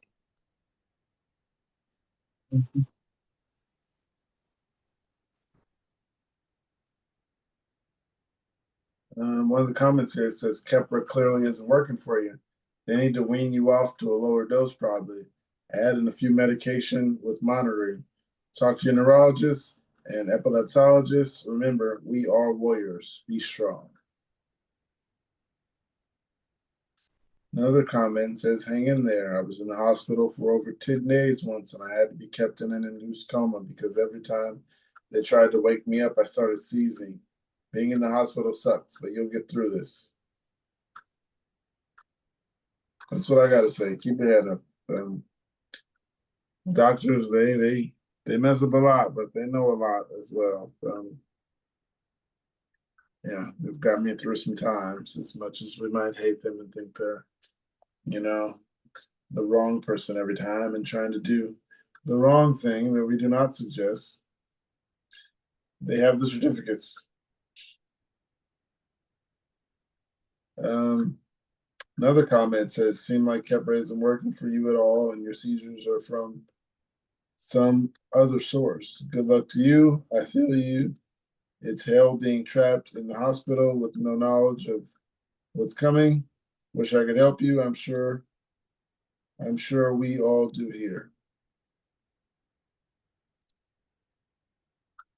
I'm not a doctor, but I would suggest moving on to maybe lacosamide or Vimpat or Briviact, because yeah, the Keppra ain't working. You need something to hold back that dam. Yeah, the person didn't explain their mental health, but yeah, that's the thing. Well, that's not even for mental health. It's to hold back the seizures. You know,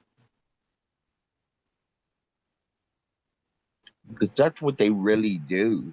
Is with the medication therapy, when they can't really figure it out, they try to build up the dose to see where your body can handle. And it's like building a dam to hold back the seizures. But eventually those breakthroughs will come through. And if they keep coming through, it's just going to make the hole bigger and bigger until it's not holding anything back no more. Right. And that's what they felt about my Vimpat. And that's why I got moved to Xcopri. Right. How's that going for you? Yeah. I just titrated it up yesterday Yeah. to 50 milligrams. So, Is that a little pill? huh? Is it a little pill? Oh no, that thing is Let me see. huge. Oh, I don't know if I can if you can see the difference. Let me see if I can get you a pill. Yeah. Look, my Vimpats, Look at this 2 thing. milligrams. This 2 is a 50 milligrams. milligram of Yeah. See, Xcopri. he's talking 50. They were like, "Oh, go up to 4." It's fine. 4 milligrams. But of course, they're putting that on top of a bunch of other shit. So, you know. And in 2 weeks, I Oh, wait, titrate no, up wait. This again. is the wrong one. I was actually showing the wrong one. You were talking Vimpat. This one's Fycompa. The Vimpat's somewhere else. But it's really low like that too. pushing pills. In 2 Depakote weeks, I pills go are up to these big. 100 milligrams. Man, I can't believe they go so big with the Vimpat though. That's pretty big. What are Just those, saying. Kevin? Depakote Whoa. How many milligrams? 500. Oh, wow. And how many times a day? Twice? I forget. What am I doing with this now? It's 750 twice a day. I also got a 750 smaller twice a one. day. Okay, so it's like 1.5 and 1.5. Got it. Yeah. All right. Yeah. Well, the I mean, exception of that's Cookie, most of us been on Vimpat before, right? I got these little ones. The 200 milligrams twice a day. Lamictal or lamotrigine, actually. I'm going to put a picture up. This is a picture of Vimpat next to the 50 milligram pill of Xcopri.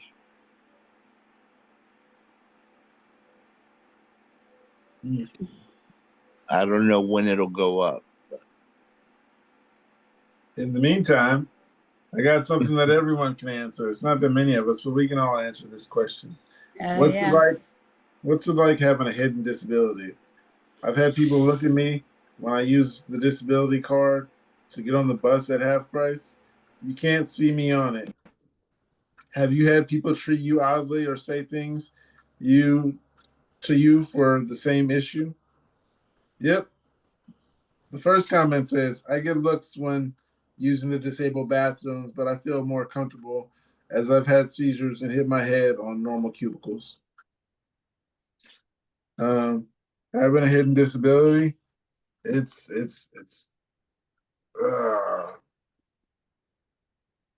it's hard when your family is the only person you're around. So that says a lot. I don't have to say exactly what happens, but sucks when your family is the only people that are around and you get that stranger vibe.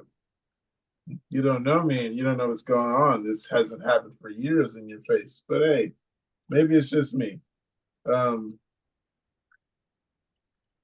yeah. Um That this hidden sucks. disability is rough. I wish it was just on my face, like he had a seizure. Um he needs rest. Or my eyes just were like, he's not ready to go. Right. Something. I wish there was a sign. I know. I get. Yeah, man. It's just times when I'm like, I really can't do the mom thing, like the stuff I normally do. And I know I don't do a huge amount, but sometimes Oh it's just too man. much, you know?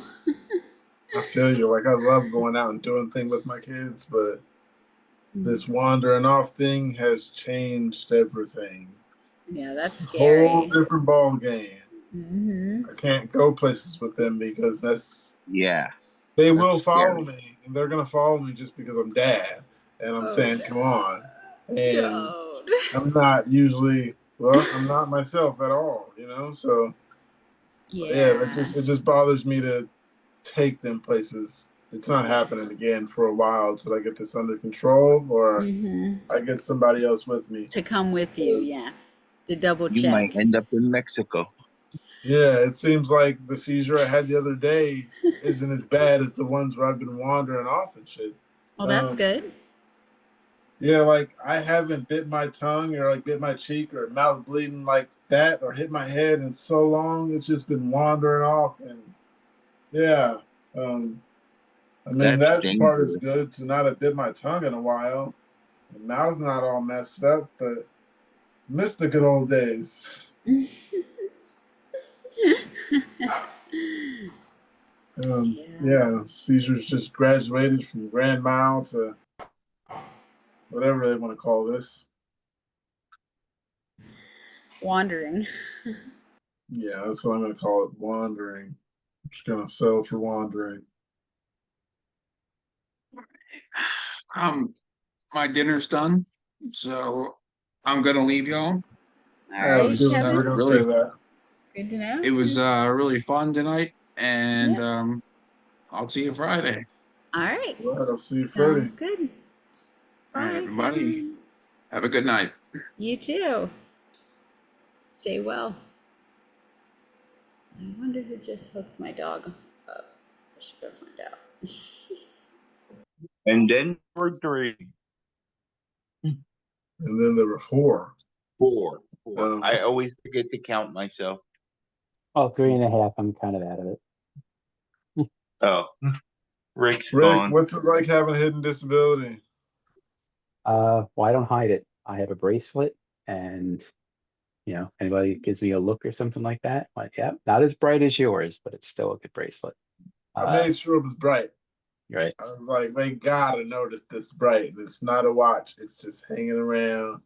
Yep. Yeah. Yeah. Mine's I love your bling.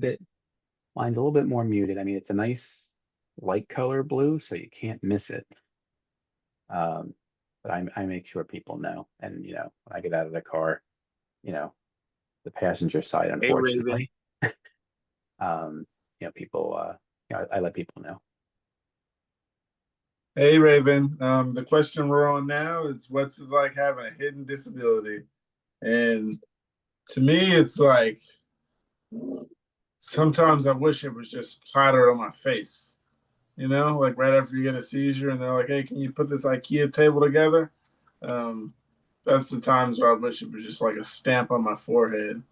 Um, yeah. But unfortunately, they don't have a stamp for that. If only.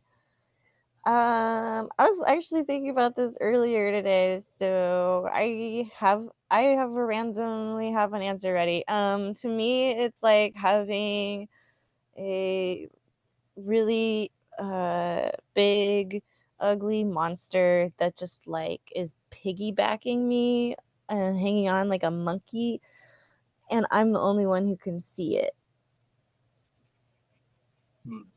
But it's there all at the time. Yeah, I look at it as like there's that friend that never comes around, but they come around. They're like, remember, I'm still your friend. I'm still here. Don't forget about me. Yeah.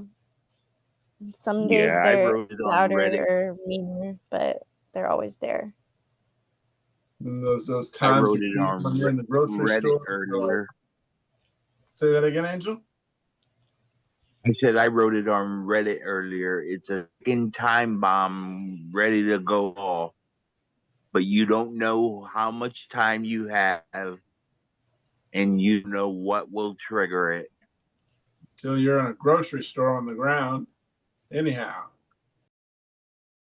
someone says in the comments about the hidden disabilities, someone says trying to advocate for myself constantly in the workplace is so frustrating.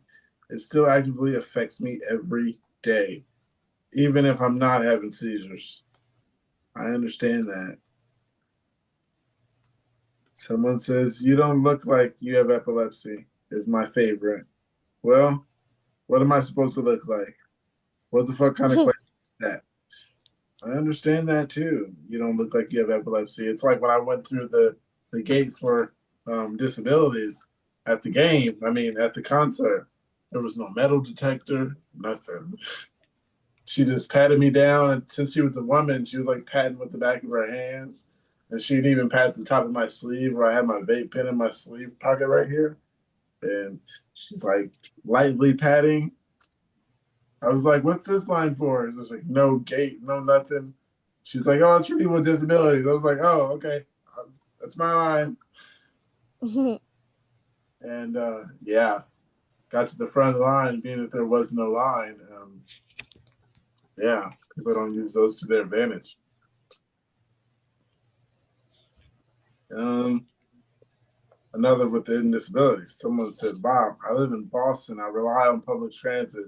Never even occurred to me to get a discounted pass for my disability. Going to look into this now. Anybody else ever experienced false alarms where you get the feeling you're going to have a seizure and then you just don't? First comment says, definitely. I'll have a mini aura and get a light panic, but calm myself down and try to relax. If I'm at home, I'll lay down. If I'm out, I'll go find a quiet spot to sit down for a few minutes. What I thought were false alarms were actually not false alarms. They were, what do you call it? Focals. I thought focals were false alarms. Localized focal seizures. Yeah. I think I was just having focals for this past 10 years, and I thought those were precursors. And come to find out, I was having seizures all along. Yeah. I feel like, yeah, when I got epilepsy maybe like 20 years ago, I'd say for the last 10, I've been dealing with the myoclonic jerking and the focal blinking out and wandering off and stuff. The wandering off has been the past 2-3 years. So that part's different. But yeah, wandering off is no joke these days, especially when you're a big black man walking in people's houses. You tend to scare people without trying. Just happens like that. Yeah. Anybody ever want to talk about those false alarms? They I'm not usually the only turn one. into They usually turn into a seizure for me eventually. So your false alarm is like an early alarm. Yeah, like sometimes a Yeah. fall, an aura is just like I can put that aura off for a little while, but it's probably gonna come back to bite me in the butt, and I'm gonna Right. have a big full one later on. Yeah, I don't like to ignore them because every time I do, really bad shit happens. Sorry, it's true though. Someone in the comments says, "Yep, a lot. Hard to tell the difference between my migraine auras and my epileptic aura. It's so much fun sometimes." I love the attitude.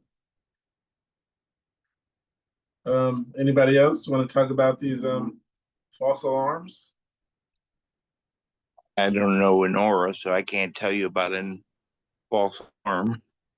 You ever felt like you were gonna have a seizure and then you didn't? No, not that I know of. Mm. It's either I'm seasoned or I'm sorry, the that's only not time funny. I did feel No like it warning. was when the only time I did feel like it, that one where I was on a podcast and I just felt an electrical current in my head. And I'm like, okay, I'm not taking a risk with this one.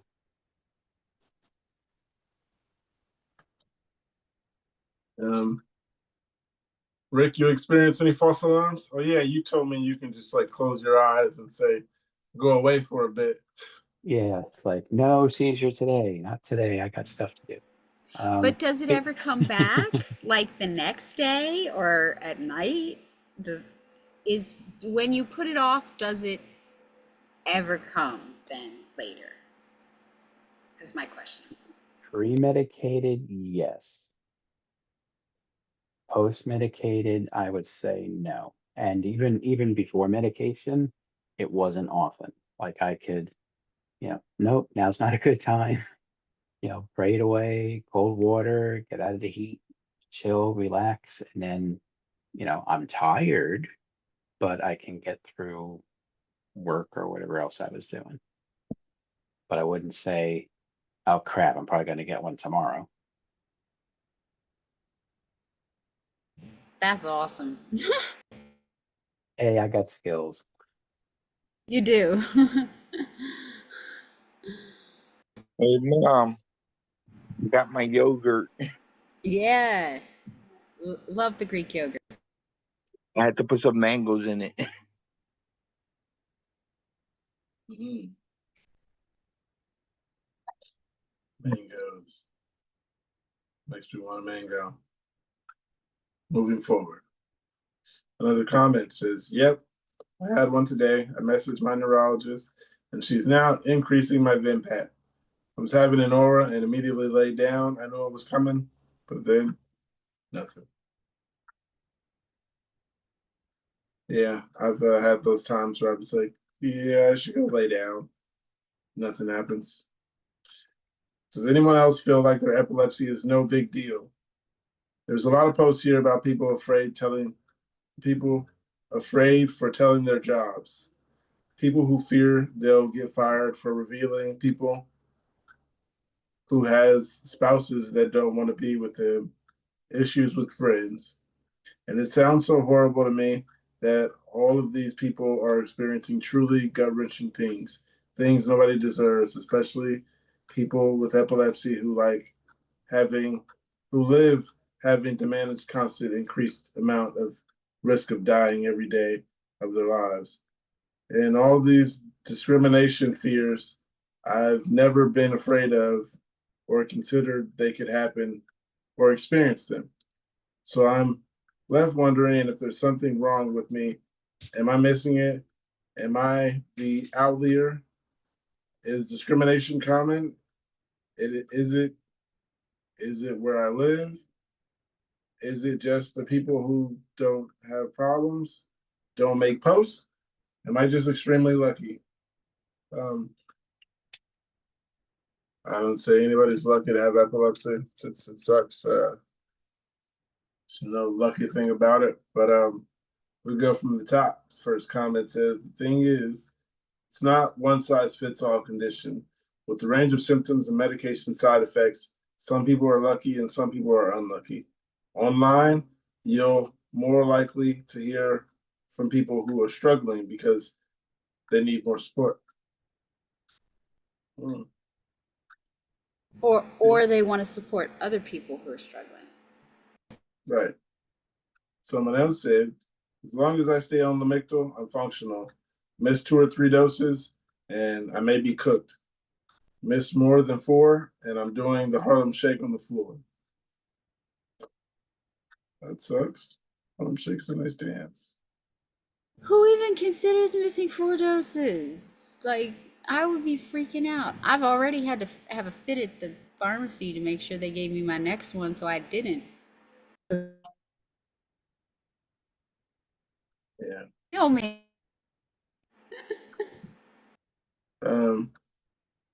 Anybody think their epilepsy is no big deal?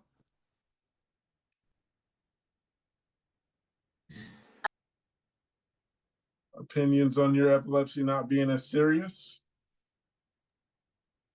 There are times when I think it's not as serious as opposed to depending on like, yes, I can still do this and that with like freedom and stuff. But when it comes to certain situations like work, I'm limited. I'm highly limited because Or driving, right? driving, Being I, independent d- in a I, way. I, yeah, I don't know when my seizures will come at all. I, I don't have an aura. Um, I'm a big liability to any job, basically. Right now, I'm a part-time caregiver, but that gives me an advantage because basically I get to caregive and at the same time I'm being looked at too. So I have someone with me, you know, that can call 911 or whatever if they need to, if I have a seizure. But um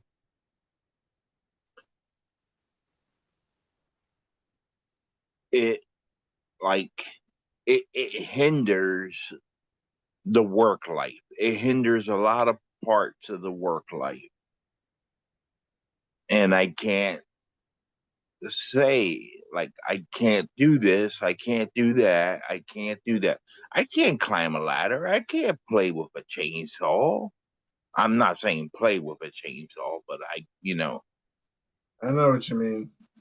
yeah, we can't do a lot of these things because we don't know what will happen, when it will happen. And it will be more dangerous in our hands than it would be in somebody without, even if they don't have knowledge of it.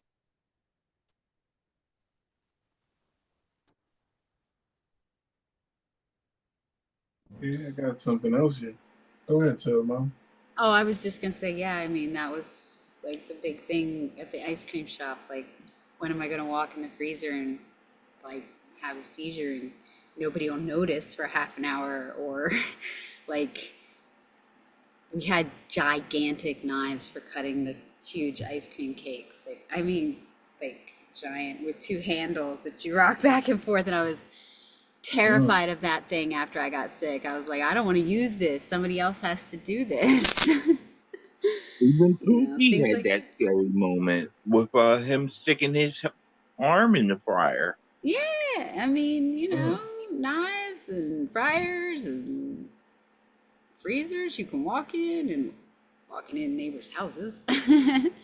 All that Yeah, stuff that's is really rough. scary, There's man. like, That fryer there's was like, rough. yeah, there's days we're gonna be Tough good, but business. we don't know those days. Yeah, stuff's tough business, man. That fryer, it was unforgiving. But as to living a life, yeah, we can live a life. It's going to be different. We got to manage it. It's going to be a lot of managing to do. And we can live a life. It's just, it's not going to be.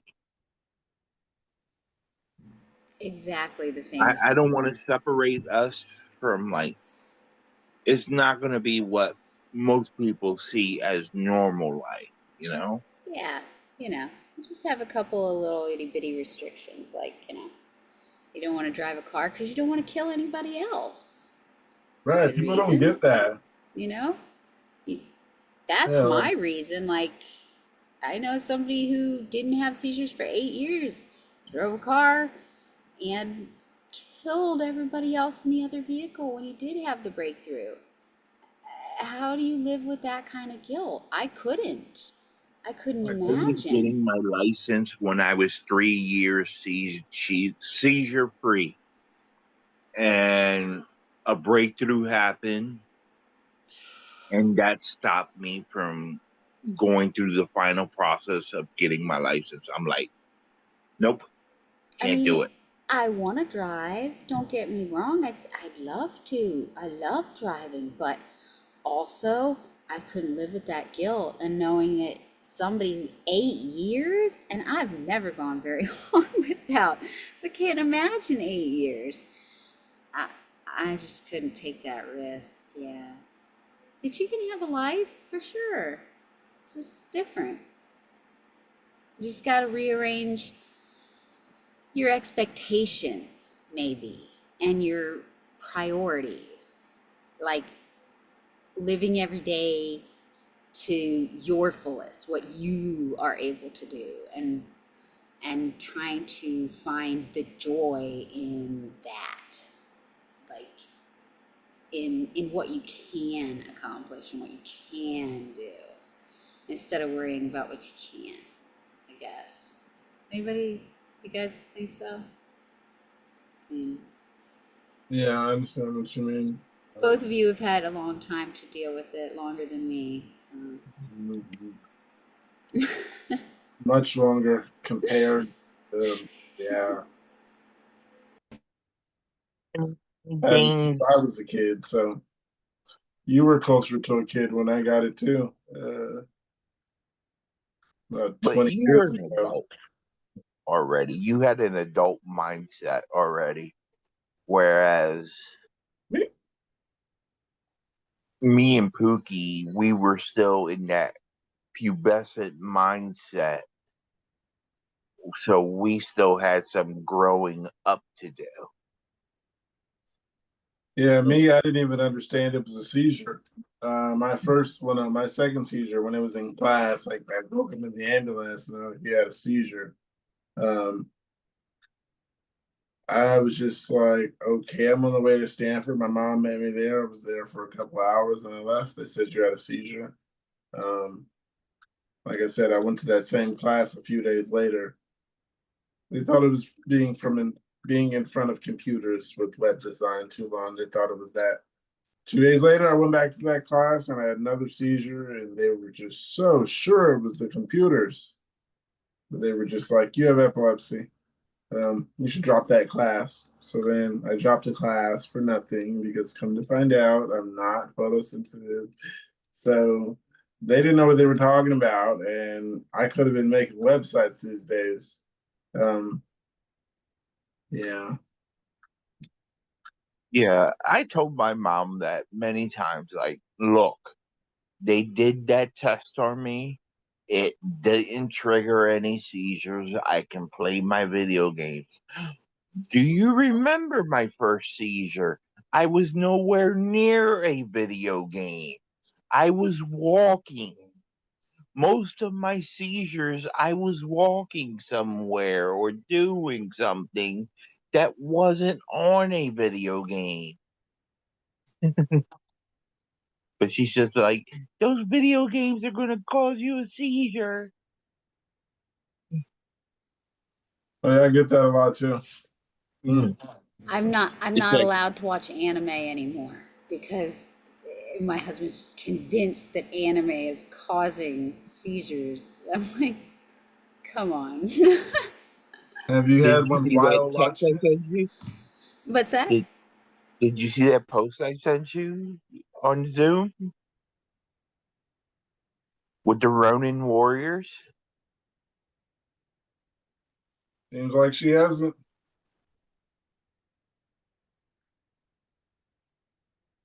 I saw her Sailor Moon background and I'm like, oh wait, I got a bunch of old anime DVDs right there.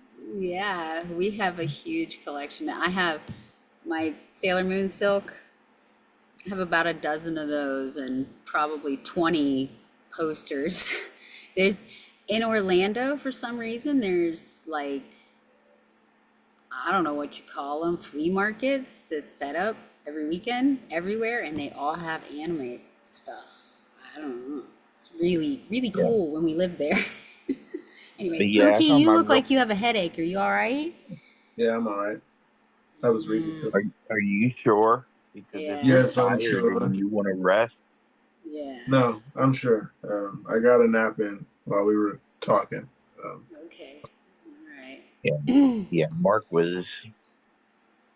had us educated for a while. Yeah, me very educated. I was having dreams about what he was talking about. Uh, good dreams, good dreams. He's a smart guy, for sure. He Yeah, I is. love it, man. I'm glad he's joined. I get to learn a lot from him. Yeah, for sure.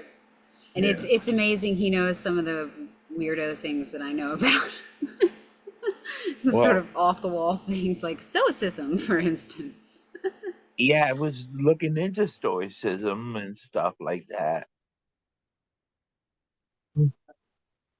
I got something else here. It says, how many of you don't have a real reason for your epilepsy? All of my EEGs, CT scans, MRIs always come out normal. Yet 10 years later, I'm still having seizures.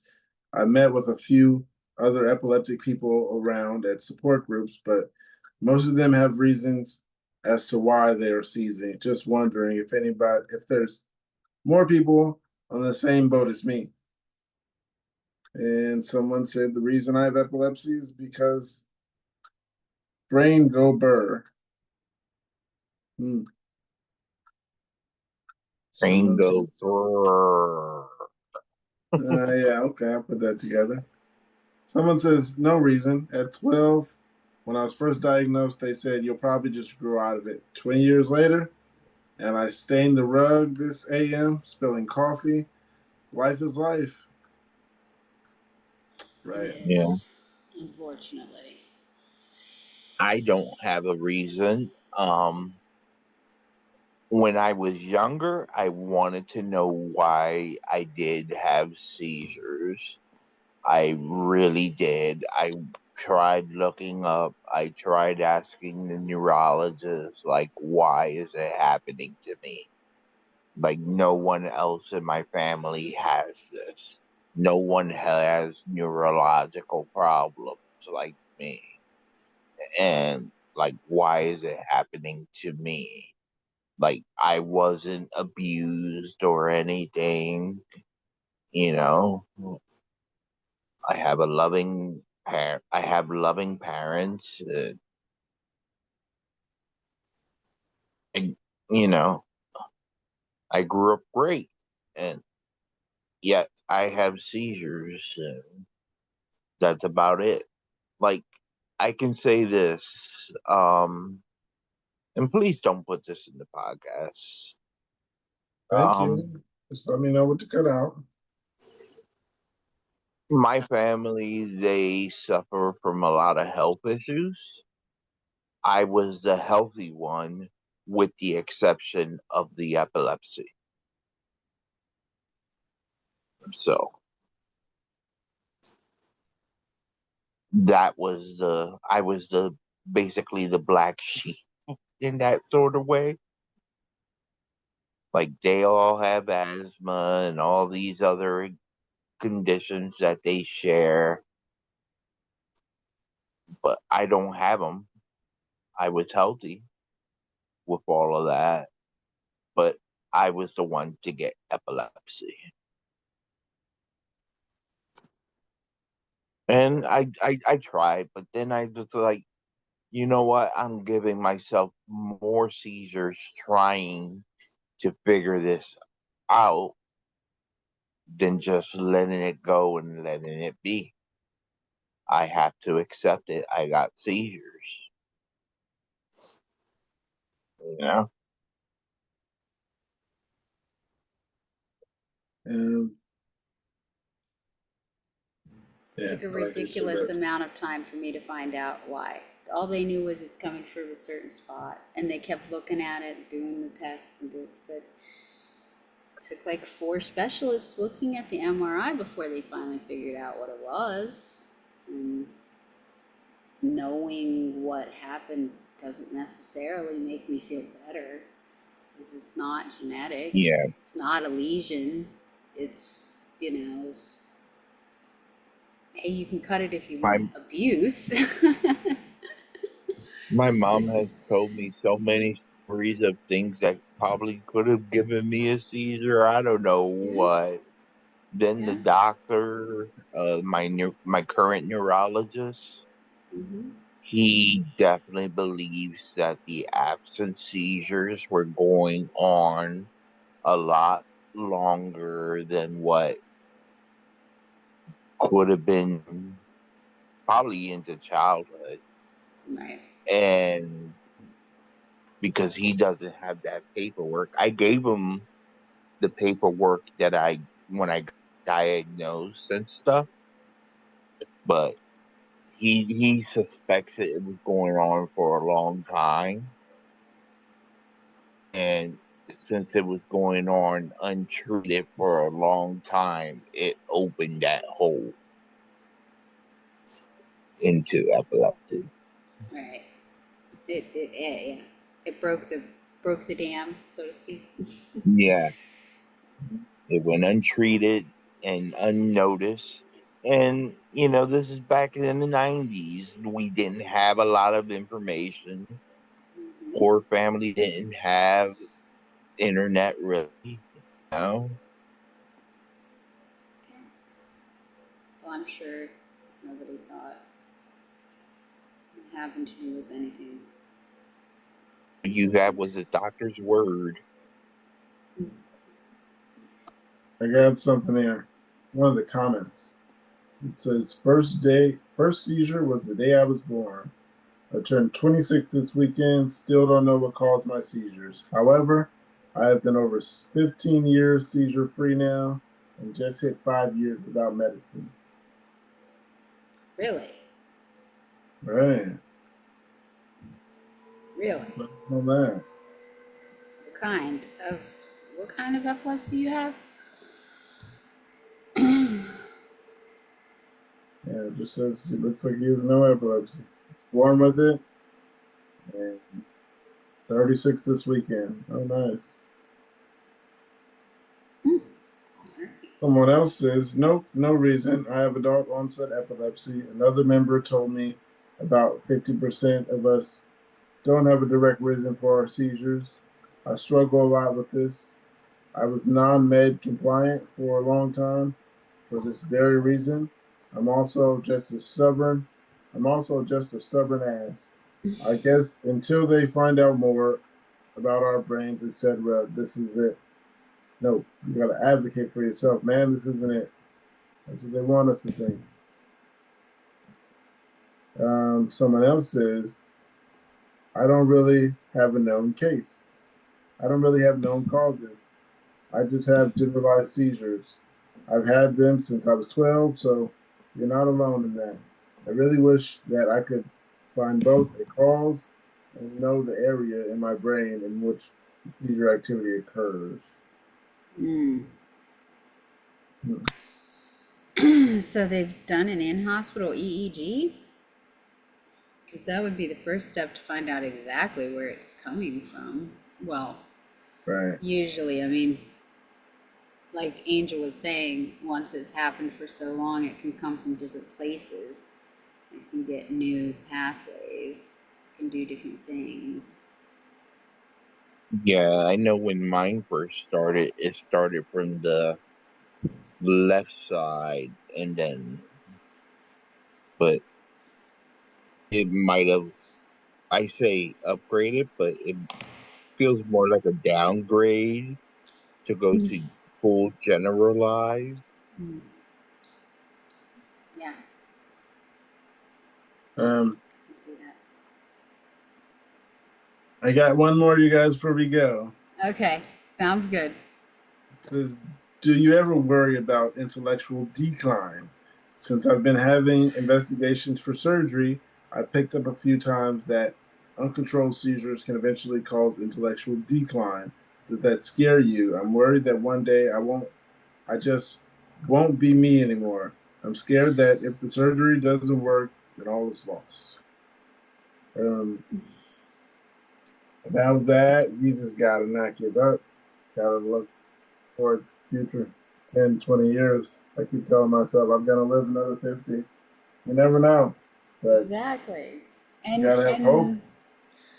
don't worry about changing after surgery. And tell yourself you're not going to. That's the first step, right? I mean, I hope that you don't. Um, and I think, yeah, keep doing the things you enjoy, I guess. Find the like the good in every Yeah. day, even after Find the good surgery, and maybe things. that'll help you to keep, you know, caring about the things you care about now. Help keep you grounded as to who you feel like you were, the thing you're worried about losing, right? I understand the intellectual, you know, Yeah, I decline, understand worrying that. over that, you know. I think the three of us have all been there. Yeah, I feel like I'm still socially declining.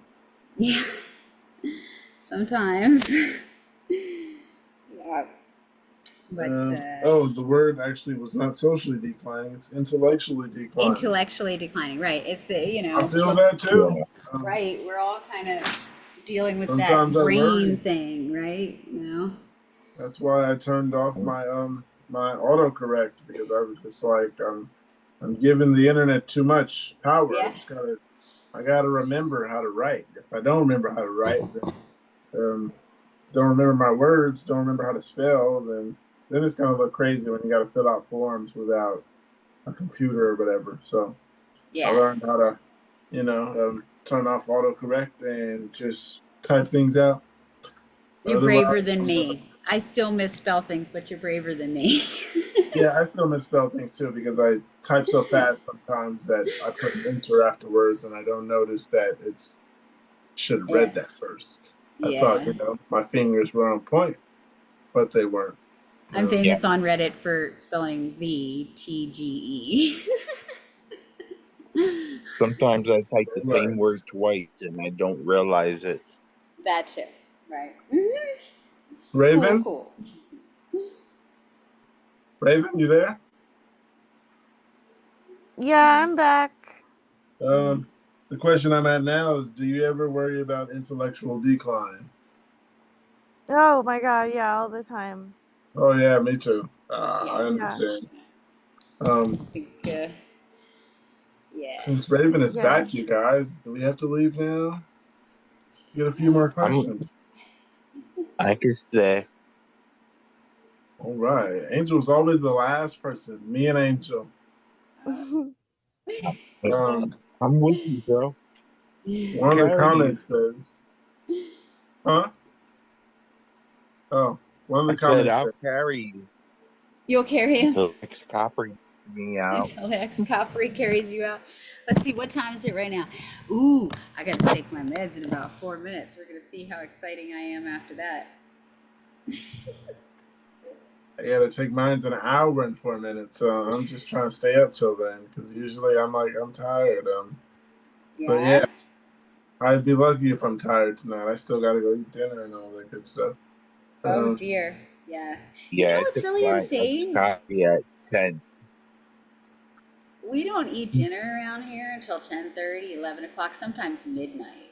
And I'm not kidding you. We have you know, kids. I mean, they're not little kids, okay? I'm not starving my small children. They are two 21-year-olds and an 18-year-old and 16-year-old and a 14-year-old, but still, we eat super late Italian dinners, I guess. You can That thank my sounds husband's awesome. family for that. That sounds like when I make dinner for my kids. Pretty late. I Yes, learned that I have to same. start cooking around like 3 and 4 because they're gonna be hungry by 5, and then 6 and all the way up. So I make enough so they can get as much as you want. This is Yeah, dinner over and over and so on. But that's good. one of the comments in this says my biggest issue with this condition, I constantly worry about my early onset dementia and my executive memory degrading before then. Thanks to it, thanks to it and the medication, I've already lost about 40 IQ points and ceased to be the person I was before this started. I understand. Someone said, if this brings any hope to you, my aunt was epileptic too, and she lived to be 78. She didn't face any cognitive decline Okay. until more near the end. And dementia runs in our family. I believe it's important to have confidence in ourselves. I've noticed delusional optimism has been more beneficial to me personally than worrying so often. I've also noticed that family members who had hobbies such as sewing, crochet, knitting, etc., had less cognitive decline. In crochet, Puzzles, books. Yeah, I crochet and crocheting, have sure. read up on studies and recommend others do the same. Never ever give up. You got this. We will have each other. Hmm. Yeah. Good way. Agreed. Yeah, I try to read as much as I can. It's hard. Um, It's one of the hardest things for me. I gotten back into playing a video game. There's one video game I bought that I What's that? had years ago, Soul Calibur 6. And the Hmm. main reason I like it is not even for the video game part, it's just for the character creations because it allows me to create and use my mind in the art form. Please take your medication as prescribed or whatever works for you. We're not doctors.